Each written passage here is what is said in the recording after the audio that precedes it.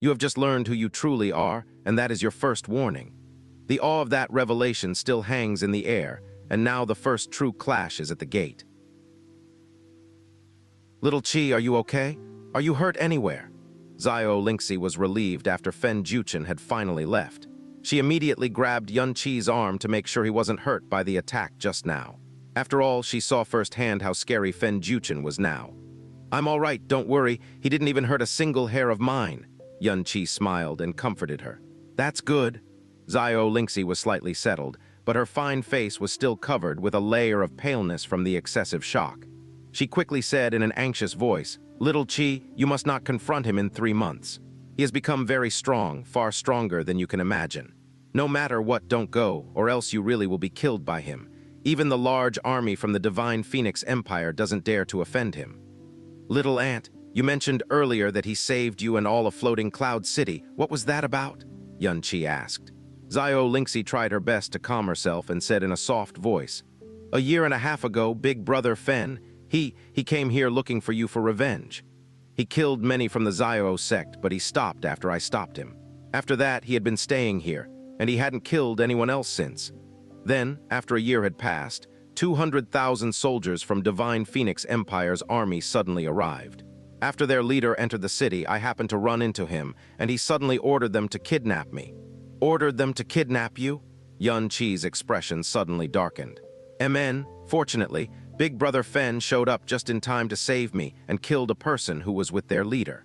He hasn't killed anyone since, and warned the Divine Phoenix Army that they aren't allowed to kill anyone from Floating Cloud City. Because of his deterrence, the 200,000-strong Divine Phoenix Army didn't kill anyone from Floating Cloud City anymore. They rarely even step foot into the city now. Or else, with how brutal the Divine Phoenix Army is, even if Floating Cloud City didn't get slaughtered, in half a year, they definitely would have stepped all over it and destroyed it in its entirety. The reason he didn't continue killing the people of Divine Phoenix Army must be because Little Ant stopped him, right? Yun Qi said as his eyebrows slanted, and there was an inconspicuous hostility in his eyes. At this moment, he felt glad on top of the regret that he didn't kill Fen Juechen back then. If it wasn't for Fen Juechen, it was extremely possible that Little Ant might be leader of the 200,000-strong Divine Phoenix Army. No matter who you are, even if you are the Heavenly Emperor, you must die. MN, if he attacked the Divine Phoenix Army, the somewhat peaceful situation would lose control completely. Then, Floating Cloud City would very likely be involved in a large calamity, so I had to stop him, and he hasn't killed any more people. Even though Big Brother Fen looks very cold-blooded and everyone is scared of him, he really isn't a bad guy. I have been grateful for what he has done this entire time. But how did it become like this between you two? Xiao Lingxi helplessly mumbled. Back then at Burning Heaven Clan, he stopped Fen Juechen desperately for her. In Floating Cloud City, he saved her again and protected all of Floating Cloud City for her. But there was the hatred of extermination of an entire clan between him and Yun Qi. Little Ant, Yun Qi comforted her in a soft voice, don't you worry, I will handle the matter between me and him properly. Big Brother, Xiao Yun slowly brought number 7 under heaven over. He peeked at Xiao Lingxi, turned away nervously, and said with worry, Who was that person just now? Is he Big Brother's enemy? MN, you could say that it is a blood feud, Yun Qi said very directly. That person's aura is so scary.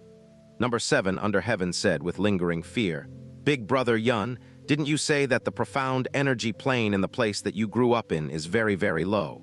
How come there is someone that strong? I have never felt an aura this terrifying before. Xiao Yun nodded his head strongly in agreement. It's complicated, Yun Qi replied, half dismal and half helplessness. Okay, don't think about him now. His self-esteem is extremely high. Since I promised to fight with him 3 months later, he shouldn't appear to find me again before that. Little Qi, you haven't introduced me, they are. Xiao Lingxi looked at Xiao Yun and number 7 under heaven and revealed an amiable smile. I am Xiao Yun. Facing Xiao Lingxi's question and gaze, Xiao Yun was so nervous that he stuttered because he heard Yun Qi calling her Little Ant this whole time. In illusory demon realm, he heard this reference too many times from Yun Qi. Towards Yun Qi, she was the most important person in his life. And towards himself, Xiao Yun, she was one of the 2 blood relatives that he had left in this world. One was his grandfather, and the other was his little aunt who has seniority over him even though she was actually 1 year younger than him. Number 7 under heaven roughly pinched Xiao Yun, who was incredibly nervous, and said openly, "I am brother Xiao Yun's wife. Everyone calls me seventh sister. Big brother Yun mentioned little aunt a lot in front of us, and we finally met you today. Little aunt is even prettier and more charming than imagined. I welcome the both of you to Floating Cloud City. My apologies, you two must have been frightened even though you just got here." Xiao Lingxi smiled and apologized. If she was complimented like that 3 years ago by someone Yunqi brought, she would be joyful without thinking twice. But she had greatly changed after these 3 years, and she was no longer that naive, childish young girl. Everything she said and the smile she gave all showed grace and subtleness on her that rarely appeared before. "He's Xiao Yun, my sworn brother, same age as me. This is Xiao Yun's newly wedded wife. They just got married less than a month ago. Other than this, they have another, more important identity," Yunqi said mysteriously. "Another identity?" Xiao Lingxi was confused. "You will find out soon," he said softly without waiting for Xiao Lingxi to question. "Little aunt, is grandfather home?" "Amen, he is in his own courtyard." Mentioning Xiao Lingxi's expression became eager. She grabbed Yunqi's hand. "After Princess Sis told us you returned, your grandfather has been waiting for you. I wonder how happy he'll be after he sees you." "I also missed grandfather a lot. Let's go right now." Yunqi vigorously nodded his head and started walking out of the courtyard with Xiao Lingxi. "Hurry and catch up." Number 7 under heaven dragged Xiao Yun, who was staring into space. Then, as if he had just woken up from a dream, he immediately followed behind Yunqi. The interior of Xiao sect hadn't changed much, and he didn't forget where grandfather's courtyard was located in the slightest. He could also remember all the names and faces of the people that he passed by, and when those people saw him, they would be stunned, yell in shock, or would turn aghast as if they had just seen a ghost. He was getting closer to where Xiao Lai was step by step, and he ignored the exaggerated reactions of everyone in Xiao sect. Yunqi asked very worriedly, "How has grandfather been these 3 years?" Xiao Lingxi lightly bit her lip as soon as she heard him ask that. This unconscious action caused Yunqi's heart tighten, and she answered faintly, "3 years ago, after we received news that you passed away, father was very calm. He had been trying his best to comfort me and the previous emperor, and he didn't shed a single tear. But I know that it must have been very hard on him. It was harder on him than anyone else. When father was at the Blue Wind Profound Palace, he had a great appetite, but after that, he would only eat 1 meal at most each day, and he has been like this ever since. After that, the previous emperor was killed. Father was helping Princess Sis handle the previous emperor's funeral, and he suggested taking me back to Floating Cloud City. The day that we returned, Dad was suddenly unconscious and had lapsed into a coma for a full day. After that, he was seriously ill for a long time. Even though he was cured from his illness later on, his body grew weaker every day, and he aged extremely quickly. Starting from a year ago, he couldn't even walk on his own." Yunqi held his fists tightly and took a deep breath. When he was in illusory demon realm, the thing that he worried most about was Xiao Lai's well-being. 3 years ago, Xiao Lai had already once resolved himself to die because he had nothing left to live for. It was because Yunqi said in a firm tone and gave him the hope that his biological grandson must still be alive and must have grown up safely into an adult. Hearing that, he then no longer had the will to die. And receiving the news of his death, there was no question that Xiao Lai would be affected heavily. He had received too many cruel shocks throughout his life, and this would be the one that extinguished his final flicker of hope and would cast him into the depths of despair. The reality was even worse than he had expected because accompanied with the news was the disaster of the Blue Wind. The thing that caused his body to become weaker was obviously his dark and heavy will to die. "Grandfather will recover, he will recover," Yunqi said loudly, and his eager footsteps became even more rapid. Xiao Lai was still living in the same courtyard. The door of the courtyard had been taken down, which should have been Xiao Lai's idea. Standing at the entrance of the courtyard that he had once visited every day but hadn't stepped in for a whole 6 years, Yunqi saw the old man sitting in the middle of the courtyard on an old bamboo chair. His eyes were closed, and he was sunbathing under the sunlight that was somewhat warm. There was indifference on his calm face. That was an indifference that was often seen on the dead. His hair was completely white, without a trace of even a single black hair. A sour feeling spread from Yunqi's nose to his whole body, and there was deep heartache and guilt directed at himself. Xiao Lai was only slightly over 60 years old now, And on top of that, his profound energy was close to Earth profound realm, so he shouldn't show any trace of being old. He hadn't seen him for 3 years, but he seemed like he aged 30 years. He was about 60, but he looked like he was 80 or 90. They slowly walked in. Just as Xiao Lingxi was about to call out, Xiao Lai slowly opened his eyes, looked at Xianxia, and revealed a joyous smile on his face. "Chair is back." Xiao Lai was very calm. There was the color of joy and gratefulness in his aged eyes, but there was even more of an extremely thick and heavy grayness. Xianxia walked up quickly and kneeled down heavily in front of Xiao Lai with his palms on his knees. "Grandfather, Chair is unfilial and caused you to suffer." Xiao Lai shook his head, smiled lightly, and said, "Seeing that you are alive, safe and sound, how would Grandfather be suffering? Chair is a lucky one. You could resolve danger every time. In the future, you will definitely achieve great happiness.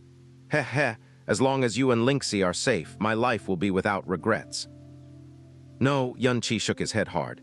He looked at Xiao Lai's blurry eyes and eagerly said, "Grandfather, do you remember that I mentioned illusory demon realm after I saved you and little Ant from the burning heaven clan?"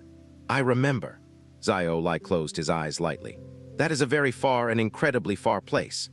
Back then I told Grandfather that my biological parents are from illusory demon realm.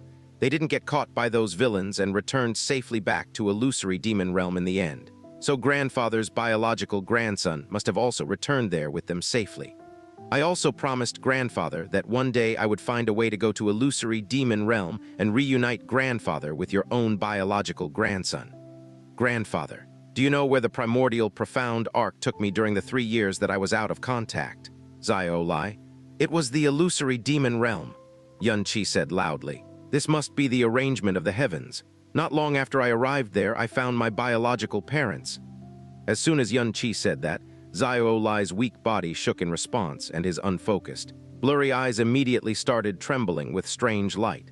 "Chair, what you just said, is that true?" Back then, his grandson followed Xianxia's biological parents. If Xianxia found his biological parents, then his child that was with them back then, his biological grandson. "Ah!" Xiao Lingxi exclaimed, and she covered her lips with her hands. "It's absolutely true. Even if there were 10,000 blades pointed at me, I would never lie to Grandfather." The expression in Xianxia's eyes was incredibly firm as he said, "Not only did I find my parents, I also—" Xiao Lai's body trembled very violently at this moment, and his hands started shaking uncontrollably. His legs that could barely stand straight originally started standing up little by little while shivering. Xianxia lifted his head in surprise and saw Xiao Lai's eyes looking straight behind him. Xiao Yun was at the entrance of the courtyard with number 7 under heaven as he nervously hesitated, wondering whether or not to walk in. "Father!" Xiao Lingxi immediately walked up and supported Xiao Lai, who suddenly stood up. Xianxia also supported him on his other side right away. He hadn't said that he found Xiao Yun in illusory demon realm yet, and he didn't make it clear that he brought him with him. But the way Xiao Lai looked at Xiao Yun and his uncontrollable emotion all of a sudden, could there really be something like bloodline connection that exists in this world? "Child!" Xiao Lai lifted his arm slowly in Xiao Yun's direction as Xiao Yun was staring blankly. His voice trembled, and his eyes were misty. What is your name?" Xiao Yun pointed at himself blankly. My name is Xiao Yun." "Xiao Yun, Xiao Yun," Xiao Lai said the name in a trembling voice, and then he nodded slowly and heavily. Good. Born by the Xiao family, raised by the Yun family, good name." "Father, what are you talking about?" Xiao Lingxi's beautiful eyes that were gazing at Xiao Yun widened slowly, and her eyes started trembling even harder as she started to piece everything together. "Could he be? So he is." Xiao Lai took another difficult step forward with his quivering body. His husky voice was accompanied with deep sorrow and excitement. "You look exactly the same as your father when he was young." "Ah!" Xiao Lingxi gasped lightly and was stunned on the spot. Xianxia immediately realized why Grandfather would be so excited before he even introduced Xiao Yun, and understood why his father said that his grandfather would definitely be able to recognize him the instant his grandfather saw Xiao Yun. The reason was because Xiao Yun actually looked just like his father when his father was young, after all. Xiao Ying and Xiao Yun were biologically father and son. "You are my grandfather." Xiao Yun looked at the old man who was already in tears in front of him, and there was a sour feeling gathering uncontrollably from the tip of his nose to his heart, one that he couldn't hold back. The memory back then rose once again in his mind, and it made every word Xiao Lai said sorrowful. Back then, before your father handed you to your foster father, your mother tattooed the character N on your left arm so that they could one day find you again. After you were born, your mother named you Xiao N. That N on your left arm is your name and resulted from the hope that you and your foster parents could escape danger safely and that they would be able to reunite with you in the future. Xiao Yun was stunned for a long time, and then slowly he pulled up the sleeve of his left arm. On the forearm close to the top, the small, delicate character N was clearly printed there. Looking just like Xiao Ying from back then, and the N on his arm, there was no need for Yun Qi's explanation. Everything was already proven incredibly clearly. Grandfather, Yun Qi smiled and said, I didn't lie to you back then, right? I knew that you two will one day reunite. Xiao Yun, he is your grandfather. Xiao Yun tried his best to suppress the uncontrollable emotion in his heart. He swiftly stepped forward and kneeled down heavily before Xiao Lai. Grandson Xiao Yun greets grandfather. Grandson is unfilial. I was born more than 20 years but still hadn't been able to express my filial piety before grandfather, and allowed grandfather to suffer from pain and worry. Xiao Lai had been holding his tears back, but the moment he heard Xiao Yun's words, he burst into tears. He had imagined countless of times what it would be like to reunite with his grandson. But back then, they had personally placed him in danger. Even if he was still alive, he wasn't able to carry out his responsibility of raising him all these years. In addition, even if they were to reunite one day, if his grandson knew what happened back then, it would be reasonable for his grandson to hate him, blame him, and ignore him. However, not only did he not hate or blame him, on the contrary, he kneeled down in front of him and called himself unfilial. This was like the most luxurious gift in the world. He reached out and held onto Xiao Yun's arms, coming into contact with the closest remaining family that he thought he lost forever and only dared to desire in his dreams. Good child, how are you unfilial? You are still safe and sound. This is being filial. You are willing to come back. This is filial. Grandfather has wronged you for your entire life, but you are still willing to call me grandfather. This is nothing but filial. All this time, it should be grandfather who should be apologizing. Grandfather, please don't say that. Xiao Yun's eyes were filled with tears. Big brother told me everything about what happened back then. Father and grandfather's mortality both are so high that it reaches the clouds. And you are both incredibly noble people. I am lucky and proud to have a father and grandfather like this. I have never blamed you two for anything. Also, for the more than 20 years in illusory demon realm, my parents treat me like their own, and I have been living great life, better than anyone else, and I haven't been wronged at all. But grandfather has suffered a lot. To be able to see that you grew up safely into an adult, and so lovable and mature, even if grandfather needed to suffer 100 times or thousands times more, I will not complain. Good child, get up, quick. Xiao Lai helped Xiao Yun up with his trembling arms, and his whole face was covered with tears from his excitement. Yun Qi's eyes teared up a little as well because he finally accomplished grandfather's wish. He said softly, Grandfather, this time Xiao Yun didn't come here alone. Before he came back, he had already built a family and gained accomplishments. Not only was he bestowed the title of king above tens of thousands of people in illusory demon realm, he also married a princess from a top family. Before Yun Qi's voice fell, number 7 under heaven already kneeled down by Xiao Yun's side and said, Granddaughter-in-law little 7 greets grandfather. Good, good. Everything was too wonderful. One thing after another caught him by surprise. At this moment, the expression on his face and in his eyes possessed excitement, joy, infinite satisfaction, and numerous tears. There was no trace of grayness or deathly stillness anymore. Xiao Yun, 7th sister, hurry over and hold grandfather. Yun Qi smiled and said, You all must have a lot of things you want to say to each other since your family just reunited. Grandfather's body is weak now, and he cannot stand for long, so help him into the room. Amen. Xiao Yun wiped his tears immediately, grabbed onto Xiao Lai's arms with number 7 under heaven, and helped him slowly to the room with each on either side. Xiao Lai's footsteps were slow and cautious, and there were tears and a smile on his face. That deep satisfaction and happiness came directly from his soul. Yun Qi and Xiao Lingxi didn't follow them in. Xiao Lingxi grabbed onto Yun Qi's clothes tightly. Her eyes were filled with tears from the excitement, and she said softly, That is really great. This is the first time I saw Dad so excited and this joyful. It really is great, so great. He is Big Brother's biological son and my biological nephew. Our family actually has a chance to reunite. Xiao Lingxi mumbled in a low voice as if she was talking in her sleep. Everything is just like I am dreaming. Yeah, Xiao Yun is the one who should follow the rules and call you little aunt. Xiao Yun looked at Xiao Lingxi's blushing cheeks and said seriously, as for me, I am completely not related to you, and you are actually 1 year younger than me.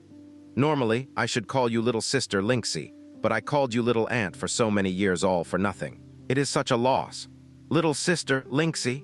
Xiao Lingxi immediately pinched her fingers onto Xianxia's arm and said angrily in her delicate voice, Is little sister Lingxi something you are allowed to call me? I am your little aunt, and I will be forever. You actually dare to show no respect for your senior in front of little aunt. Oh, wow, Xianxia exaggeratedly yelled and said as if he was wronged. You clearly knew that we were not related by blood, not even a little bit. My dad is your grandfather, so I am still your senior. You said Xiao Yun is your sworn brother before, and I am Xiao Yun's little aunt. So of course you must also call me little aunt as well. Listing out sufficient reasons, Xiao Lingxi's face revealed a proud smile. So don't think that just because my biological nephew is back you can show no respect for your senior in front of little aunt. And you want to call me little sister Lingxi? HMPH. Well, Xianxia stared at Xiao Lingxi in appreciation and smiled. The smile on his face was accompanied with a bit of ill intentions. Did little aunt really forget, in front of little aunt? What I am best at is showing no respect for my senior. Xianxia had forcefully but gently grabbed hold of Xiao Lingxi's tender body. Before she could react, Xianxia had already heavily kissed onto her supple lips. The tender cry that was just about to come out of her mouth were entirely drowned out by the scent of man. Ah! Xiao Lingxi's beautiful eyes widened and cried out a little with her arms subconsciously struggling against Xianxia's chest. Before, when Xianxia tried to sneak a kiss with her, after he got what he wanted, he would always escape to somewhere far away. But this time he didn't escape, and he forced her to not be able to escape. While she was struggling, he was intoxicated by the sweetness between her lips. Slowly, Xiao Lingxi's struggling became weaker and weaker, and her arms that were against his chest lost strength, lowered slightly, and then lifted again quietly. She hugged him fearfully. Her thin, delicate neck also lifted up a bit. She started responding to him in a daze, seeming to have forgotten Xiao Lai and Xiao Yun were in the house 15 meters away and could see them the entire time. A red blush spread on her snowy face, slowly warmed up her body, and melted her young girl's shyness. After a long time, their lips finally separated. Xiao Lingxi leaned on Xianxia's chest as she panted lightly. Her eyelashes were trembling slightly, her delicate face was red as cherry blossoms, and her eyes were unfocused like the mist, as if she hadn't woken up from her dream just now. Xianxia's eyes looked down and he called out to her softly, Little aunt, don't talk. Xiao Lingxi's forehead leaned harder into his chest, and her arms held him even closer. Just like this, hug me for a while. Xianxia stopped talking. The two of them leaned together quietly, feeling each other's presence and existence and hoping that time could be paused at this moment forever. Crush an apple, the Chinese letter in Xiao and means safe and peace. On the edge of profound sky continent, in a place that was always peaceful. Everything you have said, it's all true. Within a mysterious space that floated within the air, it was so quiet that it was as if everything was completely frozen. Underneath the gigantic sun-moon totem stood a tall person. He wore white clothes and lacked any aura on his body. The light and darkness from the sun-moon totem shone onto his average face that lacked any unique features. He looked to be around 30 to 40 years old, but his eyes contained incomprehensible deepness. In front of him, the Sun-Moon Divine Hall's ninth elder, Yi Gaiying, had his head bowed low. He was trying his hardest to hold his aura and even his breath in. Under the heavens, there was only one person that could make him act so subserviently. The master of the Sun-Moon Divine Hall, Yi Xinghan's biological father, the person that was listed alongside the Saint Emperor, the Sovereign of the Seas, and the Sword Master as the current 4 hegemons, the one with the title of Heavenly Monarch, Yi Meixi. Towards the doubt of the white-robed person, Yi Gaiying's body subconsciously moved forward and said respectfully, in response to the Heavenly Monarch, there is not a single word of lie from what Gaiying just said. Creating a world, breaking the void, an aura that covers the heavens, creating a fire from nothingness. These things Yi Meixi had his back towards Yi Gaiying. His head was slightly raised as he looked up into the sun-moon totems that were high up in the clouds, releasing eternal light. Guying, you have always been calm and prudent, and your thoughts are always detailed. Since you saw it with your own eyes and have said it yourself, I naturally will not doubt it. It's just that I never thought that such an existence had hid itself in this world. If I didn't see it with my own eyes, I wouldn't dare to believe either. The scenes in front of the frozen cloud divine hall surfaced in his mind, causing Yigaying's face to be unable to control the deep respect and fear on his face. That Xianxia was useless 6 years ago. This point is definitely true.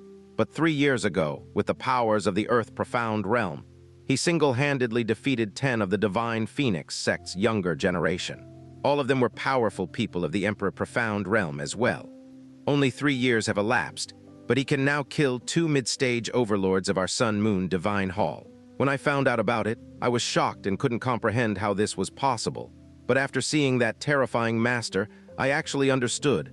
Only with the guidance of such a master beyond this world could a freak that defied logic like Xianxia appear. Yimeixi's expression didn't change. He slightly raised his head and said faintly, "Then did you manage to get that person's name?" "Yes," Yigaying nodded slowly. "I risked the danger of angering him and asked for his name. He didn't avoid it at all and directly told me that his name was Daoshan." The moment the words Daoshan came out of his mouth, Yigaying felt a sudden movement of profound energy on Yimeixi's body. Yimeixi's half-shut eyes suddenly opened as he forcefully turned around. "What did you say? Daoshan? You're sure it's Daoshan?" Yimeixi's reaction shocked Yigaying. In 1,000 years, he had never seen the heavenly monarch that looked down upon the world reveal such a violent reaction, so he quickly answered. He said it himself. With his level, since he said it, then he would not use a false name. An unnatural movement appeared in Yimeixi's eyes. His aura was still scattered everywhere. "But did he say how long he has lived for?" "He did not," Yigaying replied. "However, he mentioned the words 10,000 years ago, inadvertently. With his terrifying realm, it might be possible that he really has lived for more than 10,000 years. Heavenly Monarch, could it be that you have once heard of the name Duotian?" Yimeixi looked directly at Yigaying. From the movement of his soul, he could be sure that, at the very least, Yigaying did not lie at all. After quite a while, he turned around, his voice slow and distant. "In an era long ago, which is at least 10,000 years in the past, at the time, the name of Sun-Moon Divine Hall was not yet known to the world. The founder of our Divine Hall, Yikihan, was only 100 years old, and his profound energy level was only just in the Monarch Profound Realm. At the time, whether they were commoners or people of the Profound Way, there was a single name that everyone knew: Old Man Duotian. Old Man Duotian. 10,000 years ago, Yigaying suddenly raised his head and exclaimed, "Could it be?" In the knowledge of the current profound practitioners, the Monarch Profound Realm is the peak of mankind. The Divine Profound Realm only exists in legends, a realm that could never be achieved. However, in the memories passed down by our ancestors, the name Divine Profound Realm did not appear after the Phoenix Spirit's appearance 5,000 years ago, even though it was passed down from 10,000 years ago. This was because, at the time, Old Man Duotian was someone said to have surpassed the Monarch Profound Realm and was half-step into the Divine Profound Realm. "Divine Profound Realm?" Yigaying muttered. In that era, the cultivation of Old Man Duotian was at the peak and was on a miraculous level. Don't talk about someone that could rival him. No one who could even pose him a threat existed. It was even more impossible for someone to kill him. Then what happened to this Old Man Duotian later? Since no one can kill him, then did he die of old age, or... After the initial shock, Yigaying's heart had gradually come to a conclusion. Xianxia's master proclaimed himself as Duotian and had shocking powers. The person that the heavenly monarch called Old Man Duotian. The former has lived for at least 10,000 years. The latter's name trembled the world 10,000 years ago. Duotian is the Old Man Duotian from 10,000 years ago. No, Yimeixi shook his head lightly. All traces of him just vanished into thin air one day. No one has ever saw him afterwards, nor did anyone know where he went either. It was as if he suddenly completely disappeared from the profound sky continent. Not long after, a rumor spread through the profound sky continent. The heavenly old man had a sudden insight and formally stepped into the divine profound realm from being just half a step in and became the first profound god in the history of the profound sky continent. Receiving unparalleled divine powers through understanding the highest laws, he broke through the void and rose into a higher-leveled world of the profound way. From then on, Old Man Duotian never appeared again, nor did a second Old Man Duotian appear. The only thing that was half a step into the divine profound realm, the phoenix spirit, is not human either. After 10,000 years, it's enough for any traces to be long forgotten. The people from the age of Old Man Duotian have long since scattered to ashes. Old Man Duotian was completely forgotten, and the legend of the monarch divine realm being the limit of humans has become more and more firmly entrenched. If it wasn't for the memories of the ancestors being passed along each generation to never be forgotten, including me, no one would know the name Old Man Duotian in this world. Xiaoxi's expression became more and more sullen, as someone who had thought himself as invincible, suddenly finding out about a hidden existence on a higher level in this world. His mood naturally would not be good. He said softly, "If they are both named Duotian, then the name might just be a coincidence, but with over 10,000 years of age and incomprehensible power, it definitely is so simple that this Duotian might very well be the Old Man Duotian from our ancestors' memories." Although he already thought this before, Xiaoxi's eyelids still jumped. A person that was invincible throughout the world 10,000 years ago, with half a step into the divine profound realm, who might have even completely entered it. Then 10,000 years later, it was extremely hard to imagine how terrifying he was. No wonder, with the flames he lit from his fingers, he was able to turn a powerful monarch into nothing. "From your description, this guess has at least a 70% chance of being true," Xiaoxi said with a frown. Who would have thought that the Old Man Duotian 10,000 years ago did not rise to a higher level world, but had never left the profound sky continent? Perhaps, one day, he suddenly had a complete understanding. Thus, he erased all traces of himself and ignored the world. Until today, he still lives in this world. If he really reached the level in legends, then having a lifespan greater than 10,000 years is definitely not impossible. It can't be wrong. That is definitely a realm surpassing the monarch profound realm. Xiaoxi, who has always been careful and never said absolute things, said with a tone beyond absolute certainty. Xiaoxi has cultivated for thousands of years and is only a step away from the late stage of the monarch profound realm. He assumed that he could look down on the entire profound sky continent, but in front of that person's aura, I felt like I was as tiny as a child. My body shuddered uncontrollably, and I could not even keep calm. If it wasn't for the absolute suppression of realms, it would be impossible. Absolute Monarch Sanctuary has 10 odd people in the monarch profound realm, and only with a lot of time and effort could they build up a spatial profound formation and seal it into the bracelet. But it could only be used once. Yet that person, he entered the primordial profound arc with just his body and brought Xianxia back out without harm. This is clearly the power to shatter the void which is only possessed by the gods of legend. From what he had seen with his own eyes, heard with his own ears, in combination with the name Old Man Duotian that Xiaoxi described in person, the more Xiaoxi thought about it, the more shocked he was. Cold sweat began to dribble down from his forehead. They actually pissed off such a character that they really were incredibly fortunate to be able to come back alive. Xiaoxi remained in silent for a long time, then said calmly, "Tell the entire hall later that no one before I remove the order is allowed to provoke Xianxia, including those he's affiliated with." "Understood." Xiaoxi raised his head and listened to the orders. Right now, even if he was 3 times more daring, he would not dare to step into Frozen Cloud Divine Hall ever again. After a bit of hesitation, he said carefully, "Heavenly Monarch, do we need to loosen the relationship with Xianxia? After all, the young master and Xianxia already have deep-rooted grudges. Yet the person behind Xianxia is that Old Man Duotian. If this grudge isn't resolved, I fear." Xiaoxi turned his face over and looked with eyes like frozen swords. "You're scared." Xiaoxi laughed wryly and said, "In response to the Heavenly Monarch, Xiaoxi was fortunate in this life to become a person of the Divine Hall and stand at the peak of the world. I'm now 1,300 years old and never knew what fear was. However, that Old Man Duotian truly made me afraid." He was already addressing Xianxia's master directly as Old Man Duotian, so it was clear that he subconsciously believed it all already. Xiaoxi has never felt fear before in his life, because there was basically nothing in this world that could threaten our Sun-Moon Divine Hall. But the strength of that Old Man Duotian has transcended the ordinary and entered into the realm of the divine, something that surpasses the ancient and illuminates the new. He personally said that destroying our Sun-Moon Divine Hall would be as easy as flipping a single hand. And as an elder of our Divine Hall, someone who is responsible for defending our 10,000-year legacy. It was something that I could not take lightly.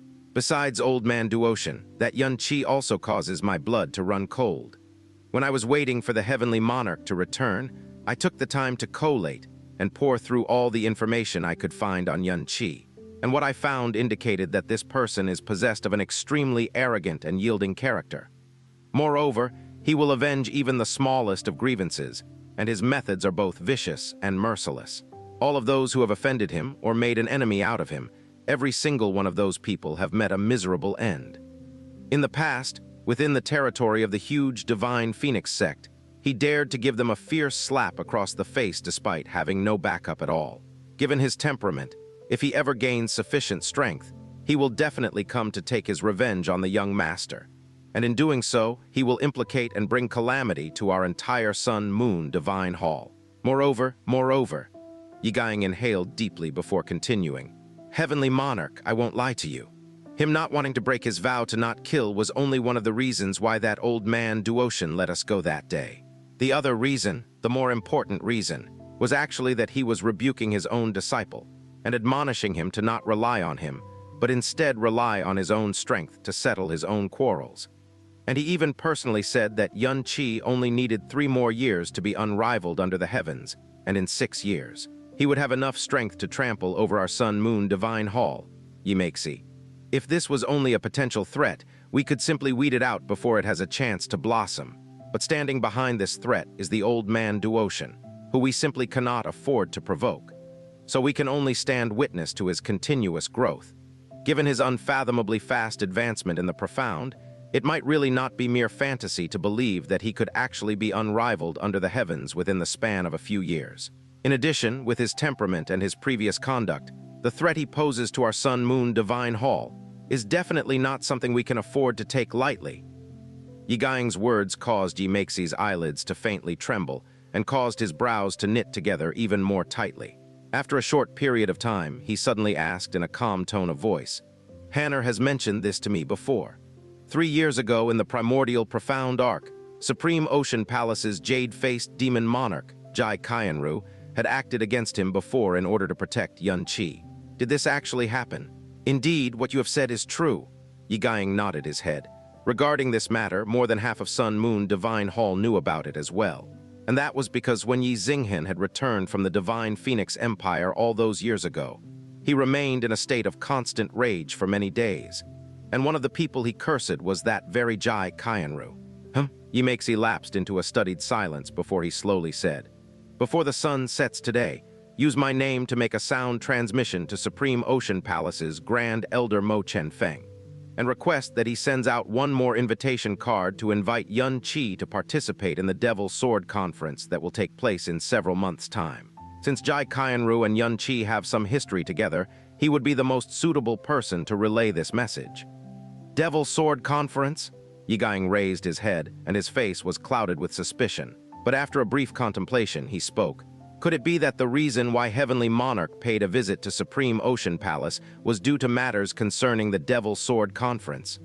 "That's right," Yimexi said as he faintly nodded his head. "That Devil Sword, could it be? Naturally, it is that Heavenly Sin Divine Sword," Yimexi answered as he gave a cold snort. "The Heavenly Sin Divine Sword that went missing for 1,000 years, it was actually in the hands of Supreme Ocean Palace all along," Yigang asked with a shocked expression on his face. "I had thought that." "No," Yimexi said in a cold, emotionless voice. "Supreme Ocean Palace is merely organizing the Devil Sword Conference, but the ones who suggested holding this meeting in the first place was Mighty Heavenly Sword Region." "Ah, so it was as I thought. So Mighty Heavenly Sword Region is admitting that they stole away the Heavenly Sin Divine Sword all those years ago." "Humph," Yimexi gave a cold laugh. "Did you actually expect that sly old fox Fen Juechen to admit to such a thing?" According to his own words, they had only recently found this sword in some remote and desolate region. After recognizing that the sword was actually the Eternal Night Royal Family's Heavenly Sin Divine Sword, they proclaimed that this divine sword should not be monopolized by their Mighty Heavenly Sword region alone, but it was something that should be shared with all the heroes of the realm. Thus, he proactively suggested holding this Devil Sword Conference, and in order to make it clear that he didn't have any selfish ambition or dark schemes involving the sword. He also proactively suggested that the Devil Sword Conference not be held in mighty Heavenly Sword region, and even directly passed the Heavenly Sin Divine Sword to Supreme Ocean Palace. "Mighty Heavenly Sword region must take us all for fools," Yigaing said with sunken brows. 1,000 years ago, the four sacred grounds joined hands to eradicate the Eternal Night royal family. But it was only after we had done the deed that we discovered we were all being used by mighty Heavenly Sword region. The Eternal Night royal family was consigned to oblivion, while the Heavenly Sin Divine Sword disappeared as well. In all likelihood, it had long ago fallen into the hands of mighty Heavenly Sword region. So organizing this so-called Devil Sword Conference clearly indicates that mighty Heavenly Sword region spent an entire millennium unsuccessfully trying to discover the secrets of the Heavenly Sin Divine Sword. So now they have no choice but to borrow our strength as well. It is indeed as you have said, but the gimmick behind this Devil Sword Conference is sufficient inducement to entice everyone. Yimexi continued as his voice grew soft. Fen Juechen personally said that it is extremely likely that the Heavenly Sin Divine Sword contains the secret of attaining divinity. This, Yigaing lapsed into a short stupor before shaking his head resolutely. Those are merely cheap words flung our way by Fen Juechen. It definitely isn't possible. If not, how could the guardians of this sword, the Eternal Night royal family, have been purged? The secret of attaining divinity. Even though it is clear that this is something cooked up by Fen Juechen to reel us in. For those of us who have lingered at the peak of the sovereign profound realm for hundreds of years without being able to advance even a step further, it is irresistibly enticing. Moreover, Yimexi's tone changed and his pupils grew dark as he continued. It might not just be empty words. The Heavenly Monarch's meaning is, 1,000 years ago, the strength of the King of Eternal Night was the weakest amongst the rulers of the 5 sacred grounds. But when he went berserk and devilized, it took 14 hours of fierce battle, and the combined might of the leaders of the other sacred grounds, along with 17 elders to defeat him. And even though his flesh was destroyed, his soul did not dissipate. Not only that, it was fully preserved, and all the might we could muster was not enough to destroy it. In the end, we could only pay a huge price to seal him into a soul coffin and allow him to dissipate naturally. Till this day, the power displayed by the King of Eternal Night after he went berserk still causes my heart to tremble with fear. Death of the body, but not the soul, is a divine power that transcends the sovereign profound realm.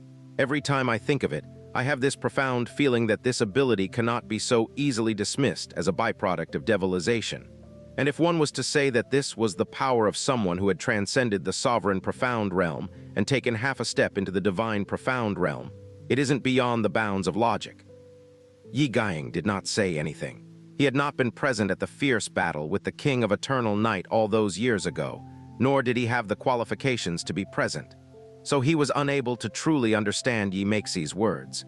Yimexi turned around and continued. Those invited to the Devil Sword Conference all possess the ability to attempt to decipher the secret behind the Heavenly Sin Divine Sword. Only the strongest individuals and powers in the profound sky continent will be present. Considering Xianxi's ability to kill our Divine Hall's protectorates, he possesses the qualifications to attend. Given his haughty nature, he should not reject attending a meeting of the strongest powers in the realm. And at that time, Yimexi did not continue to speak, and despite the glow of the sun-moon totem, his pupils were so dark they did not contain a hint of light. Yigaing rose out of his chair and replied in a respectful tone, "I obey the will of the Heavenly Monarch. You may go, ask Hanner to attend to me after this." "Yes," Yigaing retreated 2 steps before soundlessly leaving. At the same time, Blue Wind Nation, floating Cloud City. Even if one were to beat Xianxi to death, he would not have thought that the name he had casually thought of, Duocean, actually belonged to a real person. To think that it was the name of a mythical powerhouse who existed 10,000 years ago and had the strength to shake both the heavens and the earth. Furthermore, not only did this not expose a flaw in his plan, it actually caused the deterrent he had created to multiply exponentially, to the point where even Yimexi had given personal instructions to not interfere with him. It had also created the opportunity for him to be invited to the Devil Sword Conference. At this time, Xianxi, who was unaware of all that was happening, had just flown out and arrived in the area east of floating Cloud City. He floated hundreds of meters above as he coldly eyed the ground below. The 200,000 divine phoenix soldiers were spread across the rolling hills of the land below. They were split into units of 10, 100, or 1,000. All the movement they were making caused the ground to rumble, producing the incessant sound of rumbling which came from every direction. Xiao Lingxi had informed him that after the divine phoenix army had arrived, they had never chosen to garrison themselves in Floating Cloud City. From the second day of their arrival, they had engaged in these actions. The concentrated and muffled sounds of explosions continued nearly unabated and had already continued for close to 6 months. The common consensus among the people of the Floating Cloud City was that the Divine Phoenix Army were training their troops. But Xianxia was naturally not so naive as to believe that they were really training their troops, because it was impossible that the invincible Divine Phoenix Army was formed and molded using such a ridiculous method. But after observing them for a long period of time, he still could not puzzle together what this huge Divine Phoenix Army was trying to accomplish. The broken and damaged ground had clearly been flipped over countless of times. The movements, range, and frequency of the actions of the Divine Phoenix Army were all uniform, and it was clear that training for half a year had drilled these actions into their bones. "Jasmine, can you see what exactly they are doing?" Xianxia asked as his brows pinched together. "HMPH, do you need to ask me when it comes to these kinds of things?" Jasmine replied huffily. Xianxia's mouth bent at a crooked angle, and he activated hidden flowing lightning, causing his presence to be completely concealed. After that, he silently descended and hid himself at the edge of the Divine Phoenix Army's encampment. Before too long, a soldier of the Divine Phoenix Army left his training squad and slowly shuffled his way towards where Xianxia was hiding, mumbling something incomprehensible under his breath while trying to loosen the armor around his waist. When he had reached a convenient spot that was behind a tall rock, a hand flashed out of thin air and locked onto his throat. The soldier felt his neck was being held by iron clamps that were as heavy as thousands of kilograms as his eyes bulged out and some of his blood vessels exploded. He could not utter even a single sound despite his shock and horror. Xianxia coldly looked at him, and profound light flashed on his arm. His profound handle instantly broke through the soldier's mental defenses and embedded itself into his soul. Following that, memories flowed like water into Xianxia's mind. In a flash, Xianxia withdrew his profound handle, and with a casual flick of his hand, he threw the soldier to the ground. The soldier's eyes were still stretched wide open, but he was no longer breathing. After Xianxia had absorbed the soldier's memories, not only were his doubts not cleared up, but his brows knit together even more tightly. That was because the information he had retrieved from the soldier indicated that his orders were to undergo special training in this location. The content of this special training was to gather up all of one's profound energy and smash it against the ground. The louder the better and the heavier the better. If anyone was caught slacking, they would be slapped with heavy punishments, and the punishments were severe to the point where soldiers could be executed on the spot. However, Xianxia did not come away completely empty-handed. At the very least, he now knew one person's name, likeness, and the location he was normally at. Fen Juechen, the great commander of these 200,000 Divine Phoenix soldiers, the famed and brilliant great General Juechen of the Divine Phoenix Empire. He was someone who possessed the bloodline of the Phoenix and also belonged to the Divine Phoenix sect. The most important thing, however, was that when the Divine Phoenix Army descended upon the Floating Cloud City, it was him who tried to seize Xiao Lingxi. If not for the aid of Fen Juechen, the consequences would have been unthinkable. Xianxia's gaze shot towards the southeast. That was where Fen Juechen's large tent was located. In an instant, he had morphed into an afterimage that was hard to discern with the naked eye as he rushed towards that location. An icy-cold killing intent rippled in those calm eyes. In the middle of the Divine Phoenix Army's encampment lay a large crimson tent that was shaped like a flame. It was especially eye-catching. As Divine Phoenix Empire's designated commander stationed at Floating Cloud City, Fen Juechen had been in a good mood all this while because he knew the importance of this mission that he was overseeing. Being entrusted with such a heavy responsibility clearly showed the trust and how highly the sect leader and the elders regarded him. Once this mission was over, it was extremely likely that his position in the Divine Phoenix sect would rise. However, for the past 2 days, the army which had launched the assault on Blue Wind Imperial City had suddenly ceased all communication, so he felt somewhat ill at ease. "Is there still no news from the main army?" there were only 2 people in the big tent. Feng Huwei was dressed in light clothes, and he sat slumped on a wooden chair, a cup of strong liquor in hand, as he listened to his vice commander's report. It isn't only the main army. The West Army's commander Han Xingzhao personally went with the 25th Elder to investigate the situation at Blue Wind Imperial City, and we have also lost contact with them. They even brought along 50,000 troops and thousands of fire war horses and aerial profound beasts, so it should have been no problem for them to advance and retreat as needed. But Feng Huwei's number 1 Deputy General, Tianyi, said even as a look of profound fear creased his face. They had galloped from one battlefield to another for more than 100 years, but they had never encountered such terrifying situation before. Those tens of thousands of troops seemed to have simply evaporated from the face of the earth in the space of a minute. Feng Huwei furrowed his brows as he sunk into a contemplative silence. After a short while, he slowly began to speak. To cause tens of thousands of troops and 3 elders of the Divine Phoenix sect to disappear in such a short span of time, that they did not even have the opportunity to send out a sound transmission. To be able to do this, the only possibility is that a guardian who is at the Sovereign Profound realm has appeared at Blue Wind Imperial City. Sovereign Profound? A monarch? Vice Commander Tianyi's head jerked up as he yelled in alarm. How is that possible? The Emperor Profound realm has always been the limit in Blue Wind Nation, and in their 1,000-year history, not even a single overlord has ever risen from there. So how could there suddenly be a monarch? Moreover, profound practitioners who have attained the power of the Sovereign Profound realm are existences which are akin to absolute emperors within this continent.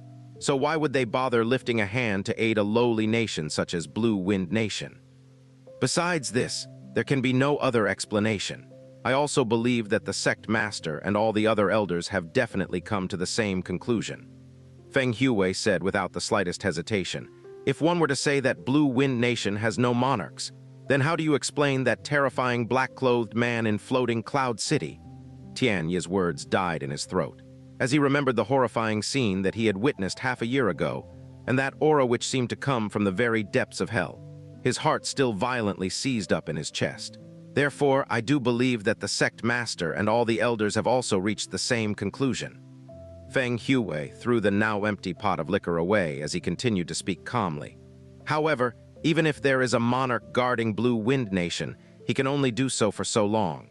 Our Divine Phoenix sect has 12 such monarchs, so that person is truly naive if he thinks that he can challenge our Divine Phoenix Empire just because he is a monarch as well. My general's words are absolutely right. Whoever dares to challenge our Divine Phoenix Empire, even if they are monarchs, are only courting their own deaths in the end. Tianyi declared as he nodded his head. The loss of 700,000 troops, and the blood debt that must be paid for the deaths of 3 of the Divine Phoenix Elders. I believe our Emperor will make him pay 10 times the price. He stopped for a moment, and then cupped his hands respectfully before continuing. This commander also has an important matter that the general needs to make a decision on. Speak. Yes. Tianyi strode forward 2 steps and spoke in a low and suppressed voice. Just this afternoon alone, 11 soldiers have been killed, and their bodies were all found several kilometers away from the encampment. Heth! Feng Huwei was not even shocked, so he naturally did not get angry. That was because too many similar occurrences had happened within this half a year.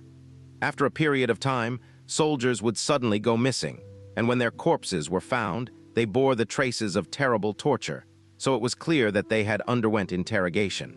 He gave a cold and disdainful laugh. Do not worry about it. No matter what methods they use, they will not be able to get any useful information out of them. No, this time the situation is rather different. Tianyi immediately replied. This time, the bodies we found all had no external wounds, but every single one of the soldiers had stiff and dull expressions on their faces. So it is extremely likely that someone invaded their souls. Soul search? Feng Huwei wondered as his brows furrowed together, but he followed that up with a cold snort. To have the ability to use a soul search technique. It looks like after they had spent a long time groping around in the dark, they finally decided to send out some experts. This commander believes that the general must pay even more attention to his own security from now on, Tianyi suggested. There is no need to worry, Feng Huwei said with a dismissive wave of his hand, and he continued speaking in an unworried tone. So what if they are from 4 great sacred grounds? Our Divine Phoenix sect has the protection of the Grand Phoenix God. So even if they have the guts to kill our troops, they will not have the guts to make a move against this general. This general has the bloodline of the Phoenix, so I am under the protection of the Lord Phoenix God himself. Then this commander has worried too much about this, Tianyi said respectfully. Looking at Feng Hui's confident demeanor, he hesitated for a moment before finally gathering up his courage and speaking. General, besides stationing our troops and keeping them prepared, why exactly are we training our troops every day? This commander does not dare to make any assumptions or conjectures, but in the past few months, all of our soldiers and officers have also. When he spoke of this matter, he suddenly felt Feng Hui's gaze grow ice-cold and dense. His entire body stiffened, and he did not dare to continue speaking about this topic any further.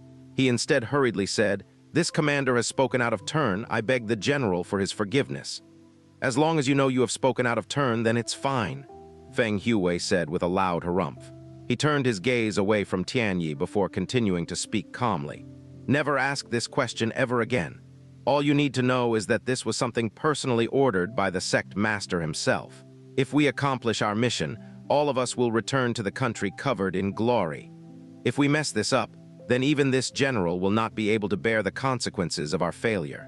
So when it comes to questions that should not be asked, you should just be a good lad and keep your mouth shut. When you need to know about what is happening, it will naturally be revealed to you." "Understood," Tianyi replied hurriedly, and he did not dare speak after that. "Oh, is that so? Then it's such a pity that all of you most likely won't have the chance to make your triumphant return after all." A haughty and mocking voice suddenly rang through the air and seemed to come out of nowhere. Tianyi vigorously bounded up from the ground with his longsword instantly coming out of its scabbard. "Who is it?" This was the great general's main tent, and it was heavily guarded by layers of defenses.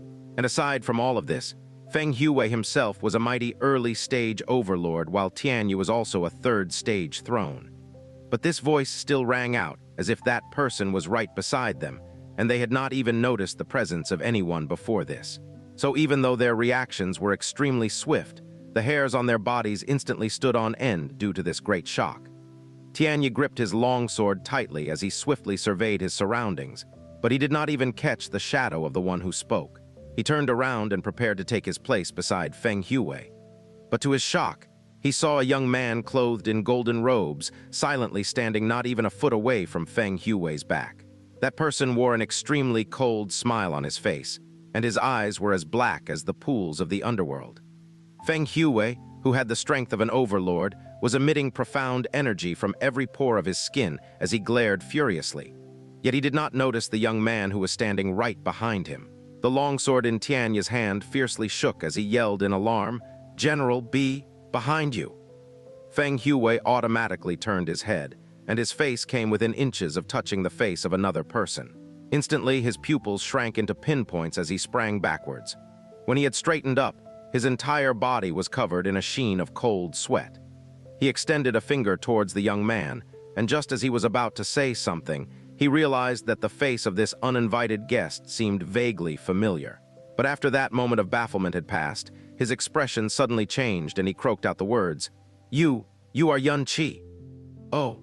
Xianxia crossed both hands over his chest and coldly smiled as he looked at him askance. "The Divine Phoenix Empire's famed and brilliant great general Feng Hui actually recognizes me. Ah, this is a great honor indeed." Xianxia?" Tianyi turned his head to look at Feng Hui. "That Xianxia, didn't he already die 3 years ago?"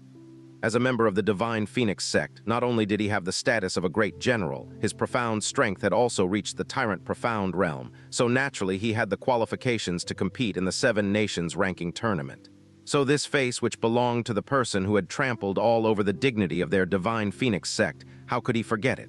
"You're actually still alive," Feng Hui said in a deep voice. If it was the Xianxia of 3 years ago, Feng Hui would definitely not be scared. But just now, Xianxia was standing not even an inch behind him, but he did not notice a single thing.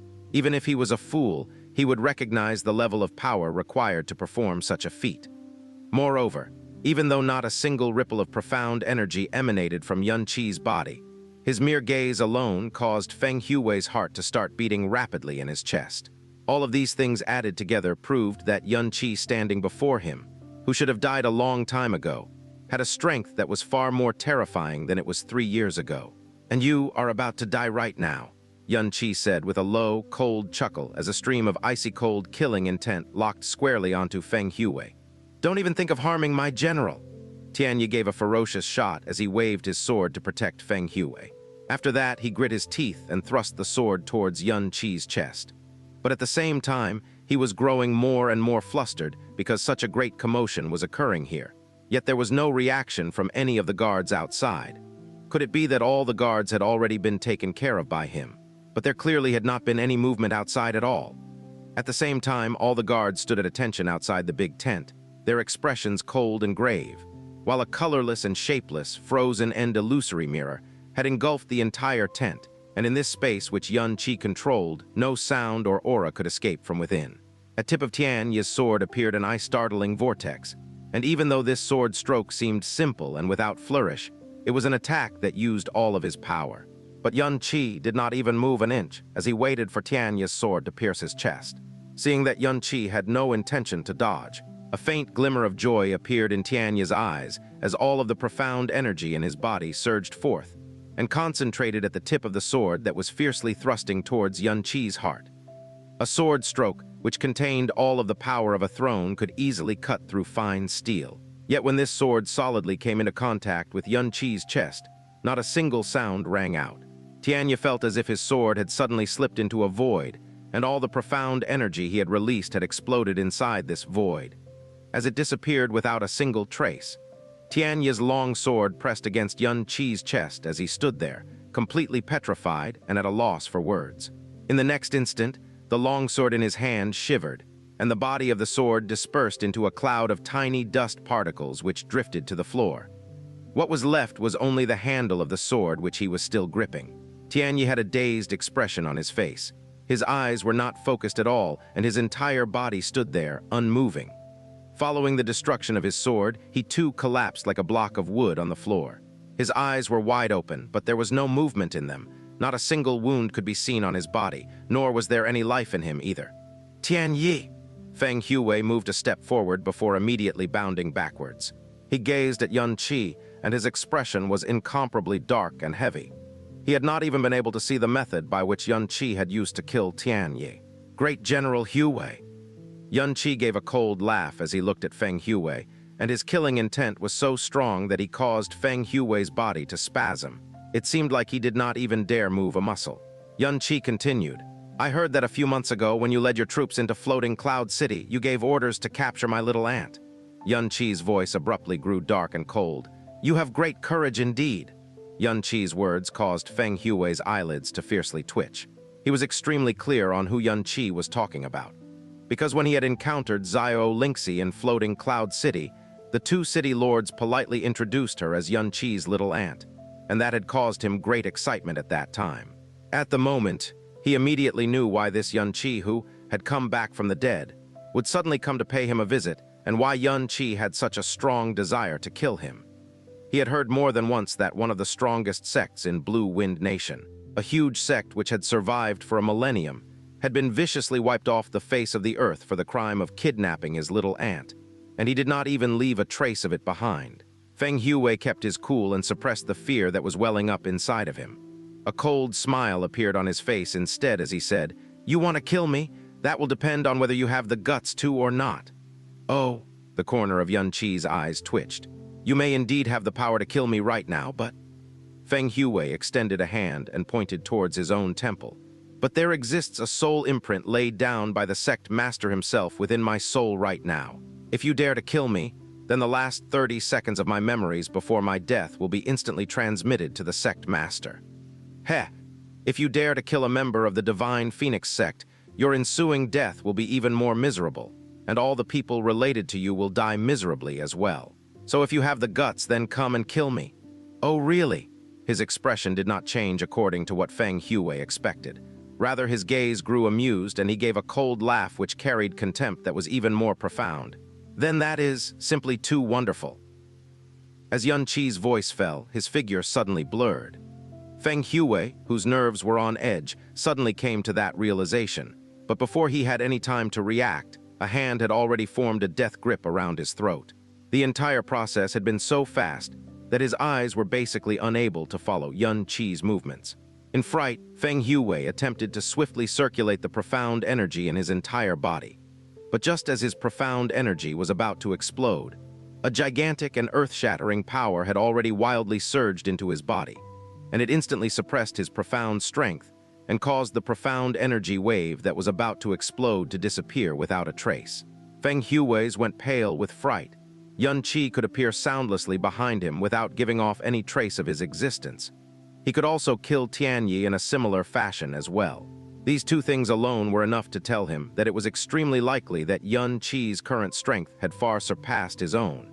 But he never ever thought that the gulf between his strength and Xianxi's strength was actually so incredibly vast. As the great General Huwei of the Divine Phoenix Empire, who had always been accorded the highest of status, he had always been proud of his own strength. But under Xianxi's profound energy suppression, he could not even circulate his own profound energy, much less cause his profound energy to go wild. Feng Huwei's pupils grew so large they looked like they were about to pop. He had originally approximated that even if he could not beat Xianxia, he would still have a 60% chance of being able to flee to safety. But now that Xianxi's hand was around his throat, he could not even muster any strength to resist him. Even making a single sound was an exceedingly difficult thing to accomplish. "Are you still going to continue asking if I have the guts to kill you or not?" Xianxia gave a cold and contemptuous laugh. "You dare to call yourself the so-called Great General Huwei, yet you are actually as naive as a dumb hog." Boom! Following the merciless release of Xianxi's energy into Feng Huwei's body, a muffled explosion rang out from Feng Huwei's body. His entire body spasmed severely, and blood flowed from all 7 apertures. His awareness swiftly flew away, and in this instant, Xianxi's profound handle swelled out and entered Feng Huwei's soul as he quickly read all of his memories. It was extremely normal for an ordinary Divine Phoenix soldier to not know what exactly the Divine Phoenix army was doing here. But it was impossible for their commander, Feng Huwei, to not know as well. Feng Huwei's memories were being processed at a rapid pace, but once he tried to access the memories concerning the Floating Cloud City mission, an abnormal blankness suddenly appeared within Feng Huwei's memories. More accurately speaking, it was an obfuscating darkness. This obfuscating darkness was clearly formed from an extremely strong mental profound energy, and whether it was its strength or its aura, it definitely did not originate from Feng Huwei. It had definitely been put there by another person. And what the obfuscating darkness blanketed just so happened to be all the key memories regarding the Floating Cloud City mission. Hence, Xianxia could not obtain any of the information that he wanted.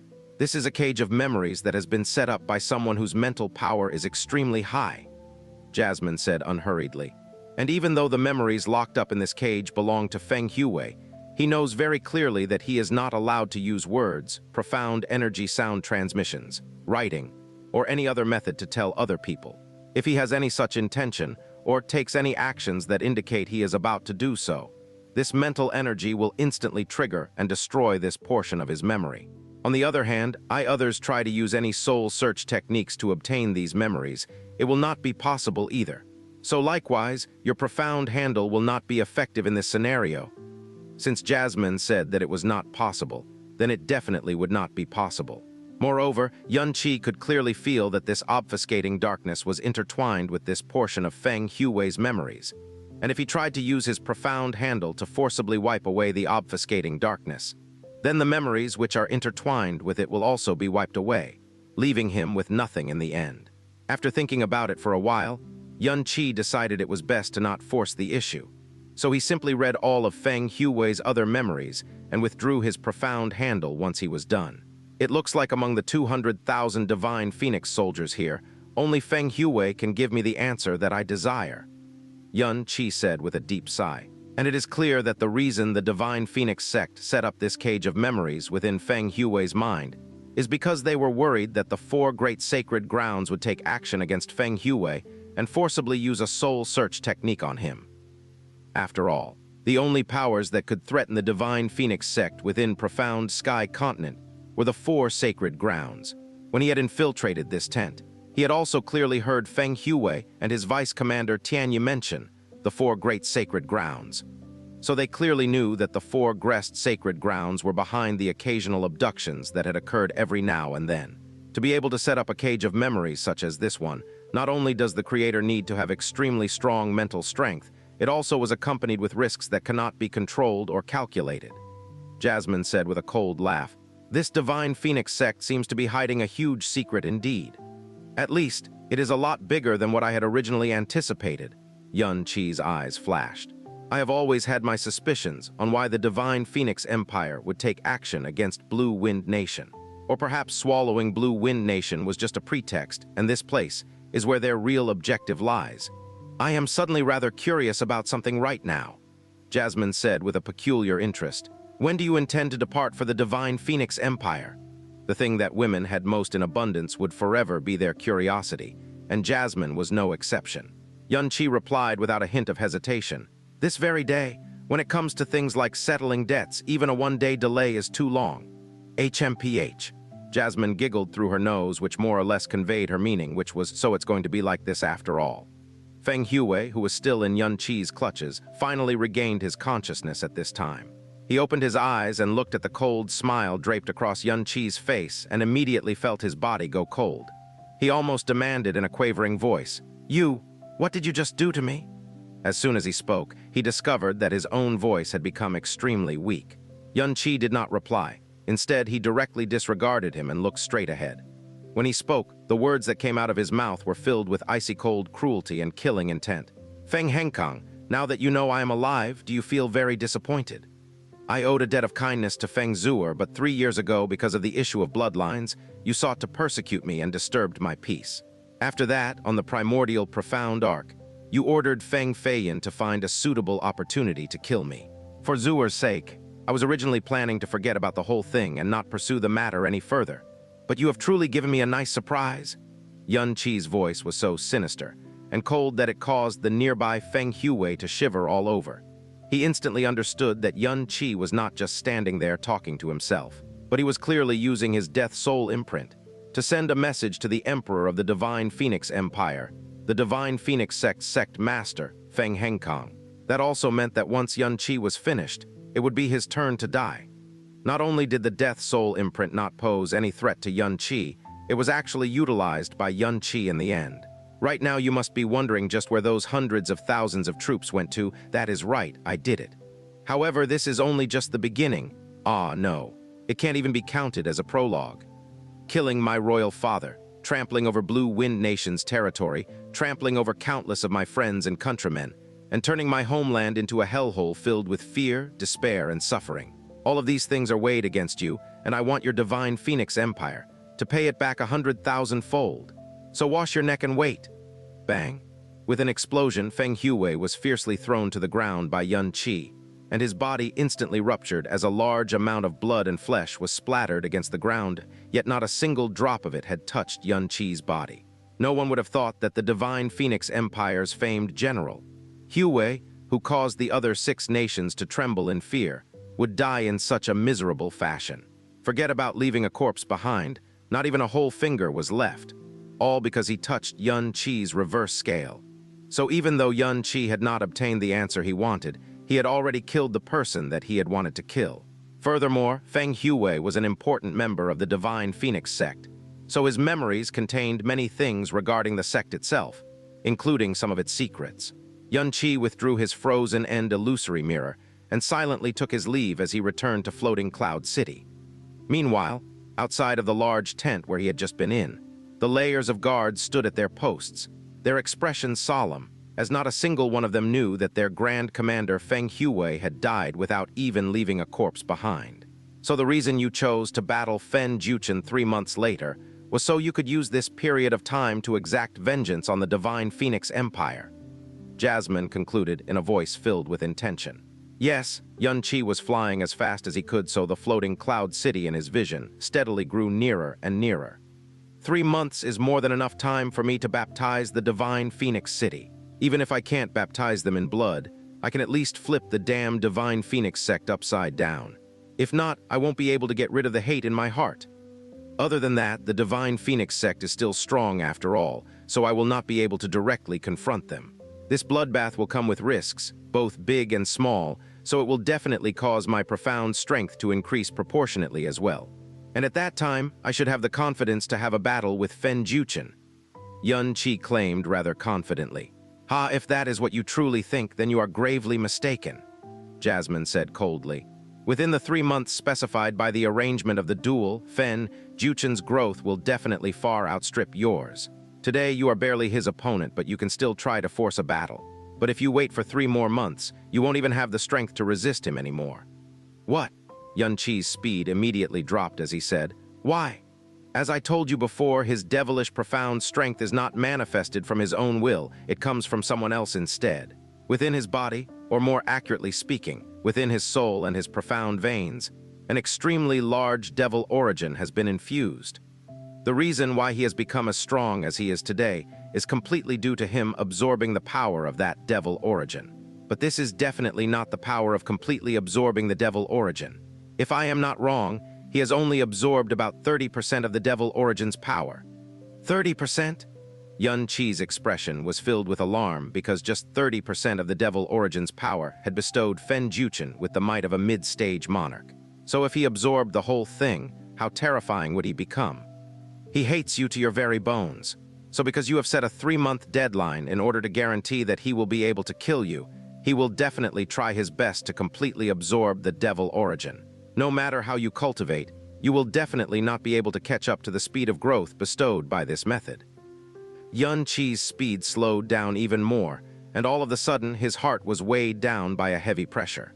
He furrowed his brows in silence for a while before starting in a low voice. "According to the legends and records, some kinds of profound arts possess a certain endowment technique that will allow one person to endow it upon another. But when it comes to something like profound strength, it has to be obtained through on one's own painstaking training or from absorbing and refining some worldly treasure. Both of these methods take a long period of time and has to be done step by step. There definitely isn't such a thing as someone being able to give his profound strength to another. This could be said to be a part of the fundamental knowledge of the profound way. If profound strength could truly be endowed, then an expert who is nearing the end of his or her lifespan could directly give an entire lifetime's worth of profound cultivation to an infant. Or it could be even a case where many overlords give their strength to one person and forcibly birthed a monarch. If that was the case, then wouldn't the entire profound world descend into chaos? The devil origin that you speak of is clearly devil profound energy that has been cultivated by someone else. How can this kind of thing be directly transferred into someone else's body to allow him to directly absorb its power?" Xianxia questioned in a flummoxed voice. "Could this perhaps be a special characteristic of devil profound energy?" "Of course not," Jasmine directly rebutted him. "If devil profound energy had this kind of unique characteristic, then the entire cosmos would have become the playground of devils." Jasmine's next few words caused Xianxi's heart to leap in alarm. "Also, in regards to the devil origin in Fen Juechen's body, even I am extremely puzzled by it. It's something even you do not know." Xianxia stopped in midair and his brows knit together tightly. Something that even Jasmine could not make sense of, just what exactly had happened to Fen Juechen. "The world you are able to see is far smaller than what you imagine, while the limits of the profound way are more so something the current you cannot imagine. So never be so naive to think the so-called fundamental knowledge are the truth. Profound strength endowment is indeed extremely difficult, but it is definitely not impossible. Do you know how my profound strength came to be?" Jasmine revealed in a disinterested tone something that Xianxia had always wanted to ask, but had never dared to. "Alishu, to anyone who forgot what a reverse scale is, it's the scale you never touch on a dragon unless you want it to eat you alive." "Could it be that your strength comes from endowment?" Xianxia asked in a low voice. When he had first met Jasmine, she personally said that she was 13 years old. However, at that time, he was not truly cognizant of just how strong Jasmine really was. And as he scaled greater and greater heights, he became even clearer on just how terrifying Jasmine's strength actually was. Even now, when he was strong enough to go toe-to-toe with a low-level monarch, he was still unable to fathom the limits of Jasmine's power. To have such terrifying power at the tender age of 13, if one were to tell him that it was done through personal cultivation, he really would not be able to accept that. "That's right, my strength does indeed come from endowment," Jasmine replied in a manner that was totally out of Xianxi's expectations. This was because this was a topic that she had never allowed Xianxia to ask about before, but right now, she replied in a very straightforward fashion. But even though such a method as profound strength endowment does exist, it is far more difficult than what you imagine it to be. In addition to its difficulty, the conditions that need to be fulfilled in order for this method to work are exceedingly harsh. Even in my own world, the profound strength endowment method might not even succeed once despite thousands of years passing. Furthermore, even the most perfect profound strength endowment method in this boundless universe will cause at least half of the profound strength being transferred to be lost during the endowment. The reason why I was able to successfully receive the endowment was, after she had said those words, Jasmine's voice came to an abrupt halt. Clearly, she had noticed that she had almost said something that she should not have as she was relating her story. After a brief moment of silence, she gave a cold snort and continued speaking. And in the profound sky continent, which is among the lowest planes of existence within the boundless universe, an extremely high-level profound technique, such as profound strength endowment, will definitely not appear here. So what happened to Fen Juechen should not be profound strength endowment. Not profound strength endowment? Xianxia asked in a shocked voice. Then what is it? The devil origin that he had absorbed, isn't that just devil profound energy that someone else had cultivated?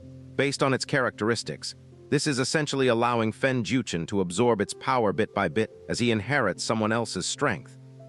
When we had first encountered Fen Juechen again, his extreme increase in power and the devil profound energy aura that he was emitting caused me to believe that his body had been taken over by a devilish soul.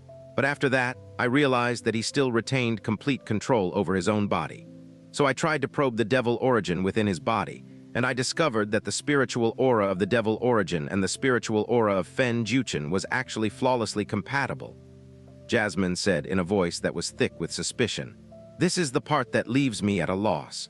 If a devilish soul that possessed a source of power tried to forcibly enter a person's body, there should only be three results: the destruction of the body, possession by the spirit, or the owner of the body using an even stronger profound or mental strength to repel the spirit and cause it to dissipate.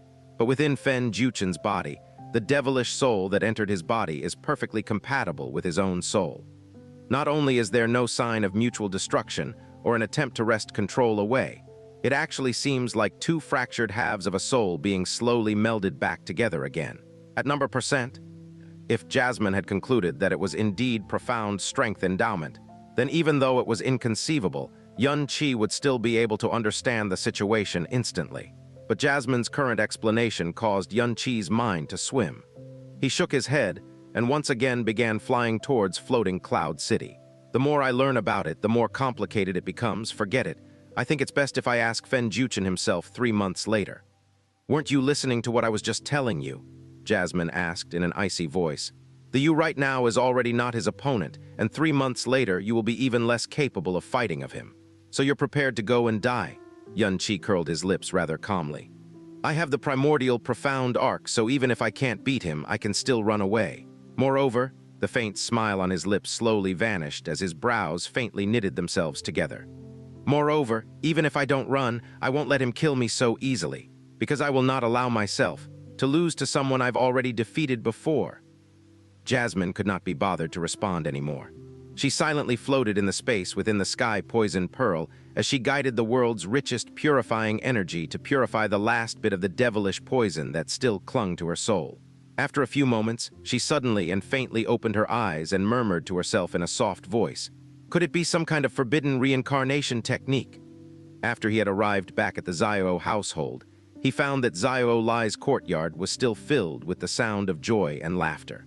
In the short span of a few hours, Xiao Lai seemed to have become a completely different person.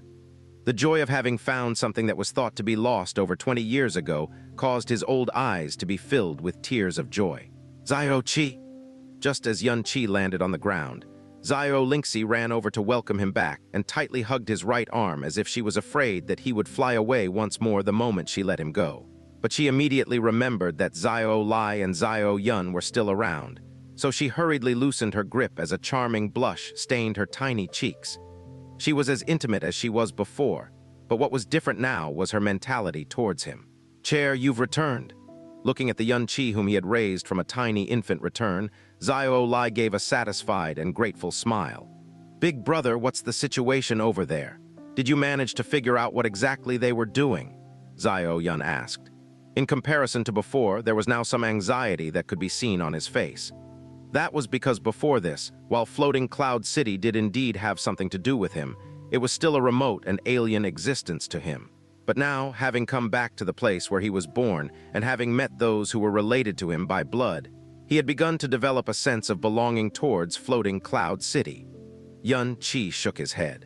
The Divine Phoenix Army is indeed undertaking some kind of secret mission, but they have protected this secret far too well, and even when I used the Profound Handle Soul Search, I still could not find out anything. Even the Profound Handle Soul Search didn't work, Number 7 under Heaven said in a shocked voice. In Demon Imperial City, there was no one who did not know of the tyrannical power of the Profound Handle Soul Search.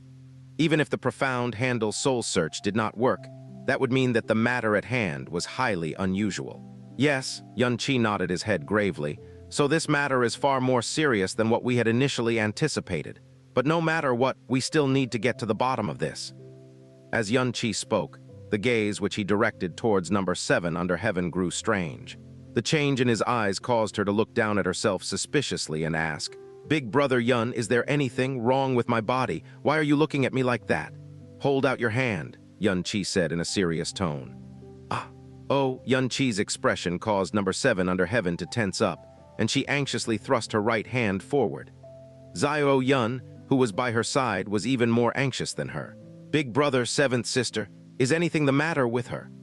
Xianxia did not reply. Instead, he pressed a finger down on Number 7 under Heaven's arm and let it rest there for 3 breaths.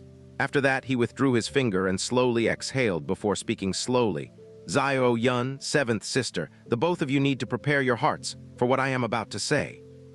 Xianxia's expression, tone, and the way he had exhaled caused Xiao Yun and Number 7 under Heaven to hold their breaths.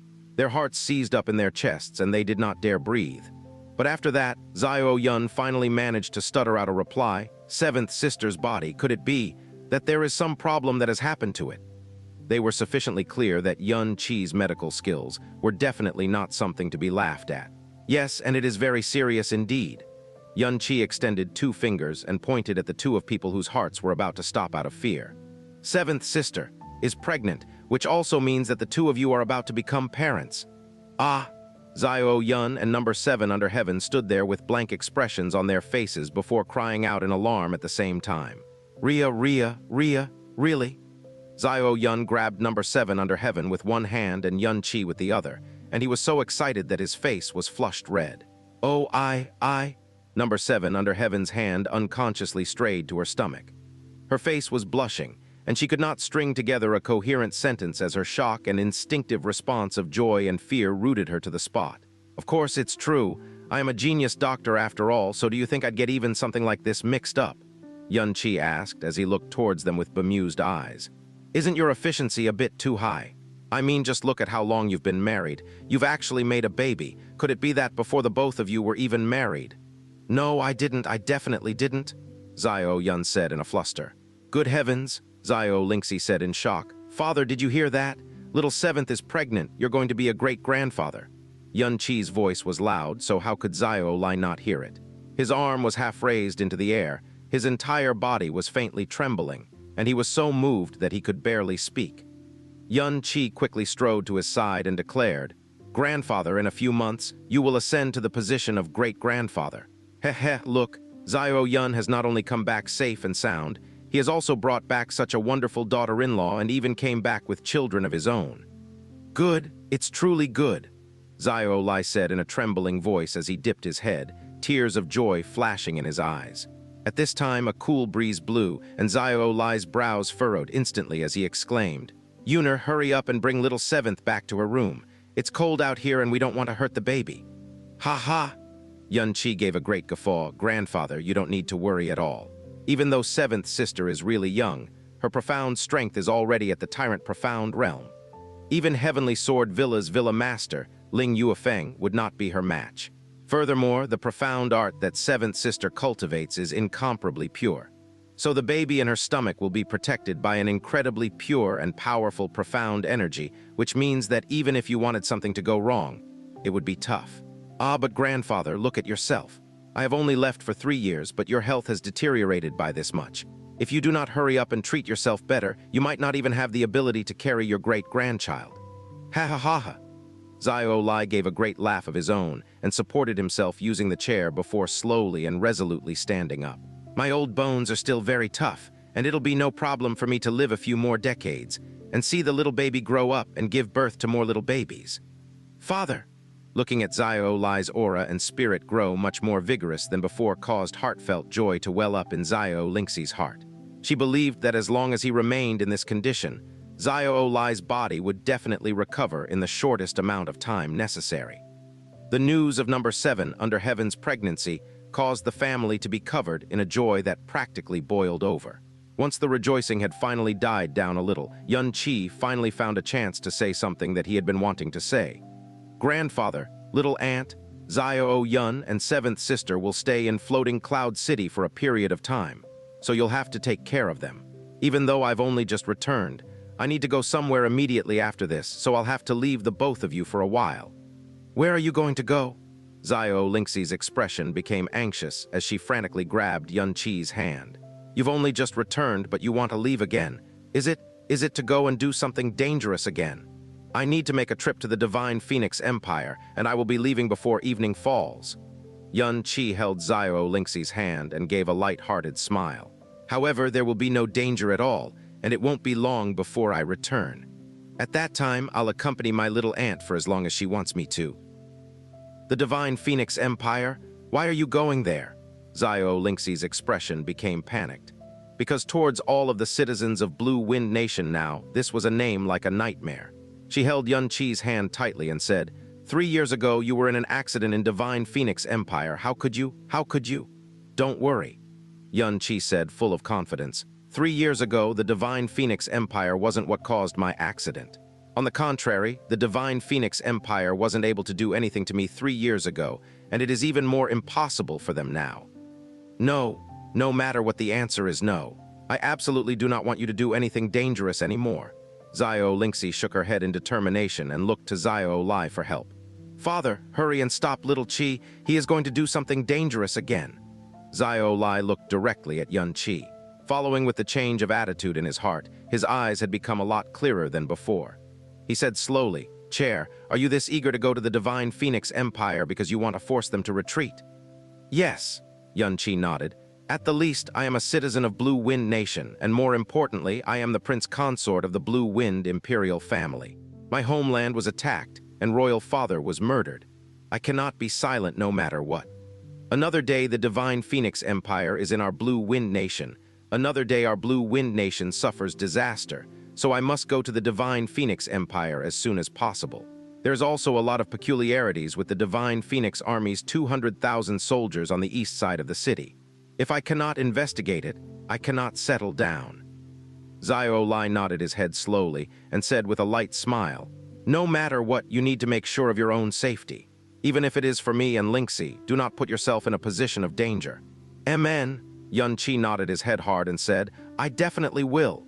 Xiao Lingxi immediately started to panic. Father, Lingxi, we can't stop him. Xiao Lai chuckled and said with a sense of loss, Chair is completely grown up now. The world that he can be in contact with is larger than what we can see with our eyes. Moreover, this time it wasn't for his own vengeance, but it was for Blue Wind Nation itself. If he could really save countless of people of the Blue Wind from suffering, we can only stand proud. What reason is there for us to stop him? Father, Xiao Lai's words melted Xiao Lingxi's determination into weakness. She lowered her head, bit softly on her lips, and uttered, But I am afraid, I am so afraid. 5 years ago at Heavenly Sword Villa, 3 years ago at Primordial Profound Arc, behind the 2 times of losing and regaining was 2 feelings of devastation that also made her collapse. Her mindset changed many times over these years, and it revealed ever so clearly what was most important to her deep down. Now that she reunited with him once again, she only hoped that he would be safe and would not be suffering from disasters. Everything else was not that important. Little aunt, don't worry. Xianxia comforted her softly. 3 years ago, I already broke my promise to you and made you sad over me for that entire period of time. This time, I will definitely not break my promise to you again. At most, I'll be back within a month. Even though this time I am going to the Divine Phoenix Empire, there will not be any actual danger. If you don't believe, you can ask Xiao Yun. Yes, yes, yes, yes. Xiao Yun, of course, nodded his head immediately. Big Brother is super strong right now, so no matter where he goes, it is very hard to be in danger even if he wanted to be. Also, Big Brother has a very magical, profound arc. It can instantly soar through space. Even if he is really in danger, he can escape immediately, and no one will be able to catch up. So I don't worry about Big Brother at all, and Little Ant doesn't need to worry about him either. Xiao Yun was not deliberately trying to comfort Xiao Lingxi for Yun Qi. Rather, it was worship and trust towards Yun Qi from the bottom of his heart. After all, he was the one who fell the forces of Duke Ming that shrouded the entire illusory demon realm and saved the demon emperor's clan. Duke Ming's devious mind, force, and ambition were so scary that he almost replaced the demon emperor's clan and ruled the illusory demon realm. But because of Yun Qi, their plan was foiled, and it ended with their clan being demolished.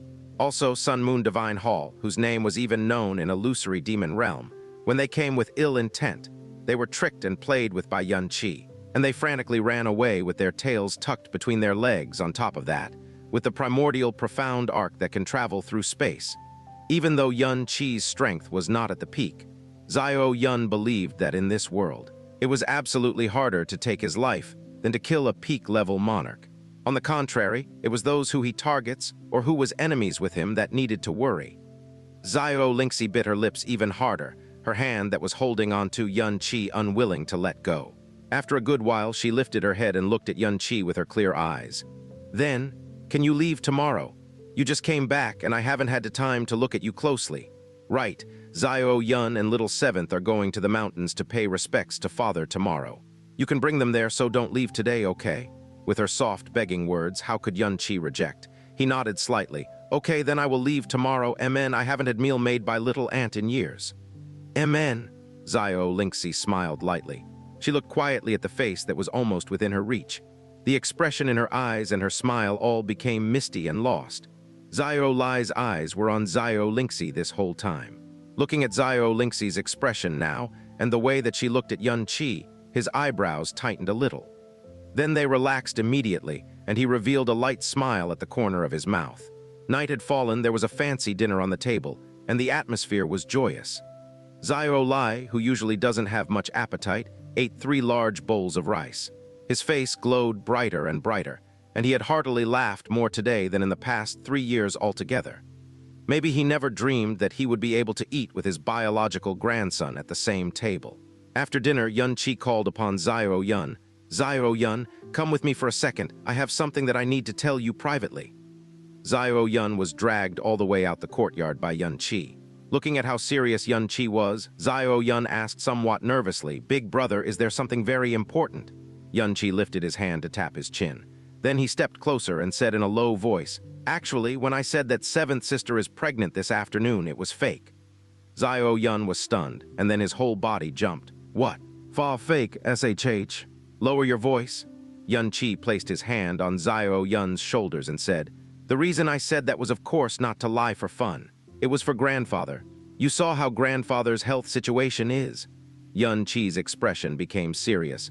For a person who cultivated profound arts for half of his life, the only reason that he would become like this today was because of the death wish that emerged from his heart for all this time. I heard some people from the Xiao sect said that, back then, grandfather and grandmother's relationship was very deep. Not long after grandmother gave birth to Little Ant, because of Uncle Xiao, which is your father's death, she died of depression. If it wasn't to raise me and Little Ant, grandfather would have left with grandmother. As Little Ant and I grow up, grandfather's mental state obviously became worse and worse. During that time, I used revenge and the hope of you still being alive in this world to support him. But 3 years ago, when the news of my death hit him, it made grandfather birth the thought of death these 3 years. If it wasn't for Little Ant still being here, he might have killed himself already. Now that you and I are back, grandfather is very happy and satisfied. But even so, it wouldn't be that easy to get rid of his wish for death that he had for 3 years, and it has almost become a habit. After his wish of all these years is fulfilled, his will of wanting to end his life to accompany grandmother and his son might become stronger. So I had no choice but to make up the story of 7th sister being pregnant to give grandfather a larger surprise and something to look forward to. Listening to Yun Qi's words, Xiao Yun calmed down very quickly. He thought for a while, nodded his head, and said worriedly, "Big brother makes a lot of sense, but this kind of lie is very easy to see through. Also, lying to seventh sister and grandfather, it is not very good no matter what. They are so happy, so if they know that it's fake, they will definitely be very sad. You don't have to worry about this at all."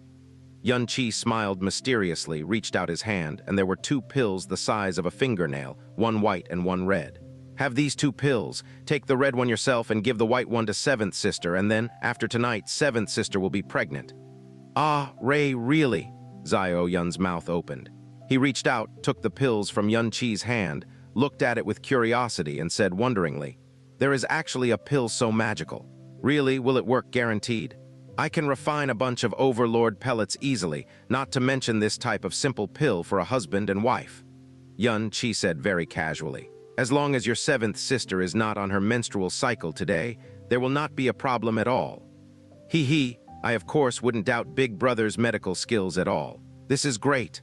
Xiao Yun held the red and white pills in his hand tightly and carefully, and then he lifted his head and asked confusedly, "Big Brother, what did you mean by period just now?"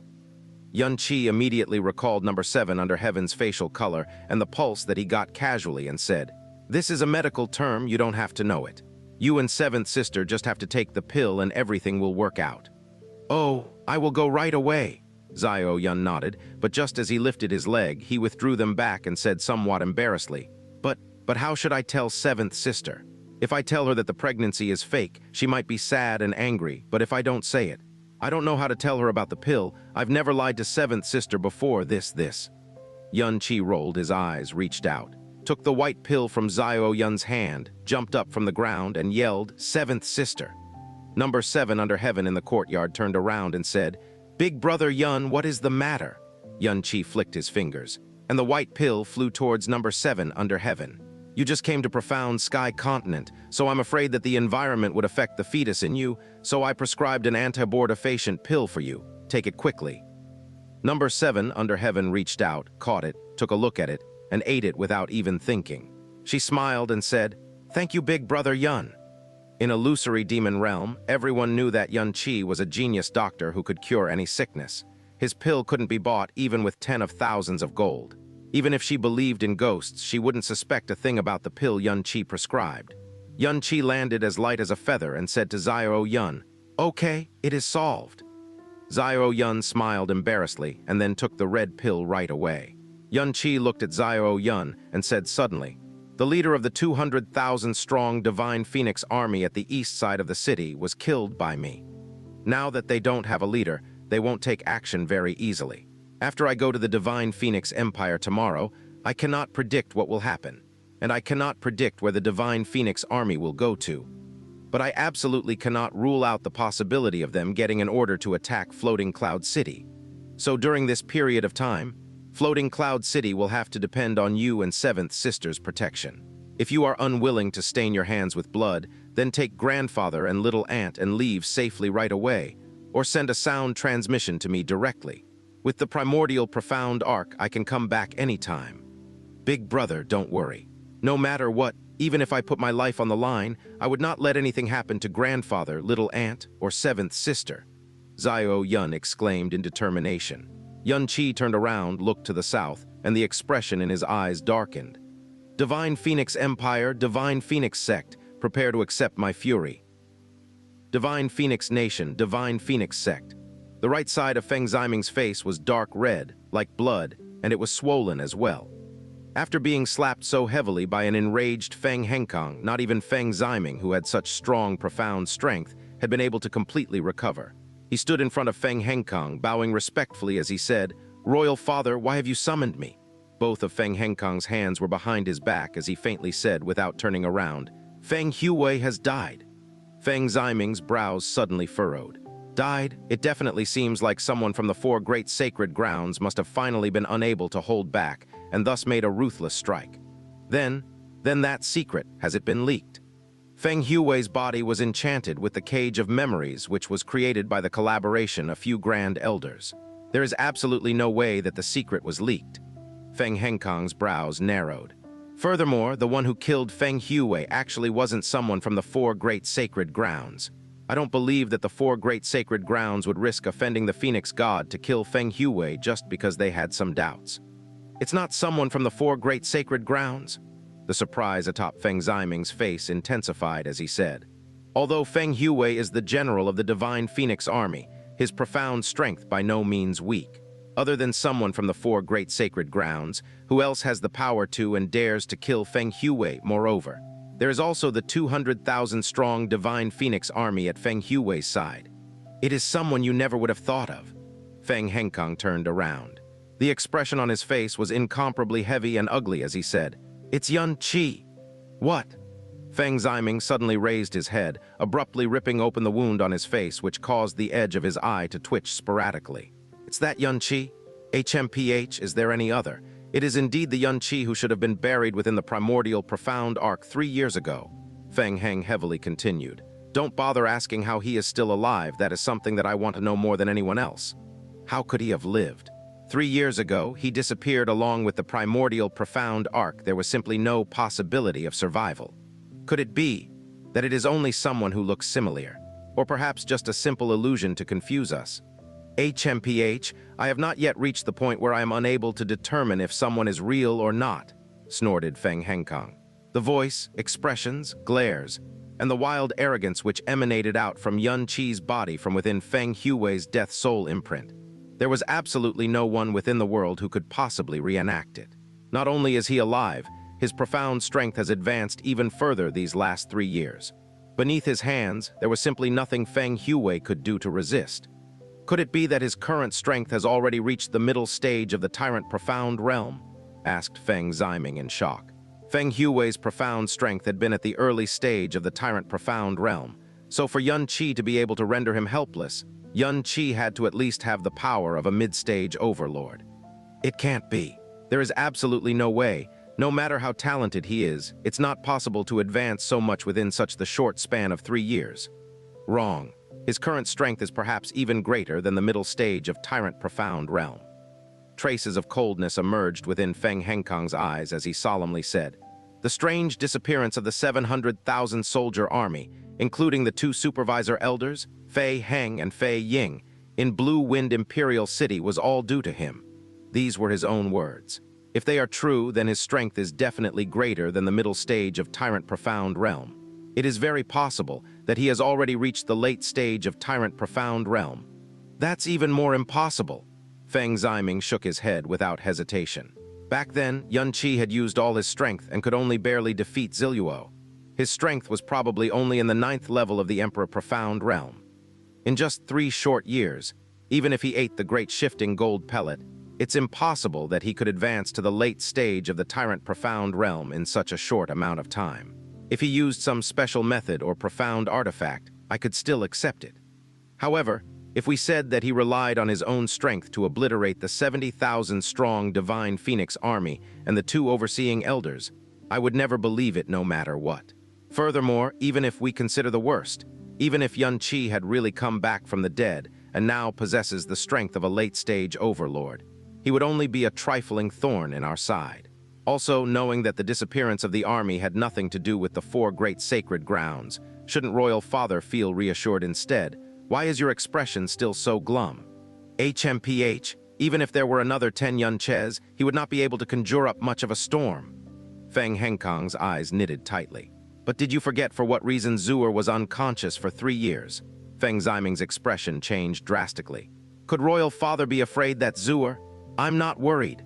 Feng Henkang's chest rose strongly, and his expression was so ugly that his face nearly contorted. It's something even more scary than what you imagined. Do you know what Zuer told us before we were chased out? She wanted us to treat Blue Wind Nation kindly. Was this the reason why Royal Father ordered everyone to not talk about sending troops to Blue Wind? Feng Ziming started to realize the severity of the problem. How could we not agree to a request from Zuer? Feng Henkang clenched his fists tightly. 3 years ago, Xianxia had indeed used his life to save Zuer, and Zuer had been unconscious for 3 years because of him and even cried in sadness for him. Before this, have you ever seen Zuer cry? We've long realized that her feelings towards Xianxia were not simply just pure gratitude. Feng Henkang's body started to tremble as rage appeared in the depths of his eyes, as well as a sense of anxiety. Zuer obtained an Ice-type aerial profound beast out of nowhere, and we learned that the Ice-type profound beast was known as the Snow Phoenix. It only exists in a region in Blue Wind Nation known as the Snow Region of Extreme Ice, and Xianxia had once flown on a Snow Phoenix. Then, could it be? Before Zuer returned to Phoenix Perching Valley, she had suddenly requested to go to Blue Wind Nation's Snow Region of Extreme Ice, and only one force exists at the Snow Region of Extreme Ice, which is Frozen Cloud Asgard. And Xianxia was of Frozen Cloud Asgard. Feng Henkang's words caused Feng Ziming's expression to darken time and time again. Does that mean that even before the 7-nation ranking tournament, Zuer and Xianxia had already known each other? We should have already known that with Xianxi's temperament. How could he have been willing to save her using his own life only because Zuer had helped him? Similarly, how could Zuer have been that heartbroken if it was only because of the gratitude of him saving her? Feng Henkang's rage had started turning into hostility, and the temperature within the entire Divine Phoenix main hall had started to rise intensely. Feng Zuer, a precious gem bestowed by heaven upon the Divine Phoenix sect, the future Phoenix god of the Divine Phoenix sect. His biggest pride, the most precious thing in his entire world, much more than his life. A daughter that was much more important than the entire Divine Phoenix sect combined. But she had shed her tears for an outsider, an enemy of the Divine Phoenix sect. He could never blame Feng Zuer, but his hatred for Xianxia had already grown leaps and bounds. The fact that he possessed the Phoenix bloodline and insulted the pride of his entire sect was nothing in comparison. Because Feng Zuer's suggestion of treating Blue Wind Nation kindly had already thrown him into utter confusion and caused him to order a ban within the entire city. Furthermore, Xianxia was still alive. If Zuer were to learn that Xianxia was still alive, he could not imagine what would happen. Feng Ziming said with some calmness, "However, Zuer usually stays either at Phoenix Realm or Phoenix Perching Valley. It would have been impossible in the Phoenix Realm, and as for Phoenix Perching Valley, there are enchantments on 3 of its boundaries, and for the last one, there lies a great phoenix formation. Only members of our sect would be able to enter. It is impossible for Xianxia to have interacted with Zuer. The problem probably lies on the great phoenix formation." Feng Henkang's expression darkened even further. The Great Phoenix Formation does not only allow our sect members to enter. Don't forget, Xianxia also possesses the Phoenix bloodline and could enter without restraint as well. 3 years ago, several days before the 7-nation ranking tournament began, you once personally told us that Chenner's chief bodyguard had died tragically within the Great Phoenix Formation. Feng Ziming was shocked, before his expression drastically changed. "Royal Father, do you mean that the person who had killed Feng Chihuo back then was Xianxia? And after that, he had passed through the Great Phoenix Formation and met Zuer in Phoenix Perching Valley?" "Highly likely," Feng Henkang solemnly said, his clenched fist making cracking noises. Back then, when he had heard that Feng Chihuo had died, he treated it as if it was nothing as he was preparing for the 7-nation ranking tournament, and the primordial profound arc he would not bother with a lowly bodyguard's death. Furthermore, dying within the Great Phoenix Formation meant that it was likely a battle between clean members, and he had lost due to inferior skills. However, when Feng Zuer had awoken, all her actions had caused his mind to be in a mess, and he had unknowingly recalled the small matter that had happened 3 years ago. Zuer is pure and innocent, her heart untainted. Xianxia possessed the aura of the Divine Phoenix, so even if he had barged into Phoenix Perching Valley, Zuer would not be cautious against him. Also, he is very glib-tongued and silenced so many people during the ranking tournament. Zuer would not be able to resist against his bewitchment. Feng Henkang bit his teeth together tightly.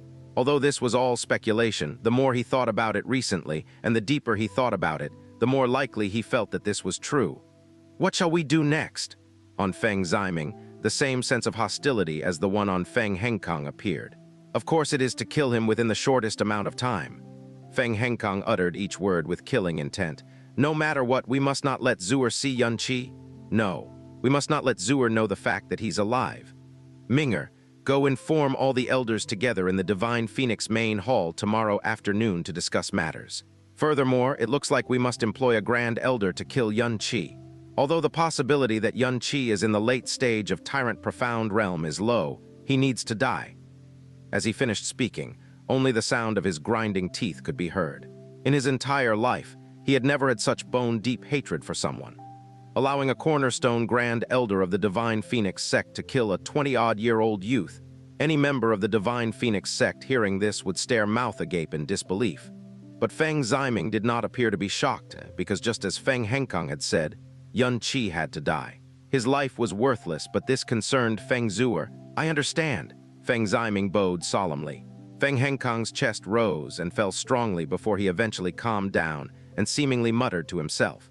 Looks like before we can ensure that Yun Qi and all worries are eliminated, we must try and delay Zuer's trip to Blue Wind Nation's snow region of the extreme ice. He turned around and looked at the right side of Feng Ziming's face, and his gaze immediately turned much gentler. Minger, is your face still hurting? Royal Father could not control his emotions and apologizes. Feng Ziming immediately replied in shock. What is Royal Father saying? I spoke out of line and made Zuer sad. Royal Father reprimanding me is only natural. I only feel ashamed and have no complaints. What Royal Father is saying now only makes me feel worse. Heh heh. Feng Henkang reassuringly laughed slightly before waving his hand. You may leave. Only we need to know what was said today. Understood. Naturally, I won't tell anyone anything that we said. I shall not disturb Royal Father anymore and will withdraw. Exiting from the Divine Phoenix main hall, Feng Ziming's originally calm expression had sunk as well. He looked up, touched the swollen right side of his face, and his entire face contorted. His eyes stared widely, and within the depth of his eyes, there was ice-cold, killing intent and malicious intents. Gradually, traces of blood seeped through from between his teeth and gathered on his trembling lips. Yun Qi, you actually dare. You actually dare. Floating Cloud City gained its long-awaited peace tonight. With the terrible death of Feng Huey, the Divine Phoenix army that had lost its general also stopped their mission and quieted down in a panic. Although they didn't retreat, they didn't disturb Floating Cloud City. Here was the courtyard where Yun Qi had lived for 16 years. The room was organized like it has always been, with a minimal changes. Its scent within was also extremely familiar. The only change was the person's heart. Yun Qi laid on the soft bed. The bedding was bright red, and around it were red drapes. There was a split second of haziness as Yun Qi felt like he had returned to the wedding night between him and Xia Qingyu. Yet in this room was Xiao Lingxi's hard work. She would come here at least once every day.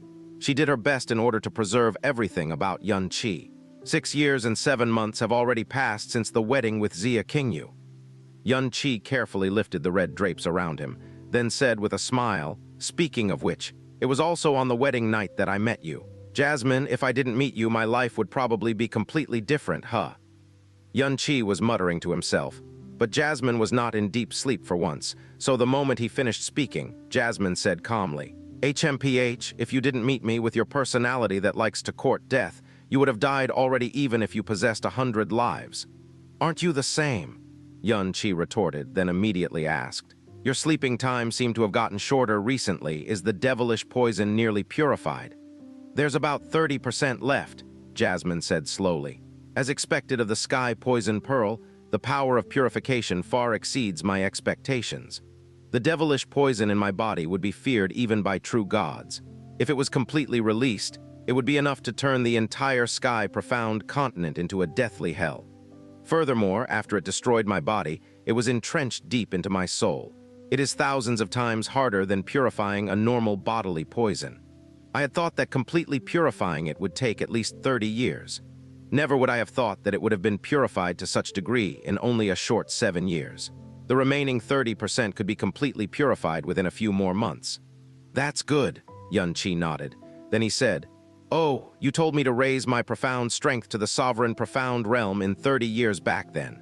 Was it because you thought that you needed at least 30 years to completely purify the devilish poison? That's one of the reasons, Jasmine said faintly. The other was to spur you on. However, from the looks of it, I had underestimated the sky poison pearl and also underestimated your talent and luck. Hee, Yun Qi chuckled proudly. Then he said in a humble manner, however, I'm only at the Emperor Profound Realm. I'm still very far away from the true sovereign Profound Realm. Perhaps I really can't become a monarch in 30 years.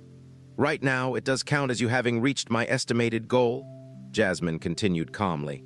I need to reconstruct my body, need enough purple vein divine crystals, and at least the life's vitality of a monarch's strength. Even though your profound strength is only at the Emperor Profound, in terms of strength, it is already at the early stage sovereign Profound Realm. Because of the dragon god's bloodline and the great way of the Buddha, your life's vitality is even better than that of a monarch at his peak. So reconstructing a body with your current life's vitality is much more perfect than what I had anticipated. Xianxi's mind was shocked. Really? Then why didn't you say so earlier? If I knew that, I would have quickened my pace of collecting purple vein divine crystals and the profound beast cores. Xianxi's voice was filled with true joy and anxiousness, yet it only returned with Jasmine's snort. HMPH. So what if I said it earlier? Did you find the netherworld Udambara flower? Without the netherworld Udambara flower, the soul and the body cannot perfectly fuse. This way, what's the use of merely reconstructing the body? Understood. I will try my hardest to find it. I'll go and ask at the Black Moon Merchant Guild tomorrow. They might have some news. Tomorrow, Jasmine said lowly. Originally, you said that you will go to the Divine Phoenix Nation today, yet just due to a single sentence from your little aunt, it turned into tomorrow. The principles you always talk about are always nothing in front of women. HMPH, it really suits your personality as a sex fiend. If you die terribly any day, it will definitely be because of a woman. The title Jasmine used the most for Xianxi was sex fiend. Over so many years, the number of times she used that was even greater than the number of times she had referred to him as Xianxi. This sort of thing that was used to mock Xianxi, Xianxi had already heard countless times. Yet after Jasmine had said this, the mirror of samsara on Xianxi's neck suddenly shone out a dim silver light. The light faded with a flash. However, neither Xianxi nor Jasmine noticed. Yes, it might be because of you. So you will continue meet me in your next life, then continue force me to repay my debt like in this life. Now that I think about it, it's not that bad. Xianxi put his hands behind his head and said smilingly. HMPH, Jasmine replied in contempt. Xianxi laid down for a while, but he didn't sleep. Instead, he silently felt the silence of the entire Xiao clan. 15 minutes later, he opened his eyes, raised the corners of his lips, and revealed an evil smile as he muttered, Grandfather and the rest should be asleep now. He flipped over and walked out of the room door. His body jumped and silently flew up. Then, with flash that wouldn't be very noticeable to the naked eye, he arrived at the little courtyard where Xiao Lingxi was. Xiao Lingxi wasn't asleep yet. Her room was still lit with a warm-colored light, and the faint light painted a scene as beautiful as a dream onto the window. Seeing her figure, Xianxi subconsciously smiled. He raised his hand and lightly moved his wrist. With that, the window quickly opened without any sound, and he flew right in. Before Xiao Lingxi managed to scream, she was embraced by the waist, and her lips were forcefully kissed. All sound became helpless whimpers. She subconsciously struggled, but after smelling the smell that she was most familiar with in this life, her struggles became weaker and weaker until her entire body melted into Xianxi's embrace as she closed her eyes, and allowed the man that suddenly broke in to violate her lips. The lights in the room were extinguished by a force of profound energy.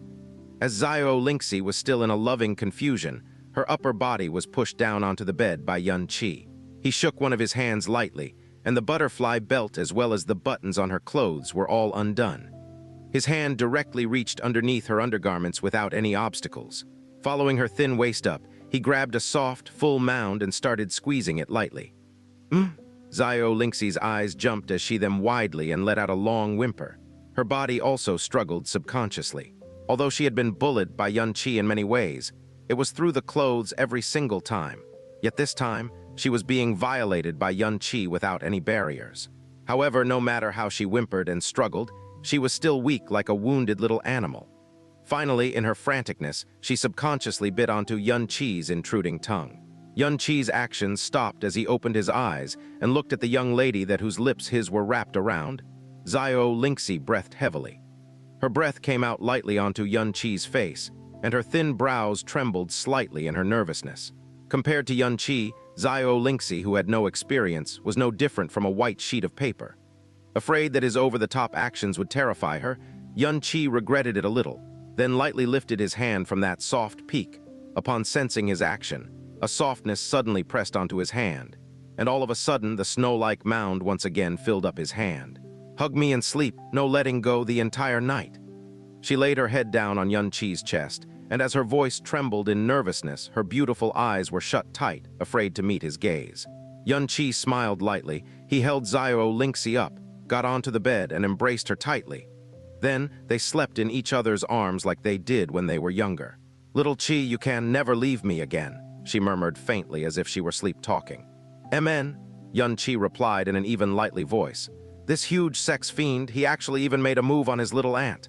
In Yun Chi's mind, Jasmine's voice that carried a faint bit of killing intent rang out. The next morning, Yun Chi, Xiao Yun, and number 7 under heaven went to offer sacrifices to the Xiao Ying couple.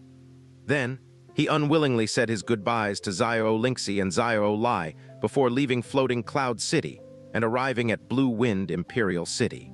Blue Wind Imperial City was still in a state of intense nervousness, but the terrified atmosphere was much fainter than 2 days ago. After informing Kang Yue that he was about to go to the Divine Phoenix Empire and force the Divine Phoenix Army to retreat, Kang Yue remained silent for a long while as she leaned against Yun Chi's shoulders and looked at the painting of Kang Wan on the wall. She said softly, "Husband, I am Royal Father's only daughter. The grudge of killing Father was originally irreconcilable, but I am the Empress of Blue Wind Nation. Inciting more conflict would only cause the people of Blue Wind Nation to get caught in a more terrifying spiral of war. If the Divine Phoenix Army could retreat, stop the war, and promise to never invade again." Kang Yue closed her eyes softly, "then temporarily forget about getting revenge for Royal Father." "Yue, don't worry, I know what to do," Yun Chi smiled and said. He knew that Kang Yue's words were due to worrying about the future of Blue Wind Nation, and she was worrying about him even more. She knew that she couldn't stop him and could only use words like this in hopes of minimizing the conflict between Yun Chi and the Divine Phoenix Empire. Since the smaller the conflict, the lower the risks he has to endure. "Brother-in-law, I'll go with you." Xia Yuanba smashed his fists in front of his chest, letting out a loud sound which caused the entire palace to shake violently. "See if I smash the homes of those Divine Phoenix bastards into pieces with a punch." "No, Yuanba, you stay here." Yun Chi looked at Xia Yuanba and said, "I alone am enough for the Divine Phoenix Nation. You stay here, there's a more important mission for you. Blue Wind Imperial City is the last line of defense for Blue Wind Nation. It cannot be collapsed. If I anger the Divine Phoenix Nation over there when they can't catch me, they may very well vent their anger here. So someone must be here to protect this place. Yuanba, it's because you are here that I can go to the Divine Phoenix Nation without worry." Yun Chi's final sentence caused Xiao Yuanba, who was already rubbing his fists, to not insist anymore. He nodded with a great amount of force. "Brother-in-law, don't worry. With me here, no one from the Divine Phoenix Nation can think about getting near. Brother under heaven, I'll trouble you as well. Originally I brought you and 7th sister to come and play. I never thought that it would bring you guys so much trouble." "Hey, number 1 under heaven smiled calmly. "Brother Yun, you don't have to be so formal. I believe that with Brother Yun's ability, merely a Divine Phoenix Nation is not even worth mentioning." "Of course," Yun Chi laughed with arrogance thriving from his body. He hugged Kang Yue and looked at her eyes. "Yue, rest assured I'll be back. Just wait for me at home. I promise I will make the Divine Phoenix Nation give you an answer with utmost sincerity." Yun Chi lightly kissed Kang Yue on her forehead, then flew up and summoned the primordial profound arc. Then, by the next moment, he had already disappeared in a spatial whirlpool. The main branch of Divine Phoenix Sect was slightly west of the center of Divine Phoenix City, and the Black Moon Merchant Guild was at the very center. The size of the Black Moon Merchant Guild was more than several dozen kilometers and could be comparable to a small town. Anyone would find it hard to believe that it was actually just a Merchant Guild station if they didn't see it with their own eyes. The Black Moon Merchant Guild had a total of 8 floors. Although they were only 8 floors, the height of each floor was incomparably shocking. Adding them together, the building actually shot through the blue skies. At the very top, a gigantic black-colored crescent moon exalted itself among the clouds. Seemingly, at any corner of this humongous Divine Phoenix City, it was clearly visible if one were to raise his head to take a look. The gigantic plaza at the front of the Merchant Guild was still filled with people like before, and every day, there would be countless profound practitioners trying to enter the place. However, not even 1 out of 10 of them would turn out successful. And out of those who could enter, about 80 to 90% of them would only be able to enter the first 2 floors. A youth in a long black robe with a solemn-looking and inconspicuous face arrived at the center of the Black Moon Plaza where the 7-colored jade stage was. Raising his head, he looked at the large, cloud-piercing structure which was reflecting a pure jade luster. Although this was a merchant guild, Every single one of its individual bricks and tiles was much extravagant than the ones used by the Blue Wind Imperial family. Above the gigantic black moon at the top, and under the shroud of extremely grand, imposing atmosphere, anyone who looked up towards it would seemingly have the impulse to worship it. Carrying a history even longer than Divine Phoenix sect and possessing a tremendous to indiscernible background, hopefully, it won't disappoint me. The youth softly muttered to himself, walking towards one of the profound arrays at the jade stage. As he approached it, a purple glow rose from his body. And then, under the attention of the incomparably surprised crowd around him, he immediately entered the profound array. For the first 6 floors of the Black Moon Merchant Guild, whenever one wished to enter, he or she would have to always strike the jade stage once to obtain the qualifications to enter. However, the 7th floor was different from the first 6. The moment one obtained the qualifications to enter it, the teleportation array would memorize the target's essence, and the person could then enter it directly in the future, unless the Black Moon Merchant Guild decided to erase the target's essence. Because, compared to the first 6 floors, the 7th floor was a completely different world. To the Black Moon Merchant Guild, people who could enter the 7th floor and those who couldn't were people of 2 different worlds. When the profound light dispersed, Xianxia opened his eyes. What was revealed in front of him was what seemed to be a boundless garden at first glance. Adorned within the lush jade greens were various gorgeous, exotic flowers and herbs.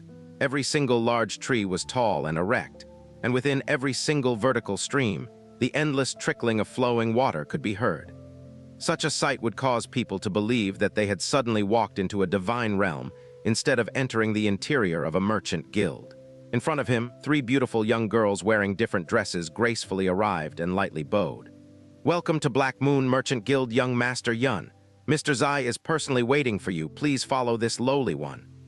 Xianxia was currently in a disguise, yet when he heard how these 3 young girls addressed him, Xianxia was not fazed in the slightest.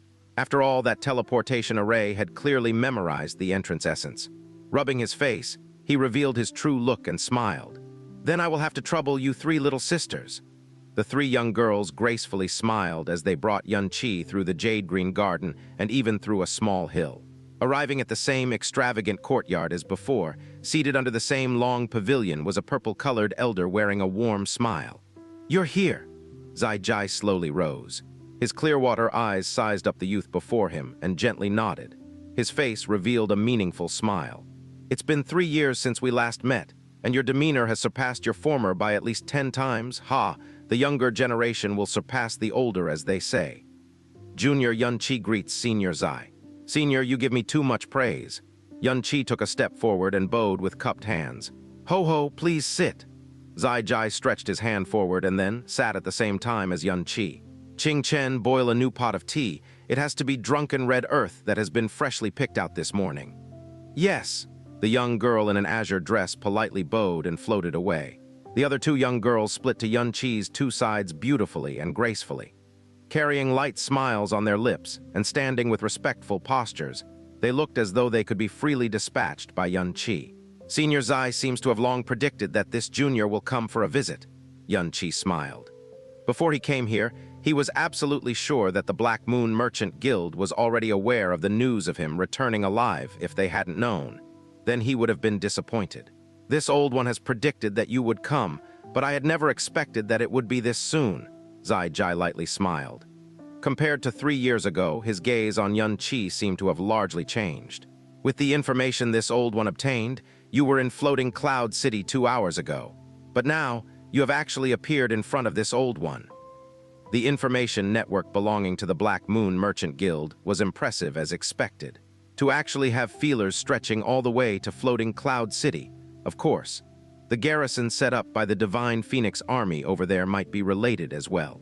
The distance between Floating Cloud City and Divine Phoenix City was extremely far. Back then, when he set off from Blue Wind Imperial City, which was much closer, even when he journeyed throughout day and night, it still took him several days. Yet now, with merely 2 hours, he had arrived at Divine Phoenix City from Floating Cloud City. This was indeed overly frightening. Even the strongest profound arc on profound sky continent would definitely not be able to accomplish such a feat. In regards to this point, Xianxia naturally couldn't possibly not know of it, but he never thought of giving an explanation. Just as he was about to make a pass with a smile, he heard Xiao speak, using an admiring tone. If it was someone else, this old one would have already been shocked beyond belief and would suspect that the person before me was a ghost or god. But your respected master is, after all, Old Man Duotian, who had once shaken the world 10,000 years ago. Crossing through the primordial profound ark's dimensional space was already a small feat for him, so with your respected master's godly powers, the distance of hundreds of kilometers between this place and floating Cloud City is merely a flick of a finger. Old Man Duotian. Respected master, the hell? A hint of astonishment flashed past the depths of Xianxi's eyes, and to this astonishment in Xiao's eyes was naturally misunderstood as something else. He chuckled. There's no need to be surprised. It's not that my Black Moon Merchant Guild is powerful and large enough to know of your respected master's existence. Rather, Sun Moon Divine Hall did not keep the matter of encountering your respected master in Snow Region of Extreme Ice a secret. Currently, Absolute Sword Monarchy, Supreme Ocean Palace, and Mighty Heavenly Sword Region already knows of this matter. Although the name of Old Man Duotian has long disappeared for 10,000 years, the 4 great sacred grounds were all established 10,000 years ago. The memories of their ancestors are inherited through generations and are never lost. This is why there are still people who knows of the name of your respected master. But never would one expect that the unbeatable supreme being of the profound realm 10,000 years ago did not actually shatter void space and ascend to a higher realm as the rumors had stated, but instead had been staying on profound sky continent the entire time, overlooking the vast number of lives. I heard from rumors that your respected master had formed his own world and extinguished a monarch with a speck of fire. I'm afraid that us so-called experts of this realm are merely ants in your respected master's eyes. Xiao's voice and expression did not carry any intentions to probe or falsehood. All they carried were deep respect, fear, and astonishment towards an expert. Xianxi listened with a calm expression, yet his inner heart was completely stupefied. What is this situation? Could it be a person called Duotian really once existed? And he was even an ultimate boss-level figure in primordial times. Seeing how Xiao looked, not only did this unexpected coincidence not leave any flaws, it instead had cemented the existence of him having a strong teacher, even further. My mentor hadn't meddled in mortal matters for many years and has never been willing to be spoken of by others. I hope Senior Xiao understands. Xianxi smiled very calmly, yet in his heart he was thinking, I have completely no idea of who this Old Man Duotian is. If we were to start conversing about him, I might accidentally reveal some flaws, it seems. There's a need to find a way to understand this Old Man Duotian person of 10,000 years ago. This old one only has respect for your respected master and most definitely has no intentions to probe, Xiao sincerely said. That azure-dressed young girl named Qing Chen gently walked over, and held in her hands was a new pot of boiled tea. Before she even approached, a heart-intoxicating fragrance had already suffused into the air. Xianxi could not help but make a light sniff and spoke. Speaking of which, in the 2 times this junior has visited, both were times when Senior Xiao was fortunately free. With Black Moon Merchant Guild's grand name, Senior Xiao must be especially busy on normal days. Ho ho ho, Xiao smiled as he shook his head. That's not case. This old one has been here for more than 100 years, but there was never a time I have been busy. There are countless capable people on profound sky continent, but people who have the qualifications to enter the 7th floor are hardly 1 in a million. To give an estimate, there will be a guest here once every month while I'm free for the rest of the time. A month? Xianxi revealed a look of surprise, and then continued. The depths of Senior Xiao's profound strength cannot be measured. I'm afraid even the broadness of knowledge you possess cannot be compared to anyone else's. Even in the 4 great sacred grounds, you will definitely carry an extremely high position. If it's really as Senior Xiao says, then in regards to Senior Xiao's abilities, isn't it an extremely huge waste? And this 7th floor is clearly empty lodgings. With its expansiveness and boundlessness, with looks similar to that of a divine realm, with merely its construction costs, it mostly likely far surpasses any imperial city from the 6 countries with a simple estimate. Yet it's only used to receive a guest once every month. That's not merely the case, Xiao lightly smiled. He received the teapot from the azure-dressed young girl's hands and personally filled the cup of tea in front of Xianxi. For the Black Moon Merchant Guild to be able to exist for thousands of years and flourish without end, It naturally stems from a matured survival plan.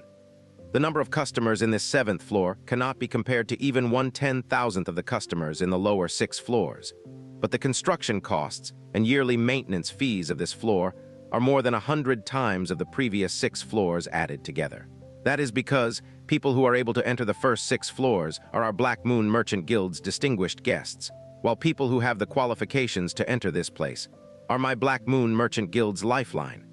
I believe with your wits you should definitely understand this old one's words, Xiao said with calm smile. Xianxia lightly closed his eyes. After a short moment of silence, he opened them and gently nodded. I see. This junior has always believed that this junior's knowledge and experience are considerably broad. But during my 2 visits here, with such celestial scenery, and to have a supreme figure such as Senior Xiao personally receive me, even I feel a little flattered. In that case, with every subsequent visit, affection will build. And to build such close relationships with seemingly all of the experts and formidable powers on profound sky continent, I believe your Black Moon Merchant Guild is the only one. Ho ho. Here, drink some tea. Xiao raised his hand with a smile. Raising his teacup, he took a light sip, enjoying the aftertaste. Xianxia raised his own cup of tea, though he drank it all in an instant. Shaking his teacup, he said with a smile, Senior Xiao's tea sure is a worldly treasure. It's just that this junior has always been ignorant in the tastes of tea, so it seems this junior has wasted a heavenly gift. No matter how good tea is, as long as it goes into your hands, even if it's spilled by you, it would still be a fortunate matter. How can it possibly be called a waste of a heavenly gift? Xiao said with a laugh. This junior isn't worthy of such praise from Senior, Xianxia said with a faint smile. He had initially arrived at Divine Phoenix City with a baleful aura, but after reaching this place, in less than 10 minutes, his inner heart was already clear and serene. The man in front of him, Xiao, had a calm, quaint, and encompassing presence, as though he was clear water that went untouched for 10,000 years in an ancient well. If you aren't worthy, then I'm afraid there's no one in this profound sky continent who is.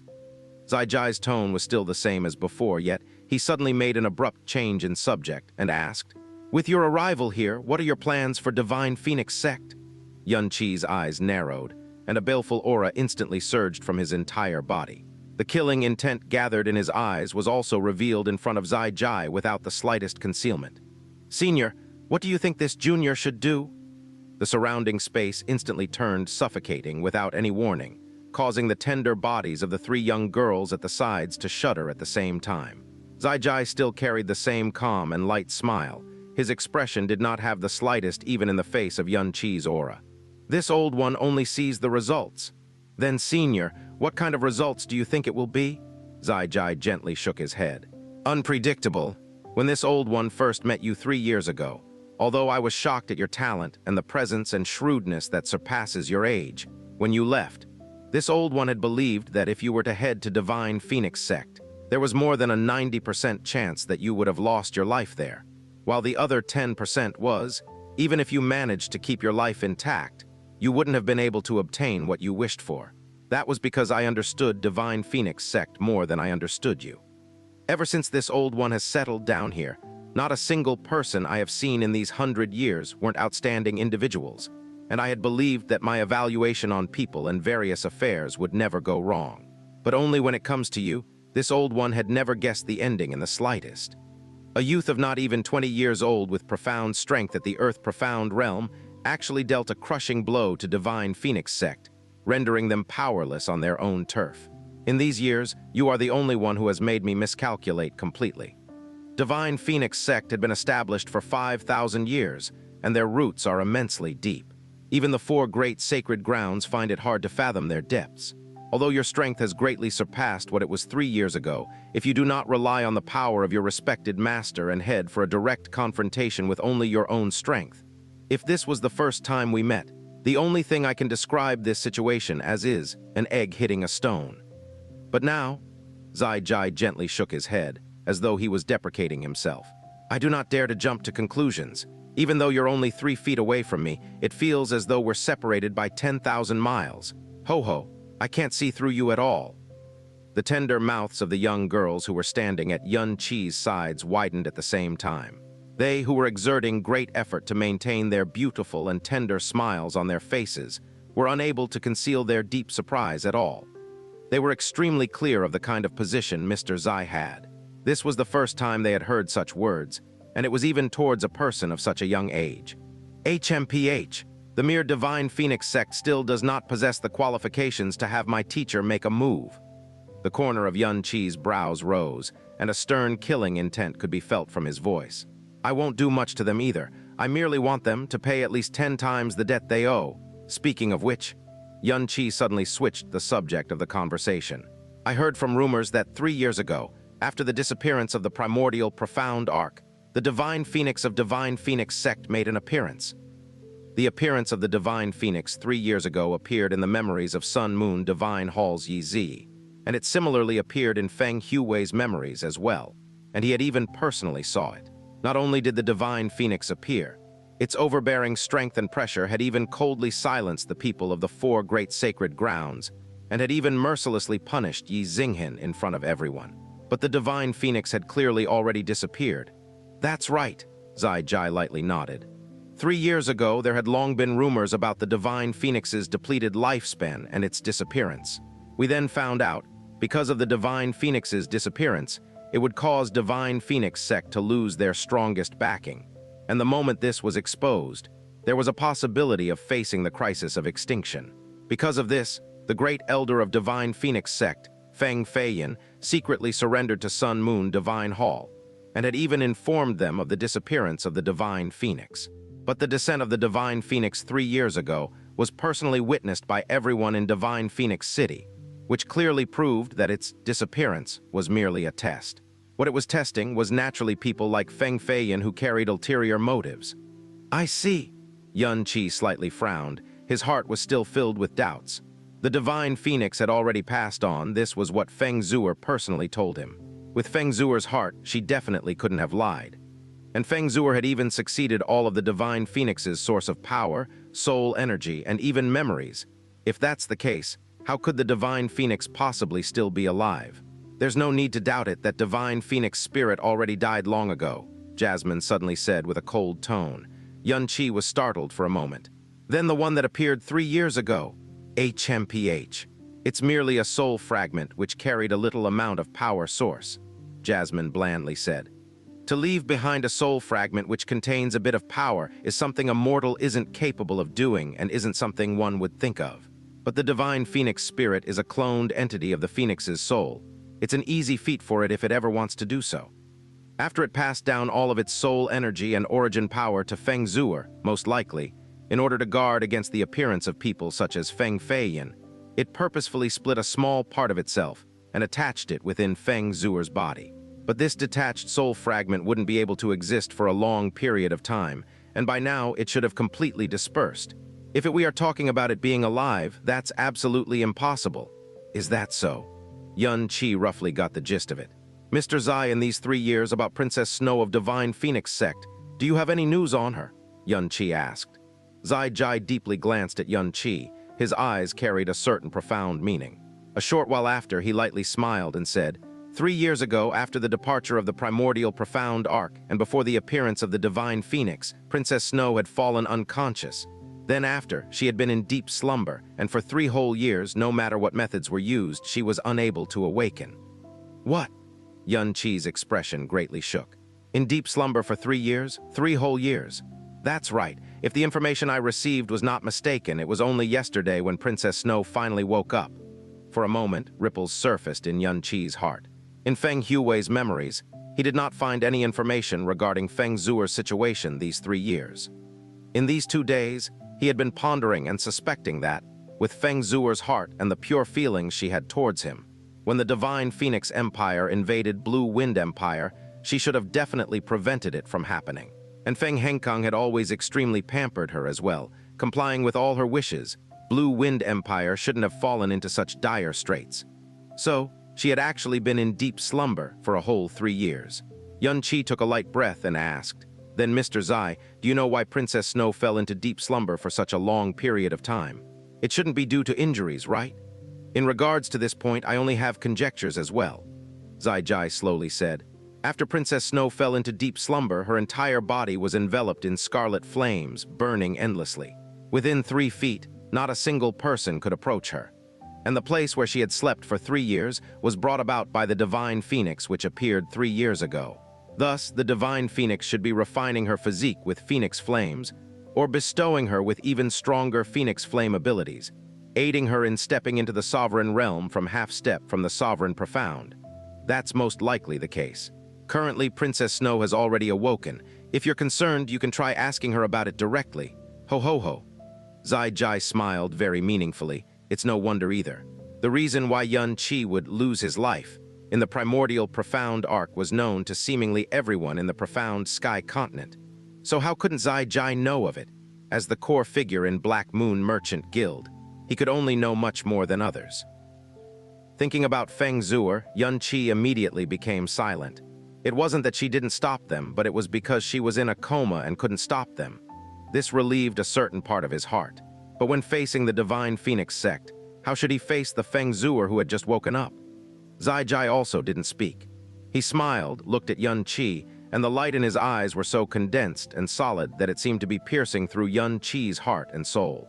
At this moment, Xianxia lifted his head. The expression on his face and his eyes had calmed down. Senior Xi, this junior is visiting your noble merchant guild once again because of several matters. Does Senior Xi still remember the Netherworld Udambara flower that this junior asked you about 3 years ago? Oh, you are still looking for that item. Xianxia shook his head slowly. These years, this old man has occasionally investigated whether or not the Netherworld Udambara flower still exists in this world. But unfortunately, there are already very few who knew about this flower, not to mention those who have seen it. These years followed with more and more humans in the profound sky continent. The yang energy in the continent has surpassed the yin. The Netherworld Udambara flower is an extremely yin, demonic, and evil item. It should have gone completely extinct on profound sky continent thousands of years ago. Furthermore, with time moving forward, unless a calamity that destroys the world appears out of nowhere, the yang energy in profound sky continent will only become stronger and stronger. In other words, the already extinct Netherworld Udambara flower will never appear ever again. At least that is how it is in profound sky continent. Last time, Xianxia's answer was that the Netherworld Udambara flower had gone extinct and that it shouldn't appear again. This time the answer was the same, and he was even more sure of it. Xianxia showed disappointment on his face, but then asked immediately, I remember that Senior Xi said last time that the last Netherworld Udambara flower sighting that was recorded in profound sky continent was 1,300 years ago. Then, can Senior Xi tell me where the last Netherworld Udambara flower was found back then? The reason that Xianxia asked this question was obviously because he wanted to go check out the place that the last recorded Netherworld Udambara flower was found. Since the Netherworld Udambara flower was able to grow there, that meant that the place must be extremely yin and evil. Even though more than 1,000 of years have passed, there was a possibility that the environment might not have changed too much. Of course, the possibility of it was next to nothing. After all, with 1,300 years, this course of history was not a short one. Even the Blue Wind Imperial family only had 1,000 years of history. The reason he would ask was because he didn't want to give up on even the most remote hope. But what surprised him was that after he finished this sentence, he clearly saw that Xianxia's facial expression became stiff for a second. Even the casual smile on his face disappeared. I cannot tell you. Xianxia shook his head slightly and said slowly. Xianxia's reaction caused Xianxia's eyebrows to twitch. He placed his hand onto the stone table and said, Very well. Then I will buy this information from Senior Xi. Senior Xi only needs to tell me the name of that place and where it is located. Name any price as long as I can afford it. No, Xianxia still shook his head. On this matter I cannot tell you the answer and I cannot sell it to you as information. Why? Could that place have some exceptional hidden secret? Xianxia asked aggressively. Xianxia shut his eyes slightly and said, Because that place is a secret ground. Since it's a secret ground, not mentioning entering, even the people who know about it in this world are as rare as phoenix feathers or killin horns. At least in the profound Sky 7 nations, including the Divine Phoenix sect, no one knows about it. Also in that secret ground now, there are no longer any Netherworld Udambara flowers. Even the Divine Phoenix sect didn't know about it, the secret ground Xianxia was referring to, so it was naturally an absolutely unusual existence. Yunqi didn't think that the netherworld Udambara flower that he asked about with tiny hope would have him come across an incredibly mysterious and even somewhat strange, secret ground. Seeing Zai Jai's attitude, Yunqi knew that no matter how he asked, he wouldn't be able to find out the answer to it. He locked his eyebrows tight, stopped wasting his breath, and nodded in an especially calm manner. I see, since it is such a secret ground, then this junior should not look into it. But he kept what Zai Jai said before in his mind. Then 3 years ago, this junior asked for help to find Xiao Juechen. Does Senior Zai have any information on that matter? Yunqi spoke in a very calm manner, but when he was speaking, his fingers clenched uncontrollably, which revealed that his mind was definitely not as calm as he looked on the surface. 3 years of time, searching for Xiao Juechen, who has very distinguishable traits. He believed that with Black Moon Merchant Guild's information network that shrouds the profound sky, no matter what, there should be some news, even if it was just traces of it. Sigh. But just as Yunqi finished speaking, he heard Zai Jai sigh softly, and his heart sank immediately. 3 years ago, not long after you asked my Black Moon to search for Xiao Juechen, you died on the primordial profound arc. At that time, everyone thought you had no chance of surviving, so Black Moon didn't continue to look for Xiao Juechen. Half a year later, Spiritual Master Gu Kang, from Absolute Monarch Sanctuary, suddenly came and asked me to look for Xiao Juechen. Searching for Xiao Juechen was secondary, but there was an extreme possibility that your descendant is by her side. The heart of his disciple, Xia Yuanba, was filled with anger and hatred because of your death, and it was long-lasting. Cultivating under this mindset would cause him to easily have a fiendish rebound. After Gu Kang understood everything about your past, he hoped that he could find your descendant to resolve the hatred in Xia Yuanba's heart. Because of this, I personally used Black Moon's information network to find out Xiao Juechen's whereabouts, and the search directly covered profound Sky 7 nations. And, did you find her? Yunqi held his breath and asked. Zai Jai gave him a deep look and said, Spiritual Master Gu Kang and I have been friends for a few hundred years, and I received his help multiple times. This was the first time he personally asked me for something, so of course I did everything I could. But using all of Black Moon's information gathering power, which covers the entire profound Sky 7 nations, including Divine Phoenix, for a whole 10 months, we still didn't find anything. Therefore, the most likely possibility is that she is already dead. What did you say? Yunqi stood up suddenly, and following with a large exploding sound, a crack that was more than 1 feet long appeared on the stone table beneath his palm. His calm face turned ferocious, and his eyes were red like blood. You're saying that she is dead. I know better than you how strong the information-gathering ability of the Black Moon Merchant Guild is. Xiao Juechen should be extremely easy to find, but no matter what we did, we couldn't find any trace of her. Sai, this is indeed the worst, but also the most likely, or even the only possible conclusion. Zai Jai sighed and said, You're lying. Yunqi's pupils dilated. He reached out suddenly, grabbed harshly onto Zai Jai's collar and pulled him up from his stone chair. You say she's dead. What evidence do you have to say she's dead? Do you know who Xiao Juechen is? She is my, Yunqi's, woman, the leader of the frozen Cloud 7 fairies, the most beautiful fairy in Blue Wind Nation. Anyone who sees her wouldn't be able to forget her for the rest of their lives. Even though she gave up her profound arts, her profound strength still exists. In Blue Wind Nation, there is no one who could kill her. What do you mean that she's dead? Sir Master Yun. Yunqi's action surprised the 3 young girls in colorful clothes. Zai Jai's position was so high that even when Feng Henkang saw him, he would bow to him immediately. For anyone to dare to grab his collar so rude and violently, and even on Black Moon Merchant Guild's territory. Zai Jai had lived for close to 1,000 years, but there weren't many people who would speak loudly to him, and no one has ever dared to treat him like this. However, his expression was still calm, and he did not express anger at all. On the contrary, after momentary of surprise, he felt impressed deep down. Once a profound practitioner had reached a high level, they would be arrogant and cold to emotions, especially towards women. Not mentioning overlords and monarchs who look down to the world. Even thrones who dominate a territory would see them as toys that they can have as much as they want. Even if they especially valued a certain woman, they could not be compared to the cultivation of profound way. But the young man in front of him, who was hard to read and had deep eyes that even he couldn't see through up close, lost control of his emotions like this because of the news of the woman's death. With Xiao Juechen's profound strength, It is indeed difficult for her to find an equal match in Blue Wind Nation. But when Black Moon started searching for Xiao Lingxi, Divine Phoenix's invasion on Blue Wind had already been in progress for a few months.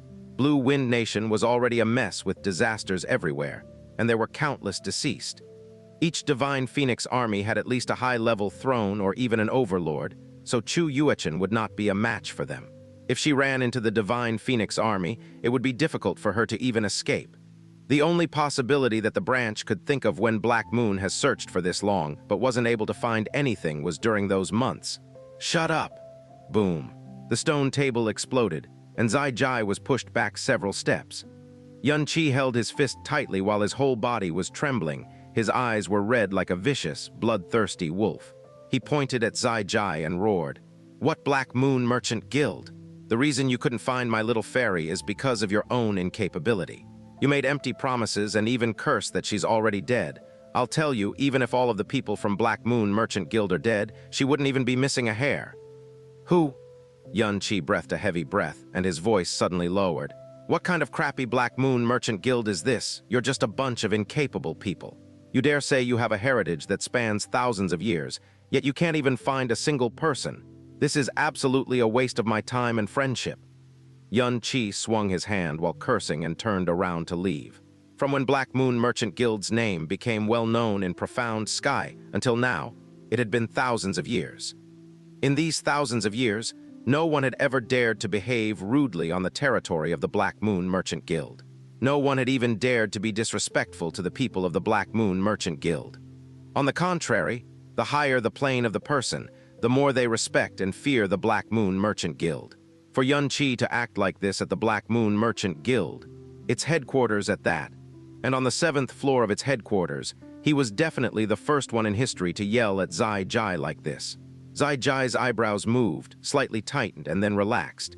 He was still not mad. On the contrary, he laughed bitterly and then said to the 3 young girls that were already frightened into not knowing what to do, "Sai, go get him back." The 3 young girls were stunned all at once, and then they flew out one after the other to Xianxia's side like 3 butterflies. One person blocked Xianxia's path, and the other 2 each grabbed onto Xianxia's arm. "Sir Yun, please calm down. Mr. Xiao was only reporting the result of the investigation. He definitely did not intend for it to be a curse, maybe. It was indeed an oversight of the information network. We sisters apologize to Sir Yun for the Black Moon Merchant Guild. We only ask Sir Yun to calm your anger." One more step, and Xianxia would be able to collapse directly onto the chest of the young girl in green. He stopped, lifted his head, closed his eyes, and his chest rose and fell severely. It was then when he finally started to slowly calm down.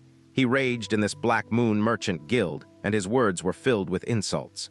If it was someone else, just by humiliating the Black Moon Merchant Guild, even if the person had 10 lives, the person would die here. But he got such special treatment, and he knew the main reason was his mysterious master, who didn't actually exist. He turned around, faced Xiao, and his expression was calm again. "Senior Xiao, this junior was not able to control my emotions for a moment. Please forgive my rude words and actions. You don't need to take it to heart." Xiao shook his head and smiled. He lifted his arm, and the shattered stone table that was broken by Xianxia in front of him disappeared and was replaced with an identical, complete stone table. "If you don't mind, drink some more with this old man." Xianxia stopped talking and slowly walked back, returning to his seat in front of Xiao. "The matter involving Xiao Lingxi. This old man really feels that? Let's drop the matter."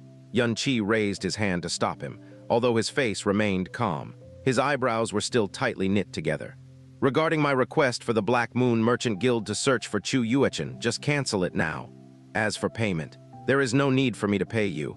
You also don't have to tell me about the so-called result that you've obtained. As for the fact that I badmouthed your guild previously, I retract whatever I said, but there's one thing that I must say again." In a determined manner, Xianxia said, "The fact that your guild cannot find her can only mean that that is the limit of your guild's ability. She isn't dead, definitely not. Little fairy, you're definitely okay. Our child is already 4 now. You all must be living peacefully at a very secure and secretive location. If our child is a boy, he must have already started learning how to protect you. If our child is a girl, she is definitely as beautiful as you, before I find you. Even if the Sky Emperor himself were to say that you all are no longer in the human world, I would not believe him either. Ho ho, this old man can only wish that everything is as you hoped for. Xiao laughed slightly. For things to turn out this way, this old man is ashamed as well. In order to make up for it, let this old man offer you some free information that we obtained while searching for news of Xiao Juechen, and this matter concerns Xiao Juechen herself. I'm sure you're interested. Concerns her? Expectedly. Xianxia immediately looked at him. Senior Zai, please tell me. Xiao drank some tea and then replied softly, back then, after you had escaped from under Heavenly Sword Villa's sword management terrace, and found out what happened to Xiao Juechen, did you ever wonder how matters spread to the entire world? Xiao's words immediately caused Xianxi's expression to change slightly as he replied in a deep voice. Of course I wondered. With Senior Zai's knowledge, you should know the prestige and respect Frozen Cloud Asgard commands within Blue Wind Empire. Females of Frozen Cloud Asgard are known to be eternally pure and untainted. As Xiao Juechen was the head of the Frozen Cloud 7 fairies, news of her pregnancy spreading would definitely tarnish Frozen Cloud Asgard's reputation to a great extent. Therefore, Frozen Cloud Asgard would definitely try to cover up the matter as much as possible and not allow it to spread. Heavenly Sword Villa's Villa Master, Ling Yuefeng, used to love Xiao Juechen deeply.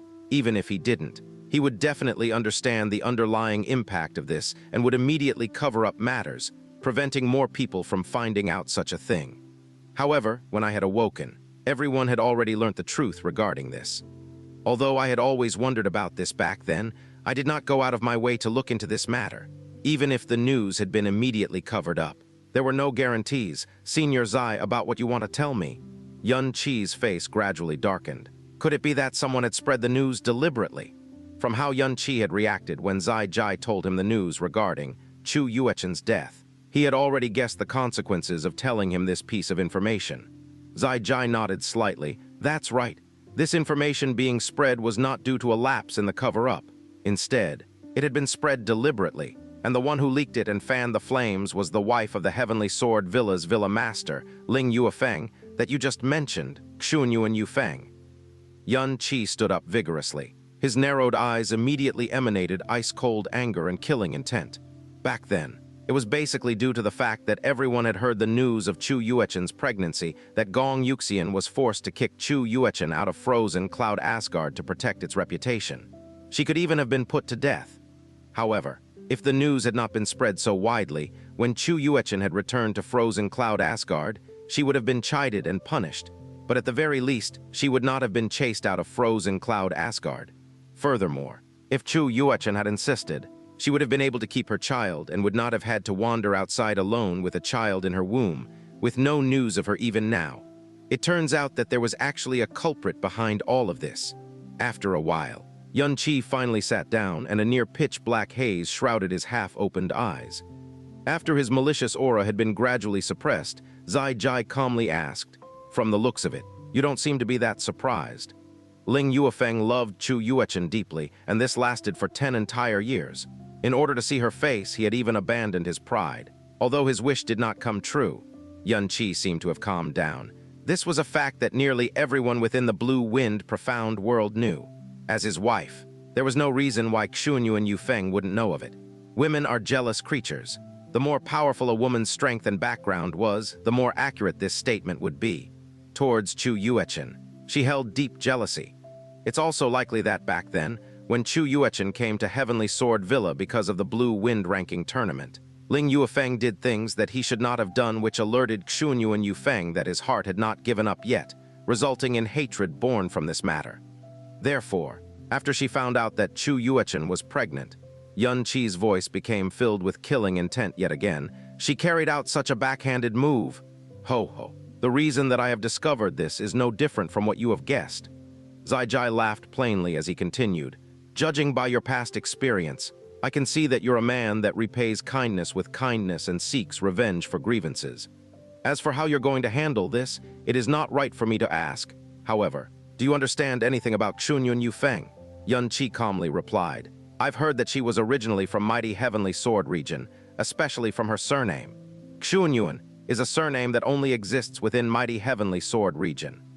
The surname, Xianyuan, indeed only currently exists within mighty Heavenly Sword region, but not everyone there has the surname Xianyuan. Zai Jai calmly corrected. Yunqi already knew what Zai Jai had said was true, as he knew that Ling Kun did not have the surname Xuanyuan. Instead, the surname Xuanyuan is very rare within Mighty Heavenly Sword region. Including Xuanyuan Yufeng, there are only 30 people that held this surname. And Mighty Heavenly Sword region's sword master, Fen Juechen, as well as all the previous sword masters, all possess the surname of Xuanyuan. The founding ancestor of Mighty Heavenly Sword region also had the surname Xuanyuan. Do you mean that those with the surname Xuanyuan belong to the bloodline of the founding ancestor of Mighty Heavenly Sword region? Yunqi frowned as he asked. That's right, Zai Jai nodded, his expression becoming more serious as he warned Yunqi. Xuanyuan Yufeng's father is the 9th elder of Mighty Heavenly Sword region, Xuanyuan Ju. Within Mighty Heavenly Sword region, the sword reigns supreme. If one has enough attainments with the sword, he would gain the right to enter Mighty Heavenly Sword region. However, if one's descendants lacked affinity with the sword, he would be chased out. This was what happened to the founding ancestor of Mighty Heavenly Sword region. However, the bloodline of Xuanyuan is completely different. As the bloodline of the founding ancestor, they are held with the highest regard within Mighty Heavenly Sword region and are the most supreme existence there. Even if one were born as a cripple, he would never be chased out of Mighty Heavenly Sword region and would instead receive this best form of treatment and all its resources.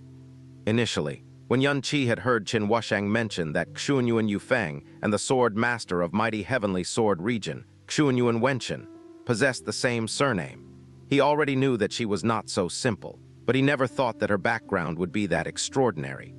Zai Jai's words were undoubtedly telling him that if he touched Xuanyuan Yufeng, he would be offending the most core bloodline of the founding ancestor within Mighty Heavenly Sword region. Because the founding ancestor of Heavenly Sword Villa also came from Mighty Heavenly Sword region, Heavenly Sword Villa has been trying to re-establish their relationship with Mighty Heavenly Sword region for the past 1,000 years. No matter how small the connection may be, it would be like obtaining a huge backer. Although Heavenly Sword Villa is unrivaled within Blue Wind Nation, they were not even worth consideration for Mighty Heavenly Sword region. However, in the end, in order to obtain a source of information about Blue Wind Nation, Mighty Heavenly Sword region stopped rejecting the offerings that Heavenly Sword Villa had sent and even gave back occasionally. This naturally made Heavenly Sword Villa ecstatic, and from then onwards, they prepared gifts wholeheartedly each year without fail. Mighty Heavenly Sword region's actions initially were only so that they could make use of Heavenly Sword Villa as their informant in Blue Wind Nation. However, no one could have imagined that 30 years back, when Ling Tianyi brought along Ling Yuefeng to hand the offerings over, Xuanyuan Ju's sole daughter, Xuanyuan Yufeng, would fall in love with Ling Yuefeng at first sight.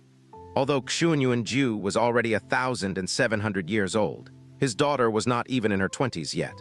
At an age where her love was blooming, and given the fact that the young Ling Yuefeng was handsome, gentlemanly, and charismatic, it was no surprise that Xuanyuan Yufeng would fall in love with him. However, as she was someone from the bloodline of the founding ancestor of Mighty Heavenly Sword region, she was of extremely high status, whereas Ling Yuefeng was the descendant of an expelled disciple. This meant that their status were far apart, and Xuanyuan Ju naturally would not agree to their relationship. However, Xuanyuan Yufeng's personality was headstrong and steadfast. She first threatened him with her death and eventually crippled her profound arts and left Mighty Heavenly Sword region forever. Ha! She is indeed a passionate person. Yunqi laughed coldly, to catch the attention of a descendant of Mighty Heavenly Sword region's founding ancestor. Heavenly Sword Villa naturally would tightly grab onto this huge backing. Even if that Xuanyuan Yufeng were ugly like a sow, Ling Tianyi and Ling Yuefeng would never reject it. But for Xuanyuan Yufeng to make such a headstrong decision, Ling Yuefeng must have sweet-talked her to the moon and back. Ho ho ho ho, Zai Jai laughed plainly. His expression obviously showed his agreement with what Yunqi said. After that, Xuanyuan Ju announced that he would sever his father-daughter relationship with Xuanyuan Yuefeng out of rage and chase them out of Mighty Heavenly Sword region, swearing to never meet them again. Heh, even though he is called Xuanyuan Ju, he was not completely cruel to his daughter. Otherwise, he would have already killed Ling Yuefeng. Yunqi continued laughing coldly. After all, Xuanyuan Yufeng was his only daughter. Zai Jai continued. After some time passed, his rage faded. Furthermore, Xuanyuan Yufeng and Ling Yuefeng had brought two grandsons to him. Xuanyuan Ju had no choice but to accept Ling Yuefeng as his son-in-law. A few years ago, Xuanyuan Yufeng brought her two sons, and Ling Yuefeng back to mighty Heavenly Sword region to visit. I heard that Xuanyuan Ju was very fond of Xuanyuan Yuefeng's two children, particularly her younger son, Ling Jai, and even offered to teach him personally. Heavenly Sword Villa naturally became more assured of its backing because of this. If you're unable to let go of matters and still want to punish Xuanyuan Yufeng, please think carefully before you act. Zai Jai's gaze was distant and deep, and he possessed an elder's bearing. He was obviously trying to peacefully persuade Yun Qi, who was exceptionally concerned with this matter. Yun Qi's palm that was on the stone table retracted slightly. Compared to Xuanyuan Yufeng's identity, he was more concerned with the fact that she was Ling Jai's birth mother. "Senior Zai, I already know most of what you wanted to let me know," Yun Qi said as he looked up at Zai Jai, so calm that he sounded indifferent. "Indeed, I'm a man who seeks revenge for grievances. This matter regarding Xuanyuan Yufeng, even though I only figured it out many years later, I definitely will not let it go so easily. The debts that need to be repaid must be repaid in full. As for the free information Senior Zai provided, I'm absolutely grateful. However, I would like to let Senior Zai know one thing. As a person, the thing I hate the most is being plotted against and being used, no matter who it is by." Yun Qi's gaze concentrated as though it had become two sharp arrows, and this caused Zai Jai's breathing to stop for an instant. Summerain, when Zai Jai says even though he is called Xuanyuan Ju, he is referring to the fact that Ju means cruel/heartless. Chinese letter equals Ju Qing. The sudden change in the tone caught Zai Jai off guard. Although he only looked like he was 40 or 50, and there was not even a speck of white in his beard yet, his actual age had already surpassed the 1,000 mark. He possessed knowledge far beyond any normal human's comprehension, and had gone through a flow of time that a normal person would not be able to comprehend. Hence, he was able to see through a person's inner thoughts clearly, which meant that it had been a long time since he had experienced any unexpected feelings. However, when facing this 22-year-old youth who was standing in front of him, a youth who was several times younger than him, the intense gaze of this youth seemed to pierce through the depths of his heart. Facing Yun Qi's gaze, he uttered with a bitter smile after a moment of short hesitation. "Such unbelievably astute observational skills. No, rather than calling it observational skills, it would be more fitting to call it instincts. I admit there was some personal agenda behind me telling you the information we had about Xuanyuan Yufeng. However, in what I've just said, there were no lies nor was there any ill intent directed at you. I only wish to do you a favor while simultaneously gifting mighty Heavenly Sword region an unfathomable enemy." Yun Qi laughed slightly. "I believe you. If I had really felt that you had ill intent, I wouldn't be sitting in front of you so casually right now." 3 years ago, when he initially met Zai Jai, he only felt that his status was extraordinary. But now, the more he spoke with him, the more he felt that this person's strength and status was probably unfathomable. He decided not to beat around the bush anymore as he took out his profound currency card that was shining with a violet glow and slapped it in front of Zai Jai. "I have bothered Senior Zai for long enough today. Let's get to the main topic.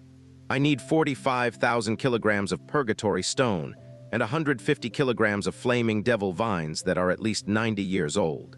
If you do not have those that are 90 years or older, then those above 60 years will be fine as well, but I would require twice the amount. Also, I need 6,000 Rakshasa heart-destroying fruits, 12,000 skull seeds, 6,000 blades of soul-withering grass." Without stopping, Yun Qi eloquently listed 49 different types of ingredients. If there were only a few, Zai Jai would not have thought much about it. However, all 49 ingredients that Yun Qi had mentioned were all violent and explosive. Each one of them possessed a great amount of concentrated energy, which also meant that they were extremely dangerous objects. For example, the erosive power in a 10-centimeter-long flaming devil vine was sufficient to completely destroy a sky-profound practitioner in a matter of seconds. The reason why purple-veined divine crystals were so precious was because it not only possessed extremely concentrated energy, the energy was also very gentle. It could be easily controlled, guided, and changed into other forms to use for other purposes, and also because it could be absorbed directly. Although the things that Yun Qi asked for possessed the same concentrated energy, they were on the other extreme as each one of them possessed different attributes and only had one common characteristic, which was that they were extremely violent and difficult to control. However, due to the violent characteristics, several of the ingredients could occasionally be used to make pellets that were used to break through bottlenecks. However, the success rate was unbelievably low, and there were huge risks involved. However, if it succeeded, a pellet that could break through bottlenecks would undoubtedly be a treasure that could be priced for an exorbitant amount. Therefore, although the energy within these 49 ingredients was extremely concentrated, their demand was very low, which meant that they naturally did not cost much after all. Among all the top pellet refining masters within the entire profound sky continent, not one of them would dare to say that they were able to perfectly handle any one of the listed ingredients. If it were controlling several of them at the same time, they probably wouldn't succeed a single time even if they had decades. Not only had Xianxia requested 49 items that were already frighteningly explosive on their own, the quantity that he had requested was absolutely shocking. The three young girls behind him were dumbfounded by what they had heard. Xiao closed his eyes as a small, profound formation appeared on his slightly raised right hand. After a short while, the profound formation disappeared and he opened his eyes. As he breathed out, he said, "Black Moon has all of these 49 ingredients. However, our storage is insufficient for your needs. To collect everything would require a little time." "How long would it take?" Xianxia asked calmly. He knew full well that the quantity that he had requested for was massive and he would not be able to obtain the full quantity at any other shop. He knew that Black Moon Merchant Guild would not disappoint him, as long as he paid them a sufficient sum. Purgatory stones need to be collected from the depths of lava. For 45,000 kilograms, it will take approximately 15 days. As for the other ingredients, 5 days would be sufficient, Xiao replied. "Good," Xianxia nodded. "Then I'll come back and retrieve them in 15 days. Senior Xiao, please name a price. In order to reassure you, I shall pay half the cost in advance." Although he spoke with calmness, Xianxia was feeling restless within, thinking to himself, "I only have 9 million purple profound coins sufficient to buy a small city. These ingredients aren't that expensive, but the quantity is a bit much. But I should have enough, right? If I really cannot afford, I could consider obtaining some money from the Divine Phoenix sect." When talking about money, Xiao was not verbose with Xianxia as he nodded and replied, "That would be the best. Although these aren't extremely precious goods, it still isn't cheap. I estimate it to be around 8 million purple profound coins. The deposit shall be, as you said, half of the total." 8 million purple profound coins was undoubtedly an astronomical amount. Even for the Black Moon Merchant Guild, it was a huge sum. However, Xianxia secretly heaved a sigh of relief as he cleanly handed Xiao his profound currency card to pay the sum of 4 million. After paying the deposit, the millions of purple profound coins that he had extorted from the Xiao sect had almost been completely spent. Xianxia cried in his heart. "I originally thought that this huge sum could last me for several lifetimes, but I didn't expect. Sigh. Now I'm going to be broke again." After paying the deposit, Xiao had a short and deep internal struggle with himself before he asked, "Xianxia, Black Moon Merchant Guild never asks their customers why they are purchasing goods, but I'm truly curious. All 49 ingredients that you have requested for are extremely violent and explosive. The amount is massive as well. What are you using them for? Hehe, if it's possible, I hope you can kindly enlighten me on this mystery. However, if it isn't possible, you can just laugh it off. The old man won't pursue, nor would he investigate in secret." Xianxia laughed, flipping over his palm. He placed a dark red round pellet on the stone table. In an instant, the room was filled with a pungent medicinal smell that spread quickly, causing the face of the three girls to grimace. "Can Senior Xiao please help Junior inspect this? If this pellet were to be auctioned off by the Black Moon Merchant Guild, what kind of price can it command?" "This is..." Xiao's gaze immediately concentrated on the pellet, and just based off the aura of the pellet, he could already conclude that this was no simple pellet. Using 2 fingers, he grabbed it off the table and placed it in front of his eyes. The pellet was clear and transparent. Looking through it, Xiao could see Xianxia's face clearly. What shocked Xiao the most, however, was the aura that the pellet emitted. After observing it for a short moment, Xiao started to gather his concentration and placed his profound energy into the pellet. After just a very short moment, Xiao looked up strongly, uttering in a deeply surprised voice, "This is a pellet that allows one to break through high-level bottlenecks, and anyone below the Tyrant Profound Realm could break through directly. Below the Tyrant Profound Realm, break through directly. Xiao shouted these words out with immense shock. Not just normal profound practitioners, even the masters of the 4 great sacred grounds would be shocked to hear those words. Because this meant that, with this pellet, there would not be any more bottlenecks below the Tyrant Profound Realm. This pellet was the Overlord pellet from Illusory Demon Realm that allowed a peak-leveled Emperor Profound practitioner to break through the bottleneck and advance directly into the Tyrant Profound Realm. However, what was different was that the Overlord pellet from Illusory Demon Realm used 36 different types of ingredients to make, whereas the one Xianxia took out used 49 different ingredients and looked completely perfect and flawless. In terms of medicinal properties, the one made by the Illusory Demon Royal family could not even be compared to the one Xianxia had made. Senior Xiao obviously has a keen eye, Xianxia sincerely said in admiration. Such a simple test, and he was already able to determine the effects of the Overlord pellet. This was not something a normal person could do. Senior Xiao, please let me know how much this pellet can be sold for? Xiao's current attention was completely on the Overlord pellet. The more in-depth he examined using his profound energy, the more signs of shock appeared on his elderly and composed face. He remained silent for several breaths of time before putting the Overlord pellet down. Then he looked at Xianxia and shook his head. This old man has handled numerous treasures and pellets over the years, and I can determine their authenticity and value immediately for most of them. However, for this pellet, its value is something this old man cannot truly gauge. Pellets that are used to break through bottlenecks need to have extremely violent medicinal properties. Therefore, not only is it difficult to produce, there are huge risks in consuming it too. The higher the level the breakthrough the pellet is used for, the harder it is to make, and the more dangerous it is as well. A middle-risk pellet that could aid one in breaking through to the Sky Profound Realm is already a priceless treasure even within the 4 great sacred grounds.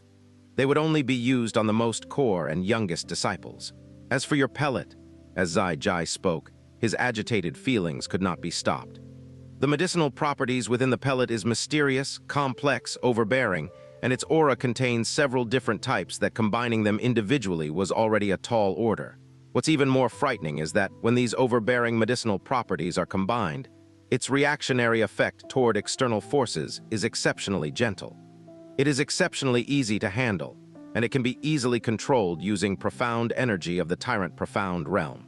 A profound practitioner in the peak of the Emperor Profound Realm who consumes this pellet would be able to break through to the Tyrant Profound Realm within a day or two. Unless there is interference from the outside, there is no chance of failure at all. Furthermore, there are no risks in the entire process, and there is no need to be afraid of any backlash. What's even more surprising is that the medicinal energy is extremely pure and practically has no flaws. I tried several times previously to examine it, but I still could not find any contamination. A high-grade pellet that is this pure is something that this old man has never seen before despite living for thousands of years. Xiao's unrestrained praise and shock was nothing much to Xianxia. After all, he did produce this Overlord pellet and was clearer than anyone about its medicinal strength and purity. However, he was shocked at how well-versed Xiao was in pellets. Also, the 3 girls behind him stared widely with their mouths agape for a long time, because this was the first time they had heard such exaggerated praise coming out from Xiao's mouth. Since this pellet received such praise from Senior Xiao, if it were sold to the 4 great sacred grounds, could one pellet be exchanged for 200 grams of purple vein divine crystals? Xianxia asked seriously. Within the entire profound sky continent, only the 4 great sacred grounds with their thousands of years of accumulation could offer a large amount of a legendary item like the purple-veined divine crystal. Most normal sects did not even know what purple-veined divine crystals looked like. Hee hee! Xiao merely laughed and shook his head before slowly stretching out his hand and showing Xianxia one finger. Oh, only 100 grams? Xianxia slowly nodded. He was not completely disappointed. After all, purple-veined divine crystals were too rare and precious. It was already exceptionally worth it if an Overlord pellet that did not cost much to make could be traded for 100 grams of purple-veined divine crystals. No, Xiao continued shaking his head, it's 1 kilogram. Huh, Xianxia was instantly stunned. You're completely underestimating the value and how prized a pellet that could be used to break through bottlenecks is. Xiao exclaimed. Although purple vein divine crystals are exceptionally precious and can be used to massively increase a profound practitioner's profound strength in a short amount of time, if that person was stuck at a bottleneck, any amount of purple vein divine crystals would be useless. At places like the four great sacred grounds, profound practitioners below the Emperor Profound realm could rely on the strength of monarchs to assist them in forcefully breaking through. However, if they were at the peak of the Emperor Profound realm, on the brink to the Tyrant Profound realm, even the assistance of a monarch would not be able to help them break through the bottleneck. Within the past 10,000s of years, many disciples within the four great sacred grounds had frantically searched for pellets that could help them break through while they were training in order to not fall behind others. Pellets that could help break through the bottleneck of the Emperor Profound realm were a rarity in the world, and even if one managed to get hold of it, the pellet was usually left for the most core disciple of the sect. Also, these pellets usually brought along uncontrollable risks. Who knows how many disciples of high status and talent had consumed such pellets and suffered backlashes like meridians being damaged, severe injuries, or even the complete loss of profound cultivation. Also, there are many who dared to not rely on such pellets to break through, and as a result remained in the bottleneck of the Emperor Profound realm for several years. After tens of years of being unable to break through, when they finally advanced to the Tyrant Profound realm, they were so far behind others that they could only be considered as mediocre. Not only can this pellet in my hand allow one to break through the bottleneck of Emperor Profound realm, there are no risks involved either. Furthermore, it is exceptionally beneficial in aiding one in their attempt to break through the bottleneck of the Tyrant Profound realm in the future. Despite all the praises he had already given it, Zai Jai's eyes still glinted with curiosity. If the four great sacred grounds were to find out about this pellet, it would undoubtedly cause a huge uproar, and they would expend a large amount of resources to get this. 1 kilogram of purple vein divine crystal is my safest estimate. After all, when one obtains this pellet, he would enable someone of the young generation to break through to the Tyrant Profound realm in a short amount of time, letting them obtain another pillar for their sect. Oh, Xianxi's expression seemed to be uplifted. Oh baby, we're gonna be rich. Xianxi, would you mind telling me the name of this pellet, and which master produced it? Zai Jai asked earnestly. He was familiar with all the high-leveled pellet masters within Profound Sky Continent. However, among all of them, not one of them should be able to produce such a pellet, otherwise, he would definitely know about it. Oh, this pellet was casually produced and does not have a name yet, Xianxi replied indifferently. After all, he could not mention the name Overlord Pellet. If Profound Sky Continent had records about the Overlord Pellet from illusory demon realm, it would be troublesome. Furthermore, the medicinal properties of this pellet was far stronger than the Overlord Pellet. Therefore, it did not have to be called Overlord Pellet. Heh! Zai Jai shook his head and laughed. This old one definitely does not believe that such a prized pellet that can shake the world can be causally produced. If it's not convenient to let this old one know, then this old one shall not pursue it. Xianxi looked at him, grinned, and waved it off with his left hand. Clack, clack, clack. There was an extended noise as Xianxi threw more than 30 Overlord pellets onto the stone table. He threw it casually, as though he were throwing sweets away. Suddenly, an extremely rich medicinal fragrance diffused into the air. Although this was merely aura of a spiritual medicine, it was violent and tyrannical, as though it was profound energy being released by a profound expert in full force. Black Moon Merchant Guild's immensely large 7th floor seemed to be completely filled in an instant by this aura. An aura like this was sufficient to let Zai Jai know just what these medicine pellets were. However, after his long state of astonishment, he still picked up one of them disbelievingly, placed it on his palm, picked up another one, placed it in his palm once again. And then, the third, fourth, a total of 33 dark red medicinal pellets. Every single one of them was exactly the same as the first one Xianxi revealed, and the quality of all these medicinal pellets had all achieved the most extreme 100% condition. Effectiveness of this degree, medicinal pellets of this level, and they were even of perfect quality. Earlier, when he was chuckling while saying the words, "A single one of this medicinal pellet is enough to shock the entire world," was definitely not the least bit exaggerated. Yet Xianxi actually threw out 30 or so of them, and Xianxi's unmindful actions and expression looked so casual, it was as though he was throwing out a bunch of sweets. Zai Jai was completely stunned. Shockingly large ocean waves were surging within his heart. In regards to knowledge of medicinal pellets and the authority to judge them, it could be said not a single person could compare to Xiao in the entire profound sky continent. However, looking at the 33 dark red pellets placed in front of him, he actually felt as though he was suddenly thrown into a dream. After a long while, he suddenly thought of someone and immediately exclaimed, "Could it be that these treasured pellets are all refined by your respected master?" Xianxia gave a sidelong glance and nodded without a single hesitation. "Of course. I see." Xiao was finally able to feel a little relieved. His face was filled with deep reverence and surprise. This old one was completely shocked. No wonder. It was refined by your revered master. In this world, only your revered master, a mighty existence who had transcended the mortal realm, could possibly possess such world-shocking ability. Rumors were, after all, just rumors. But after personally witnessing such feats and making contact with more than 30 of these treasured pellets, in this manner, he had personally experienced the level of strength which Xianxia's teacher possessed. "Oh, right," Xianxia casually said. "Earlier, those ingredients which I entrusted your Black Moon Merchant Guild to gather will all be handed over to teacher to refine medicine. Amen, that's right, for these types of pellets, I'm prepared to have teacher help me refine more than 3,000 of them." 3,000. This old man who had stayed bland and calm for several hundred years actually fiercely bit his own tongue. "Amen," Xianxia still nodded in a very calm manner and leisurely said. "Currently, this junior is already the Asgard master of Frozen Cloud Asgard, so naturally, I have to take responsibility of Frozen Cloud Asgard. Although not a single person in Blue Wind Nation dares to offend Frozen Cloud Asgard, in the range of the entire profound sky continent, it is still too weak.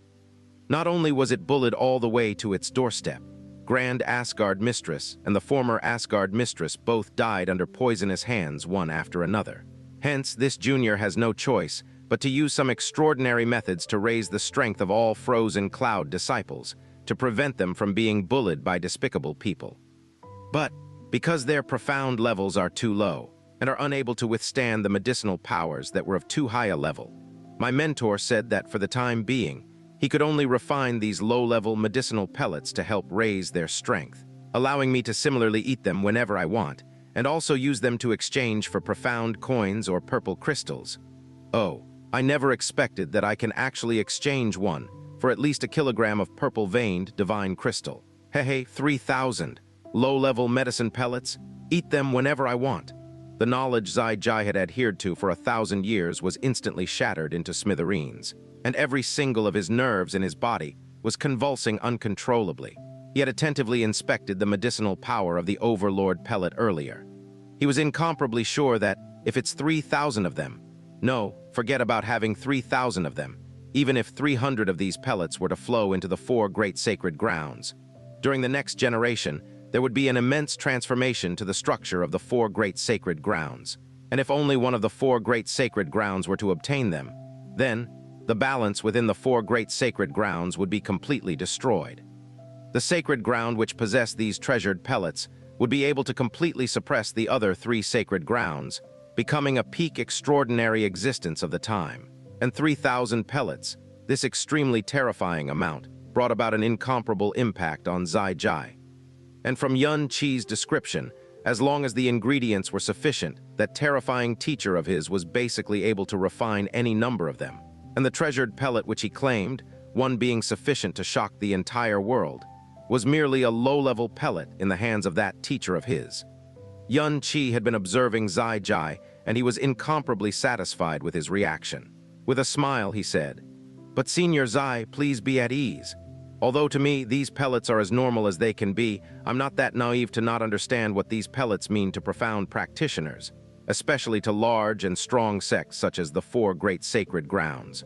That's why most of them will only be used for Frozen Cloud Asgard, while the rest will be used to exchange for purple-veined divine crystals." Xianxia slowly raised out 3 fingers. "Only 30 of them, not a single bit more, because no matter how precious something is, if there's too many of them, then it's no fun."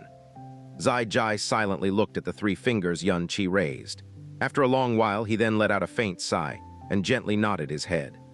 "About the rumors of your respected master, although it came from Sun Moon Divine Hall, this old man still had only believed 70% of it, while 30% of suspicion still existed. But now, not a single bit of that suspicion is left. The realm attained by your respected master, I'm afraid it's already the fortune from seizing the heavens and earth, and a profound mystery approaching the sun and moon. It's no longer something a mortal like me can possibly understand. Frozen Cloud Asgard of Blue Wind Nation was initially a very small sect comprised of women, but its luck is as high as the heavens. With the aid of your respected master, I'm afraid before long, it will soon become the fifth sacred ground. Senior Zai is taking this too seriously. My Frozen Cloud Asgard simply wishes for sufficient strength to protect itself and to not be bullied by others. We have never thought of becoming a sacred ground or whatever, and the two words sacred ground, Xianxia let out a mocking laugh. They don't seem to be that sacred. They might even be extremely dirty and unclean. It's best that my Frozen Cloud Asgard stay forever untainted. Ha! Zai Jai unknowingly let out a short sigh before he calmly said, "This old one was simply worried that a large amount of these treasured pellets would flow into the profound sky continent earlier, afraid that it would cause an earth-shaking shock and change to the profound world. If there's only 30 pellets, then that's fine as well." An evident pause appeared in Zai Jai's words, because a treasured pellet of this level was sufficient enough to shake the sacred grounds, and no matter one looked at it, the word only shouldn't be used to refer to 30 of such pellets. All right, Xianxia immediately nodded, and then, with a wave of his hand, he had already returned all of the 33 Overlord pellets on the table into the Sky Poison Pearl. When the suitable time comes, I will naturally come again to discuss with Senior Zai about the matters of auctioning them. As for the pellets outside of the original 30, I hope Senior Zai will keep them a secret. Ho ho, Zai Jai smiled. You're definitely not someone who speaks thoughtlessly, yet you were actually completely frank in front of this old one. This old man has lived for more than 1,000 years, naturally. I'm not someone who does not know what's good for me. Black Moon Merchant Guild has been established under the name of Trust for several thousand years, and Senior Zai is even the core pillar of Black Moon Merchant Guild. So this junior can be completely at ease when speaking thoughtlessly in front of Senior Zai, and not be worried that this information would be leaked to others in the slightest. Oh right, I have yet to ask what's the auctioning fee for Black Moon Merchant Guild. Just as Zai Jai was about to speak, he suddenly paused for a moment. After pondering for a while, he lightly smiled and said, "The auctioning fee for Black Moon Merchant Guild is much higher than any regular merchant guild. But if you're willing to accept this old one's request, then the fee for auctioning 30 of these treasured pellets can be waived under this old one's authority." Oh, what request could Senior Zai be referring to? It's simple. A scorching fire could be faintly felt from within his calm gaze. Sell 10 of these treasured pellets to my Black Moon Merchant Guild. The price shall follow what this old one has determined before. 10 treasured pellets, and this old one will immediately give you 10 kilograms of purple vein divine crystals. Purple vein divine crystals. 10 kilograms of them. This was definitely a heavenly number, shocking enough that even a powerful, profound practitioner could pass out from. Even if it was the 4 great sacred grounds, Absolute Monarch Sanctuary, Supreme Ocean Palace, Sun Moon Divine Hall, and Heavenly Mighty Sword Region, it would still take them at least 100 or 200 or even 300 years to accumulate 10 kilograms of purple vein divine crystals. A single Overlord pellet could be exchanged for a kilogram of purple veined divine crystals. This was an estimate given by Zai Jai. However, during an actual auction, there might be a possibility that it would be lower than a kilogram, or even higher than a kilogram. And with the extent of how precious purple veined divine crystals were, at the very least, Xianxia felt that the possibility of it being worth lower than a kilogram was higher. Yet if the Black Moon Merchant Guild were to immediately exchange 10 kilograms of purple vein divine crystals for 10 of these pellets, not only could his auctioning fee be waived, the price being suggested was definitely not a loss for him either. And in regards to Zai Jai's words, he seemed to be giving him 10 kilograms of purple vein divine crystals right on the spot. Waves slightly surged in Xianxia's heart, however, his expression was calm. He did not immediately give a reply. After pondering for a moment, he lightly nodded. Fine, but Senior Zai must accept one of this junior's requests as well. Oh, Zai Jai looked at him with lifted eyebrows. It's simple. Xianxia used the same tone as Zai Jai earlier. Tell this junior the location which the netherworld Udambara flower appeared in 1,003 years ago. This, Zai Jai was dumbfounded, shaking his head immediately after. It's not that this old one isn't willing. That place is no trivial matter. I'm simply unable to tell you. Oh, in that case, then this junior will naturally not make it difficult for Senior Zai either. Xianxia did not reveal a disappointed look. Then there's no need for Senior Zai to bring up the matter of waiving the fee either. Even if esteemed merchant guild wishes for up to 20% of the auction price's fees, this junior will still be afforded. Zai Jai was speechless. He opened his mouth, seemingly wanting to persuade Xianxia. However, looking at his calm expression and eyes that were as deep as a black hole, he swallowed the words which he had quickly thought of to persuade him, and in the end turned them into a long sigh. The netherworld Udambara flower was extremely dark, sinister and evil, recorded as the most terrifying flower in existence. Simply by approaching this flower, one's body would be invaded by a dark aura, damaging one's soul. At best, they would fall into a long-lasting coma. At worst, however, they would turn into the living dead. If one's profound strength is low, then a life would be immediately lost.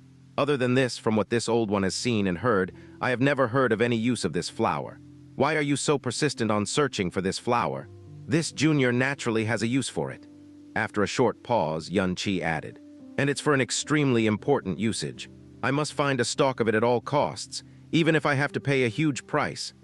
Zai Jai closed his eyes and did not speak for a long while. The 7th floor of Black Moon Merchant Guild momentarily turned silent. He's sending profound energy sound transmissions. Jasmine suddenly voiced out. MN, Xianxia lightly responded. Could it be he's transmitting to that mysterious guild leader of Black Moon Merchant Guild?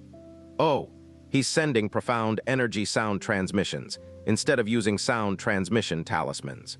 In that case, that Black Moon Merchant Guild leader is close by. The silence continued for nearly 100 breaths, and only then did Zai Jai slowly open his eyes. Xianxia did not speak up to break the silence, and instead calmly looked at him just like that. That place is much more terrifying than you can ever imagine, Zai Jai slowly said. It can only be entered once every 500 years. And even if it is a powerful monarch, the amount of time one can stay there cannot surpass 15 minutes. Otherwise, that person will either die or become crippled. Zai Jai's words caused Xianxia to reveal a shocked expression. Such a place still exists on Profound Sky Continent.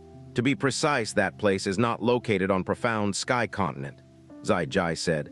Xianxia was even more confused. And since you're searching for the netherworld Udambara flower with such vigor, you should know that it will only bloom once every 24 years, and it will then wither 3 days after. If you truly wish to enter that place, the time you can stay there is incomparably short as well. A stalk of netherworld Udambara flower truly exists in that place, and the possibility of it blooming at such a coincidental timing is slim to the point of being close to none. Then after, it can only be entered exactly after 500 years. Furthermore, an incomparably frightening existence lies in that place with your current strength. If you were to enter that place, it's completely no different from courting death. Zai Jai's words sounded more terrifying with every subsequent sentence, but Xianxia could discern that. There wasn't a single bit of falsehood and exaggeration in his words. Zai Jai looked at Xianxia, revealing a persuasive gaze. Even if that's the case, will you still insist on finding out the location of that place? Xianxia, however, unhesitantly said, Senior Zai, please tell me. Although he had guessed of this outcome, Zai Jai still let out a helpless, bitter laugh. He slightly raised his head and with a fleeting tone said, That place is named Moon Slaughter Demon Nest. Moon Slaughter Demon Nest. Xianxia softly muttered. He flipped through his memories, and even Yi Zi Feng Hui's memories, yet he had never heard of this from anywhere, nor had he seen such a name. Zai Jai looked at Xianxia's reaction and slowly continued. It is completely normal that you have not heard of this name, even if it is the other 3 sacred grounds aside from Supreme Ocean Palace. There are very few people who know about it. Then where is it? Senior Zai mentioned just now that it is not located in Profound Sky Continent. What does that mean? Xianxia tightened his eyebrows and asked. Zai Jai extended his finger and pointed directly to the south. It is located to the south of Profound Sky Continent, above the endless Southern Ocean. Southern Ocean? Xianxia looked surprised. Have you ever been to Supreme Ocean Palace? Asked Zai Jai. No, Xianxia said. But I know that Supreme Ocean Palace is located 1,500 kilometers south of the southern edge of Profound Sky Continent, above the Southern Ocean. That was where the name Ocean Palace came from, Could the moon slaughter devil nest that Senior Zai said be related to Supreme Ocean Palace? That's right. Zai Jai nodded his head slightly. Everyone spread the news, and all knew that the four great sacred grounds each have their guardian responsibility. They guarded the safety of the profound sky continent for tens of thousands of years, thus being bestowed with the divine name of sacred grounds. However, out of the four great sacred grounds, only Supreme Ocean Palace have been upholding their guardian mission. That place called Moon Slaughter Devil Nest is the place that Supreme Ocean Palace has been guarding for generations, Xianxia asked. Zai Jai nodded his head once again. Supreme Ocean Palace is 1,500 kilometers away from the edge of the continent. Not only do they need to be prepared for oceanic disasters all the time, there are also a lot of inconveniences every day. But Supreme Ocean Palace has existed for tens of thousands of years and have never moved onto land. The only reason behind that is the Moon Slaughter Devil Nest. What kind of existence is the Moon Slaughter Devil Nest exactly? Why would Supreme Ocean Palace do whatever it takes to stay at Southern Ocean and guard it? And this name? As he listened to Zai Jai's description, more and more questions piled up in Xianxi's mind. Zai Jai closed his eyes slightly, organized his thoughts, and continued to say, I can only give you the simplest description about Moon Slaughter Devil Nest. About more than 10,000 years ago, when 7 ancestors of Supreme Ocean Palace were touring Southern Ocean, they suddenly found a large area of ocean water that was dyed black. The pitch-black ocean region was very wide, and there were countless corpses of oceanic beasts of the same color. After that, they found the center of this pitch-black ocean region, which was an island that was completely dyed black. That island released an extremely thick yin energy, and it was the reason that a large ocean region such as that became a dead region. After that, the ancestors of Ocean Palace came to the pitch-black island and found a large cave on the island. That terrifying yin energy came from within that dark cave. When they entered the cave, the deeper they went, the heavier the yin energy became, causing even their profound strength to be greatly suppressed. In the deepest recesses of this cave, they encountered an incomparably terrifying dark profound beast. Dark profound beast? Xianxi felt more bizarre the more he heard about it. That dark profound beast called itself the Moon Slaughter Devil Sovereign. It hates light and is especially afraid of the moonlight. Aside from that, nothing is known about it. The strength and aura of that dark profound beast isn't very strong. It should be around the early stage Tyrant Profound realm. The profound strength of all 7 of Supreme Ocean Palace's ancestors had reached great heights. Each of them were in the late stage Sovereign Profound realm and stood at the summit. However, within that cavern's depths, their profound strength had been suppressed down to the Emperor Profound realm. In front of the Moon Slaughter Devil Sovereign, they could not retaliate at all. Out of the 7 ancestors, only 1 escaped. The other 6 ancestors had all lost their lives in the Moon Slaughter Devil Nest. After the sole survivor escaped out of the cave, the Moon Slaughter Devil Sovereign didn't give chase. It was afraid of the daylight's radiance and the night's moonlight. The Moon Slaughter Devil Sovereign would perhaps never leave its nest. However, the dark yin energy the nest released was endless, and when that Ocean Palace ancestor finally managed to get out, he personally heard the roars of the Moon Slaughter Devil Sovereign. It said, the time the entire world is submerged in darkness is the day when it would come out. Moon Slaughter Devil Sovereign, such a monster actually exists. Xianxi grew more and more frightened. If it wasn't Zai Jai telling him this personally, he would have just treated it as some story a random person fabricated. After that, did the Ocean Palace ancestor use some kind of method to seal that nest to keep the dark yin energy from leaking? That is correct. Zai Jai looked at Xianxi with admiration. We don't know whether that dark yin energy originated from the Moon Slaughter Devil Sovereign or a terrifying unknown source that exists deep within the nest. However, if it continually spread without anything keeping it in check, there would be a day when it would reach the profound sky continent, and the consequences would be unthinkable. The Moon Slaughter Devil Sovereign's roar also never allowed that Ocean Palace ancestor to be at ease. Thus, he combined the power of all the experts of the Ocean Palace and unhesitantly sacrificed more than a dozen of Ocean Palace's strongest profound artifacts and a large amount of purple-veined divine crystals to construct an enormous isolated barrier to seal the Moon Slaughter Devil Nest, completely isolating the never-ending leakage of dark yin energy. Because the barrier consumes a lot of energy, every 3 years they need at least a dozen monarchs to input profound energy to maintain it. Because of this, The ancestors of the Ocean Palace moved their whole sect above the Southern Ocean and changed their name to the Supreme Ocean Palace. I see. Because of his hostility towards mighty heavenly sword region and how much he despised Sun Moon Divine Hall, Xianxia already didn't have any good feelings towards the four great sacred grounds and even thought of them as the tainted grounds. But hearing Zai Jai's description of Supreme Ocean Palace made him feel a decent amount of respect for them. Compared to mighty heavenly sword region and Sun Moon Divine Hall, a Supreme Ocean Palace like this really didn't tarnish the reputation of the sacred grounds. Thinking back to that Jai Qianru from Supreme Ocean Palace, even though he was enchantingly demonic, his conduct was overall upright. In the seven-nation ranking tournament, he was the first person who had spoken up for him, a person he had never spoke to before.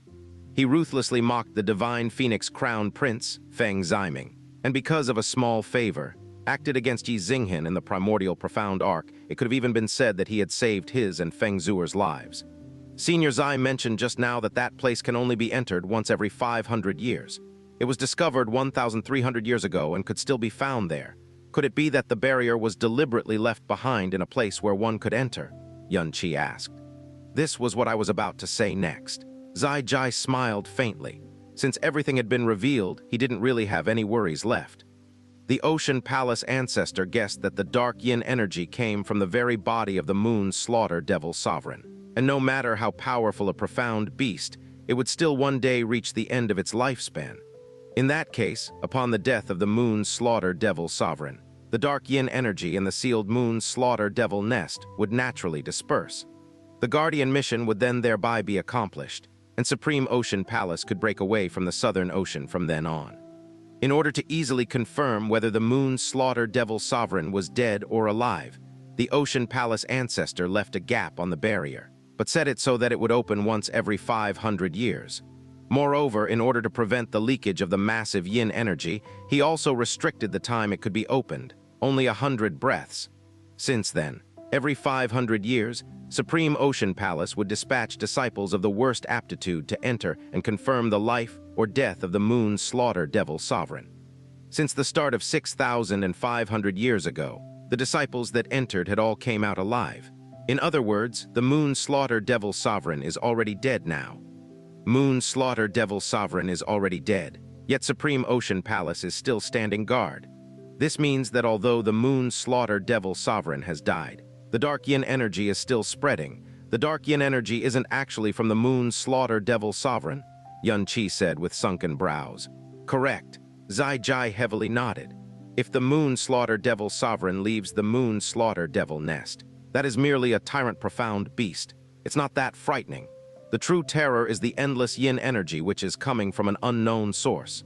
Supreme Ocean Palace has no choice but to continue guarding that area and maintain that barrier once every 3 years. And to this day, it has already been a full 10,000 years.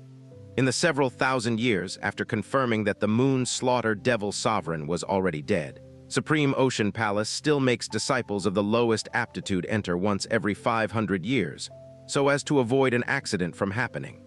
In the end, all of those disciples came out alive, thereby completely asserting the death of the Moon's Slaughter Devil Sovereign. After that, the number of people entering had decreased, and no longer was it only disciples of the lowest aptitude entering. A few elders, and even the Sovereign of the Seas would join and go exploring. However, the yin energy within was just too heavy. Even though they were exceptionally strong practitioners, they would at most stay for tens of breaths before immediately coming out and sealing the barrier. As for the netherworld Yudambara flower that you are interested in, it was 1,300 years ago, when the barrier had reached a full 500 years and could open, that a few newly promoted curious elders who had never entered went in. After they quickly arrived at the end, they suddenly heard the eerie sound of a ghost wailing. Ghost wailing, right? Xianxia's mind shook. Even though he had never seen the netherworld Yudambara flower, his master had once mentioned the netherworld Yudambara flower to him and said that it would let out the sound of an evil spirit's crying and laughter. Hee. Following the sounds of the ghost wailing, they saw a 3-meter-tall demonic flower. Its stems and leaves were purple-black, but its blossomed flower was an alluring bright purple. Above its petals, a faintly purple mist that seemed as though it was from the netherworld surrounded the flower. The mist danced around the flower even though there was no wind, as it made the frightening noise that sounded like a devil's cries and laughter. From what all the Ocean Palace elders described, when they saw the purple demonic flower, they felt as though their souls were instantly sucked away from their bodies in their shock. They immediately retreated from that area and resealed the barrier. However, after that, all of them who were monarchs became severely sick and only recovered after several months. They then investigated and found that was the legendary evil demonic flower, the netherworld Yudambara flower. Since then, it has already been 1,300 years since someone entered the moon's slaughter devil nest. Xianxi's expression became slightly agitated, as Xiaojai's description of the netherworld Yudambara flower was completely the same as what his master described to him back then in Azure Cloud Continent. Yes, that must be the netherworld Yudambara flower for sure, Xianxi nodded. The netherworld Yudambara flower grows in places of extremely harsh yin energy, and the yin energy there is harsh to the extreme. Therefore, it is the most suitable place for the netherworld Yudambara flower to grow. Furthermore, because the area is isolated by a barrier, not only does the yin energy not disperse, it only becomes even stronger. That means that the netherworld Yudambara flower from 1,300 years ago should still exist, and furthermore, the possibility of there being more flowers exists. Xiaojai shook his head and laughed bitterly. Although what you said is true, this old one has already told you that the netherworld Yudambara flower only blossoms once every 24 years, and it will wither within 3 days. The moon's slaughter devil nest only opens once every 500 years, and the longest you can stay in it is 100 breaths. The probability that you encounter a blossomed flower within these 100 breaths is like searching for a needle in the ocean. However, I will still have to give it a try. After all, this is the only news regarding the netherworld Yudambara flower I've received so far. Xianxi replied without hesitation. Also, my luck has always been pretty good. What if the flower just so happens to be blossoming at that time? Xiaojai shook his head once again. The elders of Supreme Ocean Palace who were in the sovereign profound realm had merely caught sight of the netherworld Yudambara flower, and their souls were nearly stolen away. The consequences of approaching and touching it is unthinkable. Even if the flower blossomed when you entered, how are you going to pick it? As for that, this junior has his own ideas. Xianxi replied calmly and confidently. The reason for his confidence was naturally due to the sky poison pearl. Xianxi removed 10 overlord pellets from the sky poison pearl, placed them in front of Xiaojai and said sincerely, I thank Senior Xiaojai for the detailed sharing. This matter is of utmost importance to this junior. According to the agreement, these 10 pellets will be sold to your respected merchant guild at the price of 10 kilograms of purple vein divine crystals. At the same time, the amount of pellets I put up for auctioning will be reduced to 20, not 1 pellet more. Xiaojai put away the 10 overlord pellets and looked thoughtfully at Xianxi. He knew that this youth was smart and shrewd and must have figured out something from their conversation just now. He did not talk about it and merely flipped his palm. A profound formation appeared, and a deep purple spatial ring was pushed towards Xianxi. Inside this is 10 kilograms of purple vein divine crystals. Xianxi picked up the ring containing the purple crystals and scanned it quickly before depositing it into the sky poison pearl. Then, he smiled at Xiaojai. 10 kilograms of purple vein divine crystals. Divine crystal, you know. Obtaining it just like that was just too easy. Xianxi, after settling the matter with the Divine Phoenix sect, are you going to pay a visit to Supreme Ocean Palace? Xiaojai asked with thoughtful-looking eyes. Indeed I am. Xianxi nodded. This junior also roughly knows where the general location of Supreme Ocean Palace is. Actually, you don't have to be hasty. Xiaojai smiled slightly. In 5 months' time, Supreme Ocean Palace will be hosting a Devil Sword Conference, and you are among those being invited. The invitation regarding this will be handed over to you in 2 months' time. Oh, Devil Sword Conference, what's that? Xianxi asked in shock. And why invite me? Ho-ho. About this matter, without this old man's permission, it is inconvenient to reveal. But when the time comes, you can ask the person who delivers the invitation. Maybe he will resolve your confusion. Oh, Xianxi nodded his head slightly. His heart was filled with confusion, but he didn't continue to ask. If so, then it would be inconvenient for Junior to continue this visit. I will wait for news from Supreme Ocean Palace quietly. Until now, even though he still had not found out any news regarding Fen Juechen, all his other objectives had already been fulfilled. He had even surprisingly gained extra information regarding the Netherworld Udambara flower, as well as confusing news with regards to the Devil Sword Conference. Xianxia stood up and cupped his fists together towards Zai. This junior has already troubled Senior Zai for long enough. It's time for me to leave. Is my father-in-law Xiaohongyi currently within the Merchant Guild? Ho ho. Zai seemed to have already known that he would ask about Xiaohongyi. He smiled lightly, flicked his fingers, and about 6 meters behind him, a yellow, profound formation silently appeared there. He's at the first level of the Merchant Guild and has already been waiting for you for quite some time. You'll be able to see him once you enter. Thank you, Senior Zai. Xianxia nodded his head with some gratitude, gave the 3 young girls on the side a smile, and then turned around and walked into the profound formation. A yellow light flashed, and Xianxia disappeared into the profound formation. Zai was slightly stunned for a good while before slowly sitting down. His face revealed a deeply complicated expression. After a while, he reached out his arm and carefully picked up an Overlord pellet. His eyes expressed deep astonishment, and after he carefully examined it, he mumbled to himself in a low voice. Such an overwhelming treasure of a pellet, and yet it can be obtained so easily. This is indeed something earth-shattering. Furthermore, it has not even been named yet. This pellet emits 6 different types of auras, and each aura is different, varying in strength. The pellet helps one to become an overlord, aids in the road to become a monarch, and there are no underlying risks. It can be called the Emperor Pellet of this generation. So let's call it the 6-flavor Emperor Pellet. Over the rainbow, the name of this pill is Chinese letter, Chinese letter, Chinese letter, Chinese letter, Chinese letter. A reference to Chinese letter, Chinese letter, Chinese letter, Chinese letter, Chinese letter. Homophone, which is a cheap, common and widespread herbal medicine pill commonly advertised everywhere in China. This is an insider joke for Chinese readers. With a flash of profound light, Xianxia was teleported to the first level of the Black Moon Merchant Guild. As the lowest level within the Black Moon Merchant Guild, the aura of this place was naturally not as thick or pervasive as it was on the 7th level. Xianxia took in his surroundings. This was a simple yet elegant single-room apartment, and it likely served as an ordinary guest room. But he did not manage to get a good look at the room because his gaze was fixed to a certain spot. A middle-aged man with a refined appearance slowly stood up from a dark red wooden study and smiled at him gently. "Chair, you've come?"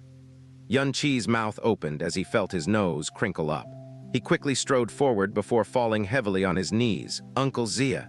He immediately paused before changing his mode of address. "Father-in-law, I have finally been able to be reunited with you once more." "Haha, stand up please." Xiaohongyi extended a hand and hoisted Xianxia up as he measured him with a warm gaze before cheerfully acknowledging him. "In a mere blink of an eye, more than 6 years have passed, and you have grown up as well.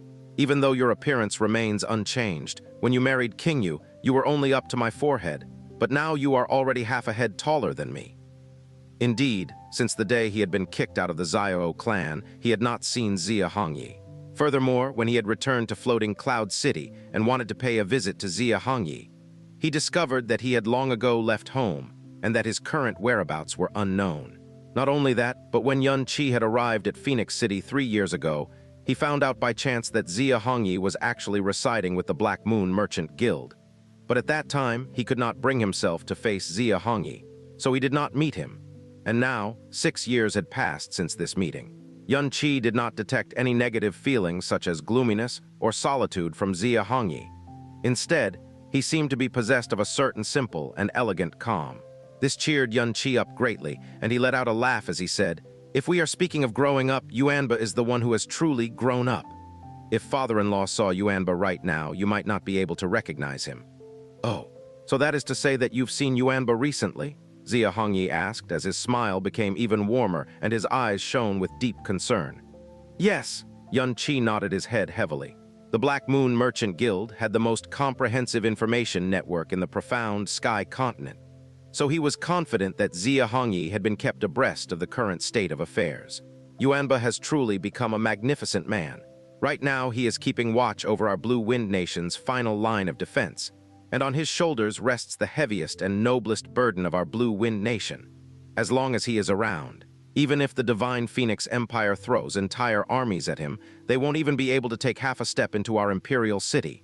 "Good, that is truly good." Xiaohongyi lightly nodded his head. and a deep sense of pride and contentment shone through his calm smile. Once our Blue Wind Nation has escaped this calamity and recovered its glory, the two of you can reunite once more. That day definitely isn't far away.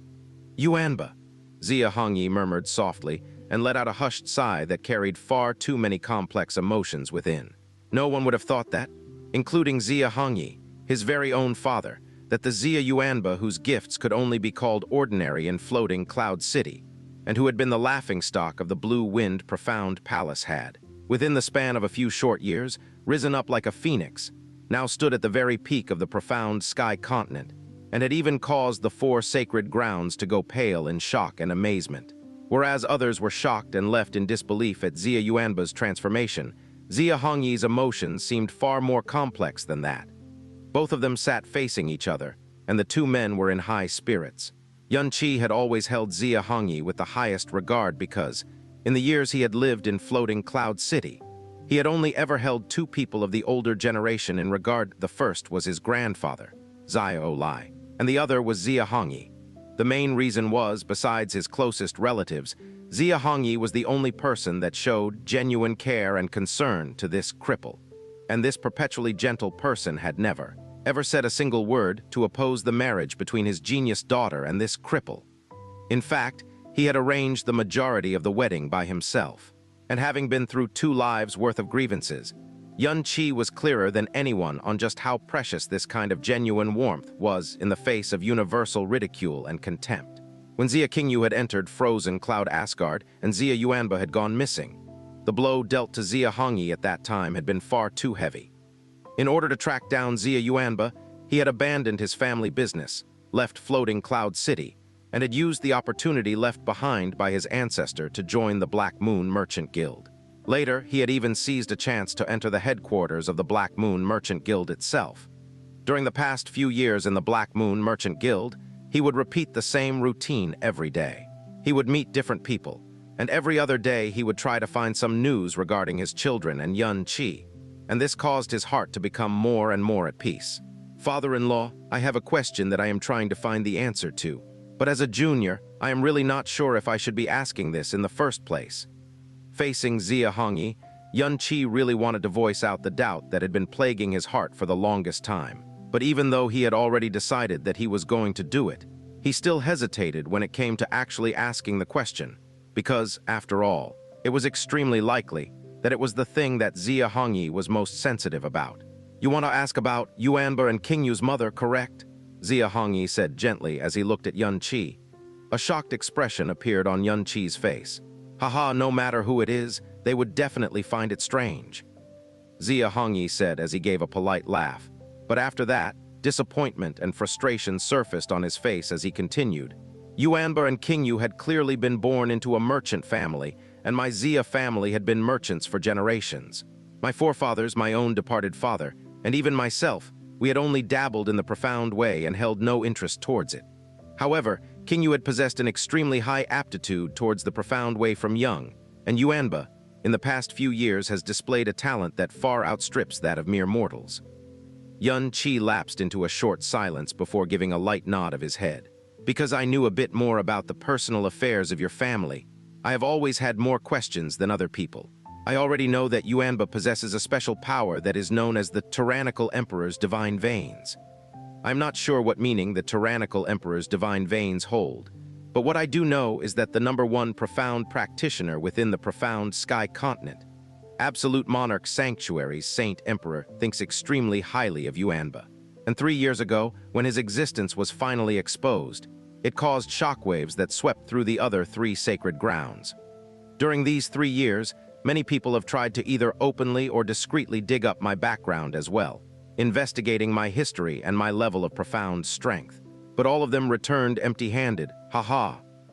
Xia Hongyi gave a faint shake of his head, and as he let out a dry chuckle, the expression on his face was not one of helplessness. It was instead a self-deprecatory expression that others would not understand. Xia Hongyi's various responses clearly showed that he was not shocked nor was he unable to accept the heaven-defying aptitude that had been shown by both his son Xia Yuanba and his daughter Xia Qingyu. Instead, the general feeling Yunqi got from him was that of a deep-seated melancholy. He finally opened his mouth and replied, I actually only have a passing curiosity in regards to these things, so if father-in-law does not want to talk about it, it's really fine. It happened during a cold winter 25 years ago. Before Yun Qi's voice could completely fall, Xia Hongyi's rose up immediately. He raised his head to look at the green ceiling of the room, and his eyes swiftly grew hazy. I had just secured a big deal outside the city, and it was already growing dark by the time I set off on my journey home. But it was then that I suddenly found myself in the middle of a blizzard. The bitter cold was hard to endure, and in order to make it back to floating cloud Sea before it got dark, I chose to take a shortcut and cut across some hills which were known to be inhabited by dangerous, profound beasts. But we suddenly stopped in the middle of the journey, and my family servants reported to me that they had discovered someone who had fainted in the snow in front of us. It was a young girl who looked to be about the same age as me. She was dressed all in white, but half of it had been stained red with blood. At that time, I was only just over 20 years of age, but being born into a merchant family, the principle that a merchant should never involve himself in the affairs of a profound practitioner had been deeply instilled into me since my childhood. Saving someone who was clearly being pursued by her enemies and whose background was completely unknown was an extremely big taboo for a merchant. But not only was that girl extremely beautiful, she also possessed a unique disposition that was impossible to describe. As she lay unconscious amidst the snow, her breathing was as light as gossamer, and she looked so frail that it gave me an uncontrollable urge to protect her. In the end, I decided to rescue her and bring her back with me to Floating Cloud City, even though at that time I was already very clear that my actions were very likely to cause great tragedy to fall upon me. Yun Qi listened silently, and he knew then that the girl that Xia Hongyi had rescued was actually Xia Yuanba, Xia Qingyu's mother. To think that they had met in such dramatic fashion. But just who was she and what status did she have? After I had brought her home, she did not awaken for a very long time, and her life force continued to weaken. So I searched all over for famous doctors, and I even made many trips to New Moon City to find doctors. But every single doctor that came said that her life force had been completely exhausted, and they were unable to turn the desperate situation around. And after a whole 7 days, when even I had begun to lose all hope, she suddenly managed to wake up, and after she had regained consciousness, not only was she extremely weak, but she had also lost all her memories. Lost all her memories? Yun Qi said as his brows knit together fiercely. That is right, she did not know why she was wounded, nor did she know where she was from, or even her own identity. It could be because she had suffered a memory loss induced by a head wound. But after that, she remained with the Xia family, and because her physical condition was extremely weak, she rarely left the house at all. It was I who personally took care of her, and in order to nurse her back to health, I spared no expense in getting my hands on any valuable medicine that I could find. But what was odd was that no matter what tonic she took, in the end, she was still extremely weak. Even a light walk would leave her completely breathless. But what was fortunate was that she did not exhibit signs of any other illness. Various tonics, and even major tonics, but she still remained weak. And at the same time, she did not show any signs of other illness. The space between Yun Qi's brows tightened, and a puzzled grimace flashed across his face. And because I had met her amidst the snow of a cold winter night, I gave her the name Dongyu. It was just nice that the summer of my family name, Xia, corresponded with the winter in hers Dong. I was with her all through the day, and we became the light of each other's lives. Even though I never found out who she really was or where she really came from, I could not control my own feelings, and 2 years later, she and I became husband and wife. In addition, not long after that, she became pregnant, and because her body was too weak, those doctors advised her to abandon the child, and that if she did not do so, the childbirth would be extremely dangerous. I also gave her the same advice, but she insisted on giving birth to the child. And in only 7 months' time, she suddenly went into early labor and gave birth to Qingyu. Perhaps it was because it was a premature birth and her mother's weak constitution. But when Qingyu was born, she neither moved nor cried, and her entire body was icy and cold. But just as the midwives and the doctors were about to declare her stillborn, we were extremely fortunate that your father, Xiao Ying, had rushed down and discovered that Qingyu still clung on to a thread of life. So he poured all of his profound energy into Qingyu's body, protecting her heart and her last chance at life. It was because Xiao Ying poured all his effort into saving her that Qingyu made a miraculous recovery 2 hours later and began to let out a wail. Xianxi's heart was deeply stirred. This story was very well known amongst the residents of Floating Cloud City, and he had already heard of it from Xiao Li when he was young. It was precisely because Xiao Ying saved Xia Qingyu's life when she was young that Xia Hongyi, in the midst of boundless gratitude, had suggested that Xia Qingyu be married to Xiao Ying's son in order to repay the debt of gratitude they owed to him. Xia Hongyi briefly closed his eyes before continuing. At first, we thought that Qingyu, who had been struck by calamity just as she was born, was going to be a very sickly child. But what was amazing was that Qingyu was healthy and hale ever since, and she grew up without trouble. Moreover, she was incomparably intelligent, and she possessed a wisdom that far exceeded her peers in terms of maturity. Her mother also made a swift recovery after giving birth to her, and within a month's time, she was as healthy as any other person, and she no longer suffered from a weak constitution. 1 year after that, she gave birth to Yuanba as well. When he had reached this point, Xia Hongyi suddenly came to an abrupt halt. His gaze was still fixed on the ceiling, and his eyes had completely misted over.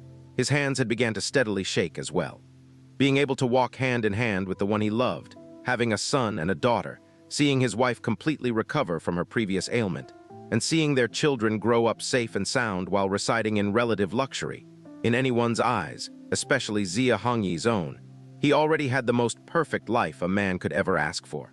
Xia Hongyi lapsed into silence for a long while, as if he had completely lost himself in the happiness and contentment that had filled that period of bliss in his life. It was only after a long time that Xianxia finally broke the silence by saying, "And what happened after that? Grandfather had told me that Yuanba and Qingyu's mother had passed away due to illness. Was that true?" Before, he had never had any suspicions regarding the matter, because he had no reason to be suspicious. But now that he had come to this conclusion, he no longer had any reason to not be suspicious anymore. When Qingyu was 4 years old and Yuanba was 3, she left, Xia Hongyi said in a dazed voice. She left. Those 2 words contained many meanings. She flew away like a celestial maiden. Xianxia. On the day that she left, she suddenly regained the memories that had been sleeping within her for many years, and at the same time, she recovered the powers that lay dormant within her as well. She did not stay for a day, in fact, she did not even stay for an hour, she left just like that. And even though she was weeping, she was also determined and resolute. She said that the moment she regained her powers, her aura had already been discovered, and if she did not leave, she would bring a huge catastrophe down on me and our children as well. And before she left, she told me that we would never ever see each other again in this lifetime, and she told me to never go looking for her as well, and to treat her as if she had already. Xia Hongyi's voice was laced with immeasurable pain, and even though nearly 20 years had passed since then, his reaction proved that he had never been able to forget or find release from this agony. He had his enormous family holdings, and he was the head merchant of Floating Cloud City, but he had never married again, nor did he take a concubine. So it could be imagined just how irreplaceable and important the girl that he had named Dongsu was to him and the special place that she had in his heart. Then did she mention, even briefly or fuzzily, the place that she was leaving to? Xianxia asked in a small voice as he pondered deeply on how he would be able to console the present Xia Hongyi. Xia Hongyi did not shake his head. He only let out a small sigh, and in a voice that was as fleeting as summer mist, he replied with 5 words that he had etched deeply into his heart, 5 words that had not amounted to any new information or lead to anything else. The realm of the gods. When he heard those words, Xianxia received a huge shock and did not recover for a long period of time. When Xianxia finally strode out of the Black Moon Merchant Guild, it had already begun to approach midday. He looked at the bright, dazzling sky and gave a heavy sigh that was filled with emotion. Who would have thought that the situation with Qingyu and Yuanba's mother was actually so complicated and bizarre? No wonder they had such frightening innate gifts. One possessed the tyrannical emperor's divine veins, while the other had the heart of snow-glazed glass and the 9 profound, exquisite body. To think that their mother hailed from such a place. The first time I heard the name Realm of the Gods was from the Dragon God. And this time, I actually heard it from Uncle Xia's own mouth. Xianxia said as he let out a long sigh, his heart troubled by aftershock of the revelation. To be able to give birth to children who possess the tyrannical emperor's divine veins and the heart of snow-glazed glass, even if that woman is from the realm of the gods, she definitely has a very high status there, Jasmine said blandly. There is no woman who would truly be willing to be part with her husband and her children forever. She definitely had her own difficulties that were hard to bring up. Xianxia muttered to himself, "If there is a day that I am able to go to that place, that is known as the realm of the gods, then perhaps I can try to locate her whereabouts, even if it is just for Yuanba and King Yu's sake." Having felt Xianxia's spirit ripple when he was muttering to himself, Jasmine, who was inside the sky poison pearl, raised a delicate eyebrow before suddenly asking, "Do you really have plans to travel to the realm of the gods?" "Of course." Xianxia nodded his head forthrightly. "After all, I personally made a promise to the dragon god all those years ago that I would do my best to find and reach the place known as the realm of the gods. The only reason why I can possess such a strong body bloodline and soul is because he destroyed himself in order to bestow his blessings upon me. So I will definitely give my all in trying to accomplish what I promised him. However, if I use all my power, but I am unable to reach that level, then I will naturally be helpless to do anything. I suggest that you rid yourself of such foolish notions right away," Jasmine said in an icy and cold tone. Why is that so? Do you not want me to go there?" Xianxia asked in a rather stunned voice. "HMPH, now is not the time for you to think of such things." Jasmine forcefully changed the subject. "What you should be puzzling out is just what kind of relationship this Black Moon Merchant Guild has with Supreme Ocean Palace." "Ah, there is no real need to think about this," Xianxia replied as he turned around and eyed the pitch-black crescent moon which soared into the clouds. "The power that is standing behind the Black Moon Merchant Guild is Supreme Ocean Palace. Or perhaps you could say that the Black Moon Merchant Guild was originally the other half of Supreme Ocean Palace. The other three sacred grounds have their own enormous supply chains and their own resource domains, while Supreme Ocean Palace is located in an ocean domain that is surrounded by water. Yet their position amongst the four sacred grounds has never waned, and they have even surpassed Sun Moon Divine Hall and Mighty Heavenly Sword region, and are only second to Absolute Monarch Sanctuary in terms of power. If they did not have a huge resource pool located on the main continent, how would they have been able to reach such a position? This enormous supply chain is naturally the Black Moon Merchant Guild. Zijai should have been able to guess that I would be able to deduce the relationship between the Black Moon Merchant Guild and Supreme Ocean Palace from his words. However, I do not think this is a secret when it comes to the sacred grounds. And in the end, Zijai forcefully bought 10 Overlord pellets from me and viciously scammed the other 3 sacred grounds." Xianxia stroked his chin and continued. "At present, his Supreme Ocean Palace are the sole possessors of 10 Overlord pellets, while the other 3 sacred grounds will have to vie for the remaining 20 pellets. No, Supreme Ocean Palace will definitely come in for the 20 pellets that still remain, or else it will arouse the suspicions of the other 3 sacred grounds.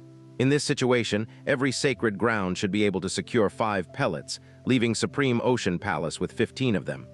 Yes, and then my frozen cloud Asgard will have 3,000 pellets. And so, the sacred grounds only amount to this in the end, ha ha ha." As Xianxia continued his ruminations, his spirits rose immediately, and he began to swagger towards the west, in the direction of the Divine Phoenix sect. "HMPH, you used a heavenly profound treasure, the Sky Poison Pearl, to refine such things, yet you use it to look down on a bunch of inferior powers. You are practically profaning a sacred object. How dare you still be so conceited because of that?" Jasmine gave cold snort of extreme contempt. "Now, just how should I go about settling my debt?" Xianxia looked in the direction of the Divine Phoenix sect, and his voice suddenly grew sinister. Phoenix City was located at the northwestern part of Divine Phoenix City, and it belonged to Divine Phoenix City and stood alone at the same time. It was a unique city within a city. Phoenix City was the same as the Divine Phoenix Imperial Palace. They were both core pillars of the Divine Phoenix sect. The difference was that one represented the seat of their power, while the other represented the seat of their authority. It could be said that both places had incomparable prestige and military power within the Divine Phoenix Empire. And even if one included the rest of the profound Sky 7 nations, these 2 places would still have no equal. As Xianxia approached Phoenix City, a pressure which caused one's heart to race and scorching air welcomed him. This would be the second time Xianxia visited this place. But compared to 3 years ago, both his mission and his mood was drastically different this time around. As he looked at the phoenix sculpture which raised its head and spread its wings as it radiated a scorching hot brilliance, he no longer experienced the respect, and all that he had 3 years ago. Instead, what flashed in his mind was the desolated lands of Blue Wind Nation, the cities which had been reduced to rubble, the citizens of his nation who had lost everything, and the battlefield filled with blood and littered with bones. Kang Wan's memorial tablet, Kang Yue's tears, the cheers of the Blue Wind soldiers, Sikong Du's wail of fury and despair. The fires of rage and hatred were lit in his chest, and they fiercely welled up. He could not forget the reason he had come to this place and the mission he had to accomplish, and he could definitely not forget the 50 million blood-drenched people, and the hatred of a nation that had nearly been consigned to the oblivion of history. Who is it? This is Phoenix City, not a place that commoners like you should approach. Hurry up and leave. In front of the gates of Phoenix City, a divine Phoenix disciple who was guarding the gate strode forth as he yelled at Xianxia with an arrogant tone. Why does this person seem kind of familiar? Another disciple who was on the right of the first disciple said as his mouth slanted. Xianxia faintly narrowed his eyes faintly, and he gently said in the most even tone, Go and report to your sect master, Feng Henkang, that Xianxia has arrived to pay him a visit. Even though his tone was gentle and slow, every single word spoken contained a killing intent that was beginning to froth over. Xianxia? Even if it was the name of someone who had fallen 3 years ago in the ears of the divine Phoenix disciples, it resounded like a thunderclap. The disciple to the right instantly realized why the face in front of him seemed so familiar. 3 years ago, during the 7 Nations ranking tournament, he was one of the guards as well. In fact, he was on one side of the main gates during that event. Even after the 2 disciples had gotten over their shock, the arrogance on their face did not decrease in the slightest, because this place was Divine Phoenix City, and they were Divine Phoenix disciples who possessed the bloodline of the Phoenix, the most noble existence within the 7 Nations. Not to mention one Xianxia, even if the emperors of the other 6 countries came, they might still not treat them with respect. Didn't Xianxia die 3 years ago? Could this be an imposter? Who cares if he's an imposter? To think that he would have the audacity to request a meeting with our revered sect master the moment he arrived. Haha, how do you have the face to do such a thing? Could it be that you have come to plead on behalf of the tiny Blue Wind Nation that is about to be extinguished? He, the 2 disciples who were guarding the gate looked at each other and simultaneously let out a huge roar of laughter together. He. Xianxia joined in as well before continuing. Forget it. I don't need you to convey my message anymore. This has truly been a waste of my time. I'll call him out myself. While he was coldly laughing, Xianxia strode a step forward as his entire body burned with a crimson-red flame that was tinged with dull gold. The wild laughter of the 2 disciples died the moment the golden crow flames were ignited. Their phoenix robe began to suddenly smolder as flames quickly spread to their entire body, causing them to frantically retreat while letting out wails of pain. Boom! The golden crow flames rushed forward and exploded with a loud bang as a pillar of fire shot hundreds of meters into the air. The sound reverberating throughout the entire Phoenix City was loud enough to shock the heavens. The emblem of the divine Phoenix sect's might and prestige, the Grand Gate and the Phoenix God sculpture, which had been standing for all 5,000 years of divine Phoenix City's existence, came crashing to the ground as they shattered into little pieces. Gathered within the Phoenix main hall were all the core members of the current generation of the Divine Phoenix sect. Among the 56 elders of the Divine Phoenix sect, besides the deceased original Great Elder Feng Feiyan, the deceased 19th Elder Feng Feiheng, the deceased 43rd Elder Feng Feiying, the deceased 52nd Elder Feng Hengjiang, and the 2 other elders who were still supervising the invasion of Blue Wind Nation. The rest of the elders had taken their seats, and not a single elder of them was missing. Given the absolute power the Divine Phoenix sect possessed over the rest of the 7 nations, for the past few millennia, all their elders had died from old age rather than falling in a battle against others. Feng Feiyan richly deserved the miserable death he earned for himself, and it brooked no discussion. But today, within the span of a single day, the soul crystals of 3 elders had shattered. They had all fallen in Blue Wind Nation.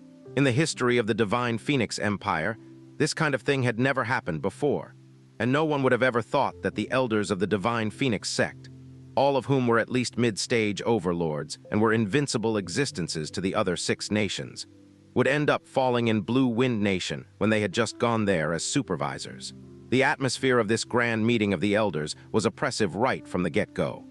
But the surprising thing was that the main topic of discussion was not the death of 3 elders, but instead the return of one person from the dead, Xianxia. The discussion ranged from the dramatic increase in Xianxia's profound strength that allowed him to kill Feng Juechen, the words that he had conveyed using Feng Jue's death imprint the day before, and the suspicion that he was the main culprit behind the disappearance of that divine phoenix army that was several 100,000 strong. The name of Xianxia was naturally known to all the gathered elders of the divine phoenix sect. The fact that he came back alive from the primordial profound arc, which had suddenly disappeared, was enough to stun them all. However, as they gradually realized that the main agenda for the elder meeting that Feng Henkang had convened was to discuss how to deal with Xianxia, even suggested that they should invite one of the grand elders out of seclusion in order to personally make the journey towards Blue Wind Nation to kill Xianxia. The expressions of all the elders turned into ones of bewilderment and astonishment. Xianxia's return from the dead was indeed bizarre, and the fact that his profound strength had advanced to such a degree, wherein he was able to kill Feng Juechen, was indeed alarming. Given the fact that he was the prince consort of Blue Wind Nation, his intention to avenge his country against the divine Phoenix Empire was completely understandable. However, he was only a mere Xianxia, even if his present strength was 10 times stronger than what was previously estimated. What threat did he possess to merit such a large-scale mobilization of the divine Phoenix Empire? And what qualifications did he possess for them to consider requesting one of their grand elders to come out of seclusion to personally deal with him? It was only when Feng Henkang brought up the matter with Feng Zuer that they all suddenly came to a realization, as Feng Zuer was the future Phoenix god of the divine Phoenix sect. No matter how small the matter was, anything related to her would be a huge issue that the divine Phoenix sect could definitely not ignore. If she truly held Xianxia in such high regard, then given the fact that the die had already been cast in regards to the current situation between the divine Phoenix Empire and Blue Wind Nation, in addition to the attitude Xianxia had displayed since his return, Xianxia had to be eliminated in the shortest amount of time possible at all costs. Since this was the case, in order to ensure that there would be no accidents, even if mobilizing a grand elder was akin to using a cleaver to kill a chicken, as long as the matter concerned Princess Snow, then it was something that had to be done. At this time, a huge explosion rang out from outside, and it was as if a thunderbolt had descended from the heavens to strike the grand hall, causing the entire hall to tremble violently. What's going on? Feng Henkang and the gathered elders immediately shot to their feet. The light of fire shone on their faces as the crown prince of the divine Phoenix Empire, Feng Ziming, rushed into the hall with blazing speed as he urgently yelled, "Father Emperor, we are under attack. The gate of Phoenix City and the Phoenix God sculpture have been destroyed by someone." What? Feng Henkang's complexion abruptly changed, and all the elders had also turned pale from shock. Even though the recent explosion had shaken the heavens, they still maintained their composure. Despite being caught off guard, no one had panicked. They were the divine Phoenix sect, and no one would dare to act rashly against them when they were in the territory of the divine Phoenix sect. As such, it was most likely an accident. But even if someone was trying to pick a fight with them, that person would only be courting death. However, the city gate and the Phoenix God sculpture, which represented the might of the divine Phoenix, had been destroyed.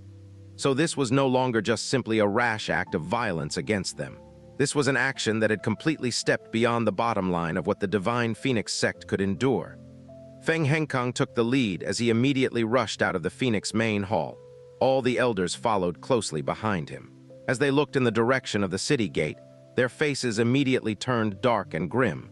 The divine Phoenix city gate had stood for an entire 5,000 years, and the Phoenix God sculpture above it was the symbol of their divine Phoenix sect. It was customary for an elder of the sect to personally come and imbue the sculpture with Phoenix fire once every 7 days. So every corner of divine Phoenix City would be able to bask in the eternal glory and firelight of the Phoenix flames exuded by the Phoenix God sculpture.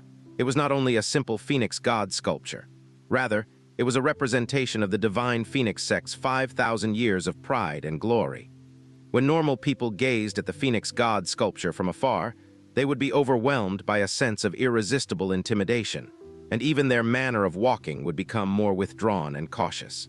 Even if members of the 4 sacred grounds arrived, they would not dare to display a disrespectful attitude in front of the Phoenix God sculpture. But at this moment, All they saw was that the Phoenix God sculpture, which had stood hundreds of meters tall, had been toppled from the sky. It fragmented into many pieces before falling to the ground with a loud boom. Then it was burned into a crimson-red pile of slag along with the city gate. The collapse of the Phoenix God sculpture could clearly be seen even from the outskirts of Divine Phoenix City, and it undoubtedly caused a great commotion throughout the entire city, as nearly everyone either stood rooted in place or rushed out of the buildings, as they all stared dazedly in the direction of Divine Phoenix City. Who was the person who did this? Feng Henkang's hair exploded outwards as every strand of his hair stood on end. Molten rage poured out from his body in a manner that was akin to a volcanic eruption. To think that the Phoenix God sculpture would be destroyed during his reign, this was an intolerable insult. No matter who the culprit was, just based on this action alone, that person and everything related to that person would become the mortal enemies of the Divine Phoenix sect. And as long as neither of them died, there would be no end to matters. To think that someone would dare to profane our sect's divine spirit and touch our sect's reverse scale, refer to note at the end. Unforgivable. Feng Farron, the second elder of the Divine Phoenix, said in a voice which trembled with anger, "I will personally rip him to shreds." Boom. Feng Henkang morphed into a beam of fire as he rushed towards the city gate.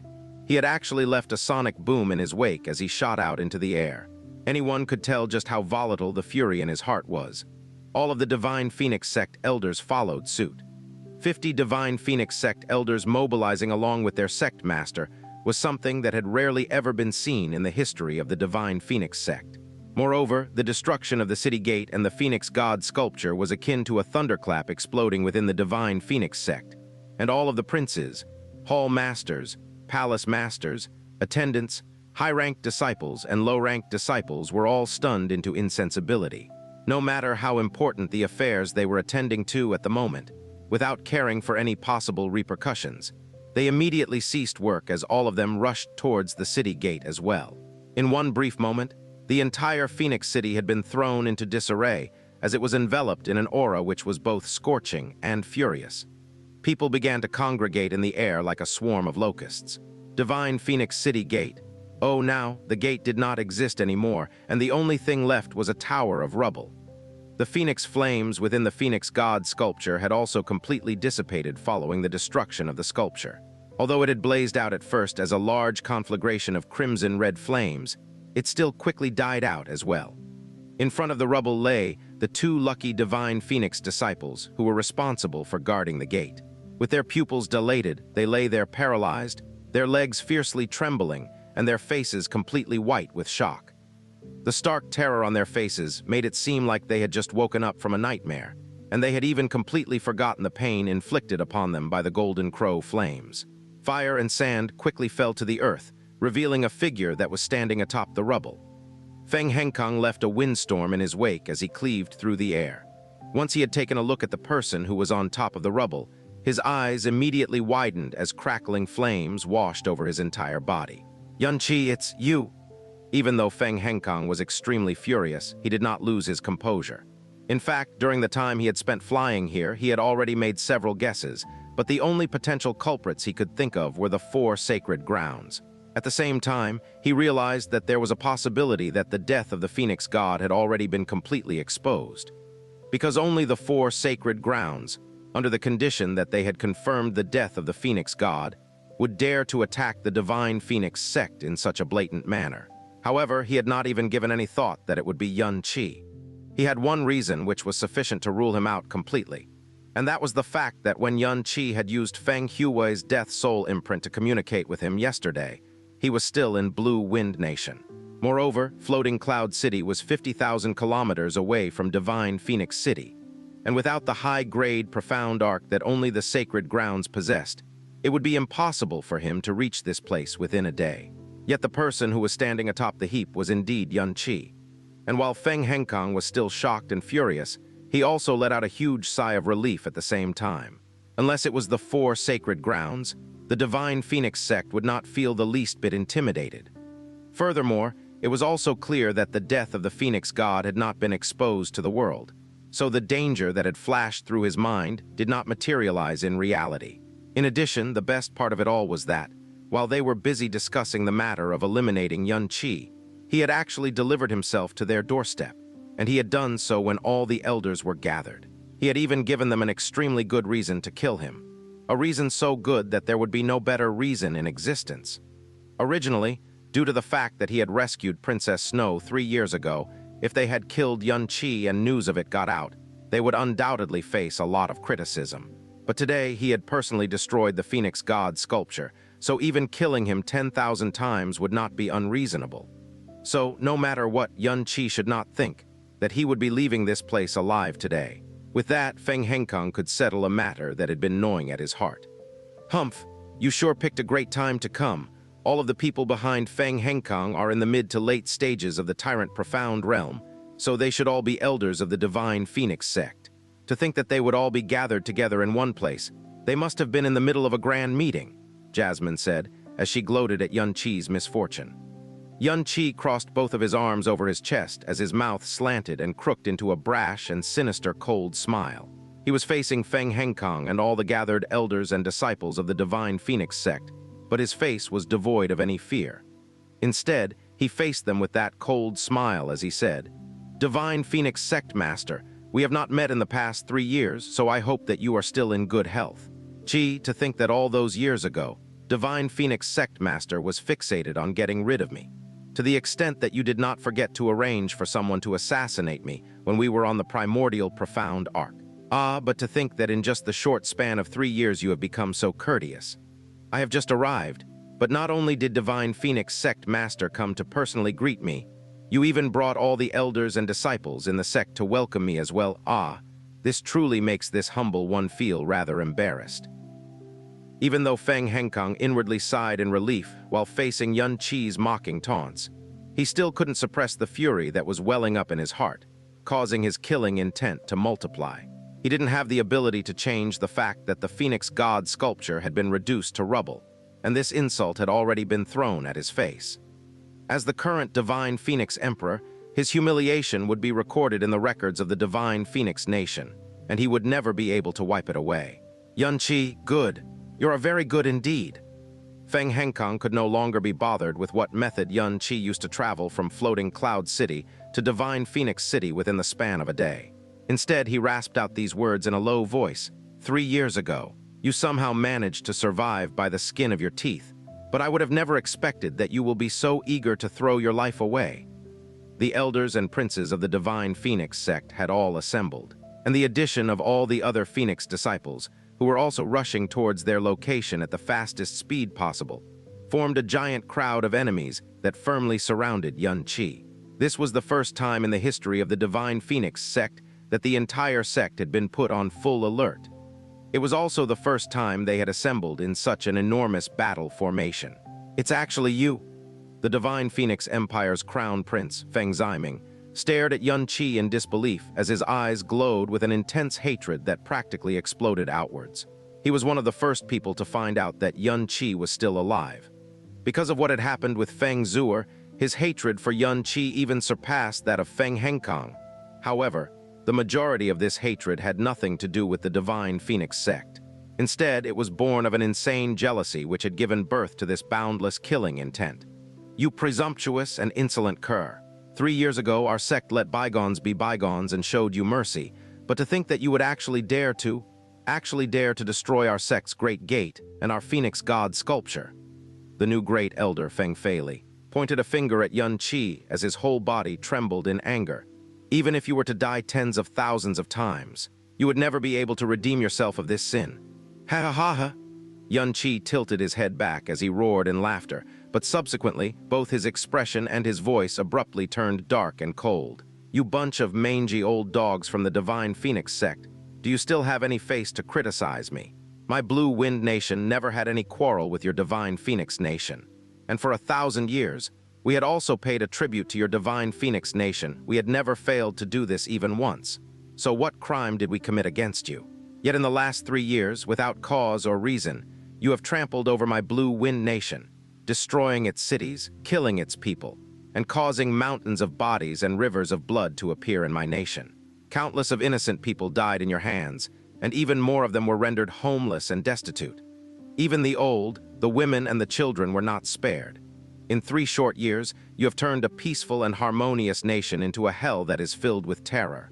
Your actions are simply the ones which have infuriated both the gods and men, and your crimes are too innumerable to count.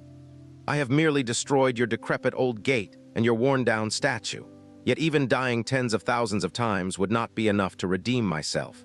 If that is so, then in order to make up for the crimes committed by you people which have infuriated both the gods and men, shouldn't your entire clan, down to its very roots, have its bones scattered to the winds hundreds of thousands of times? How dare you?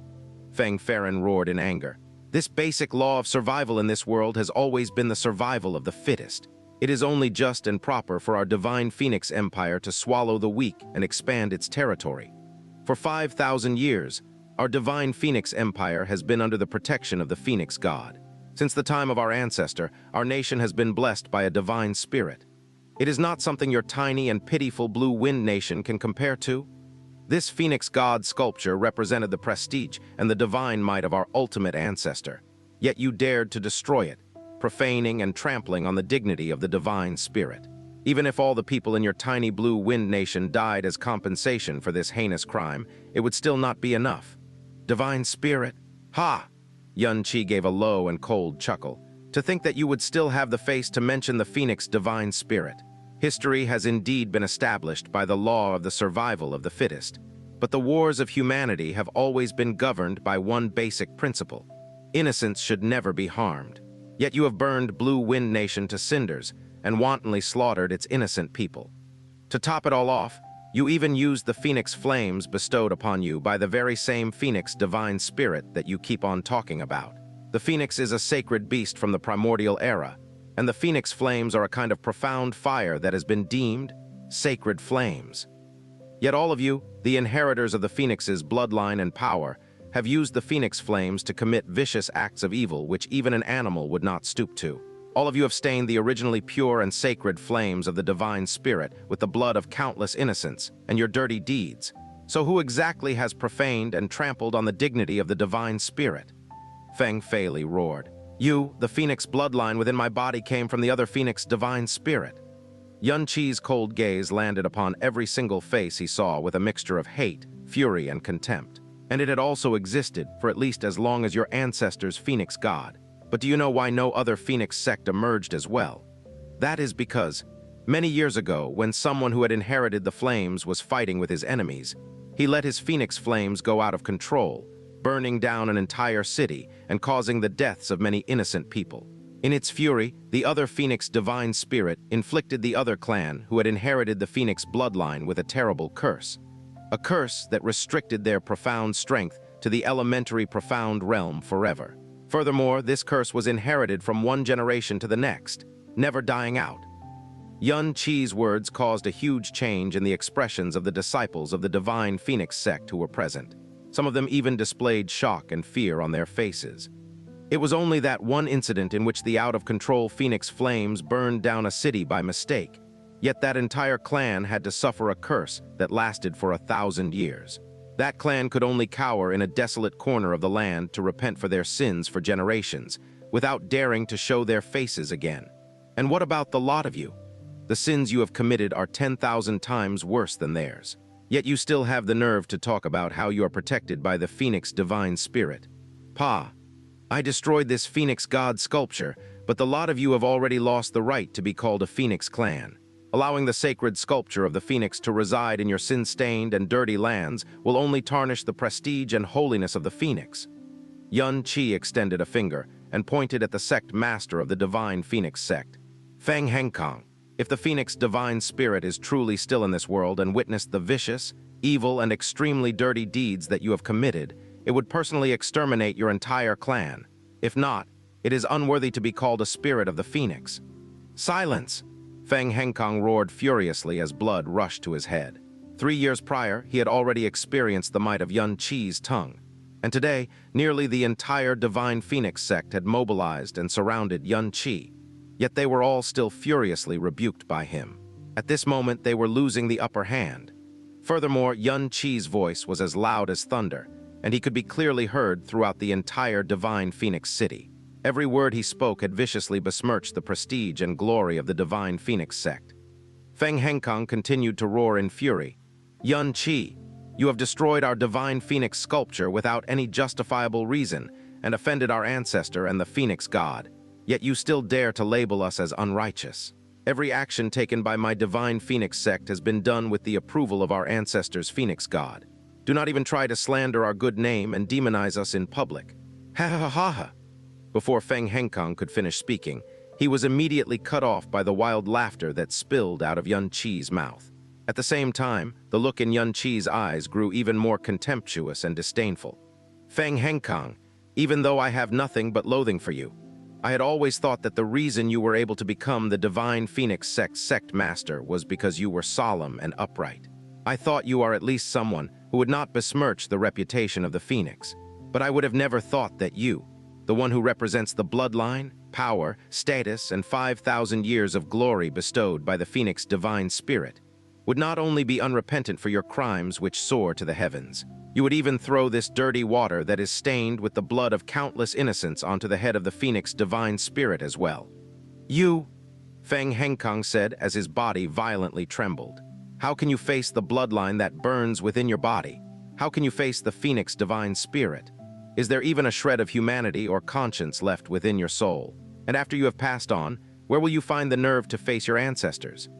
Zuer's heart is as pure as driven snow, and she has the soul of an angel. Yet she has you, a vicious, evil, and ungrateful person as a father, someone who is even lower than the lowest of animals. Not only are you unworthy to possess the bloodline of the phoenix, you are not even worthy to be the divine phoenix emperor, and you are even less worthy to be Zuer's father. Yun Qi's every word caused Feng Henkang to go completely berserk with anger, leaving his heart completely devoid of any feelings of mercy. Every single one of Yun Qi's words were needle-sharp and laced with venom as they directly struck at Feng Henkang's vulnerable spots.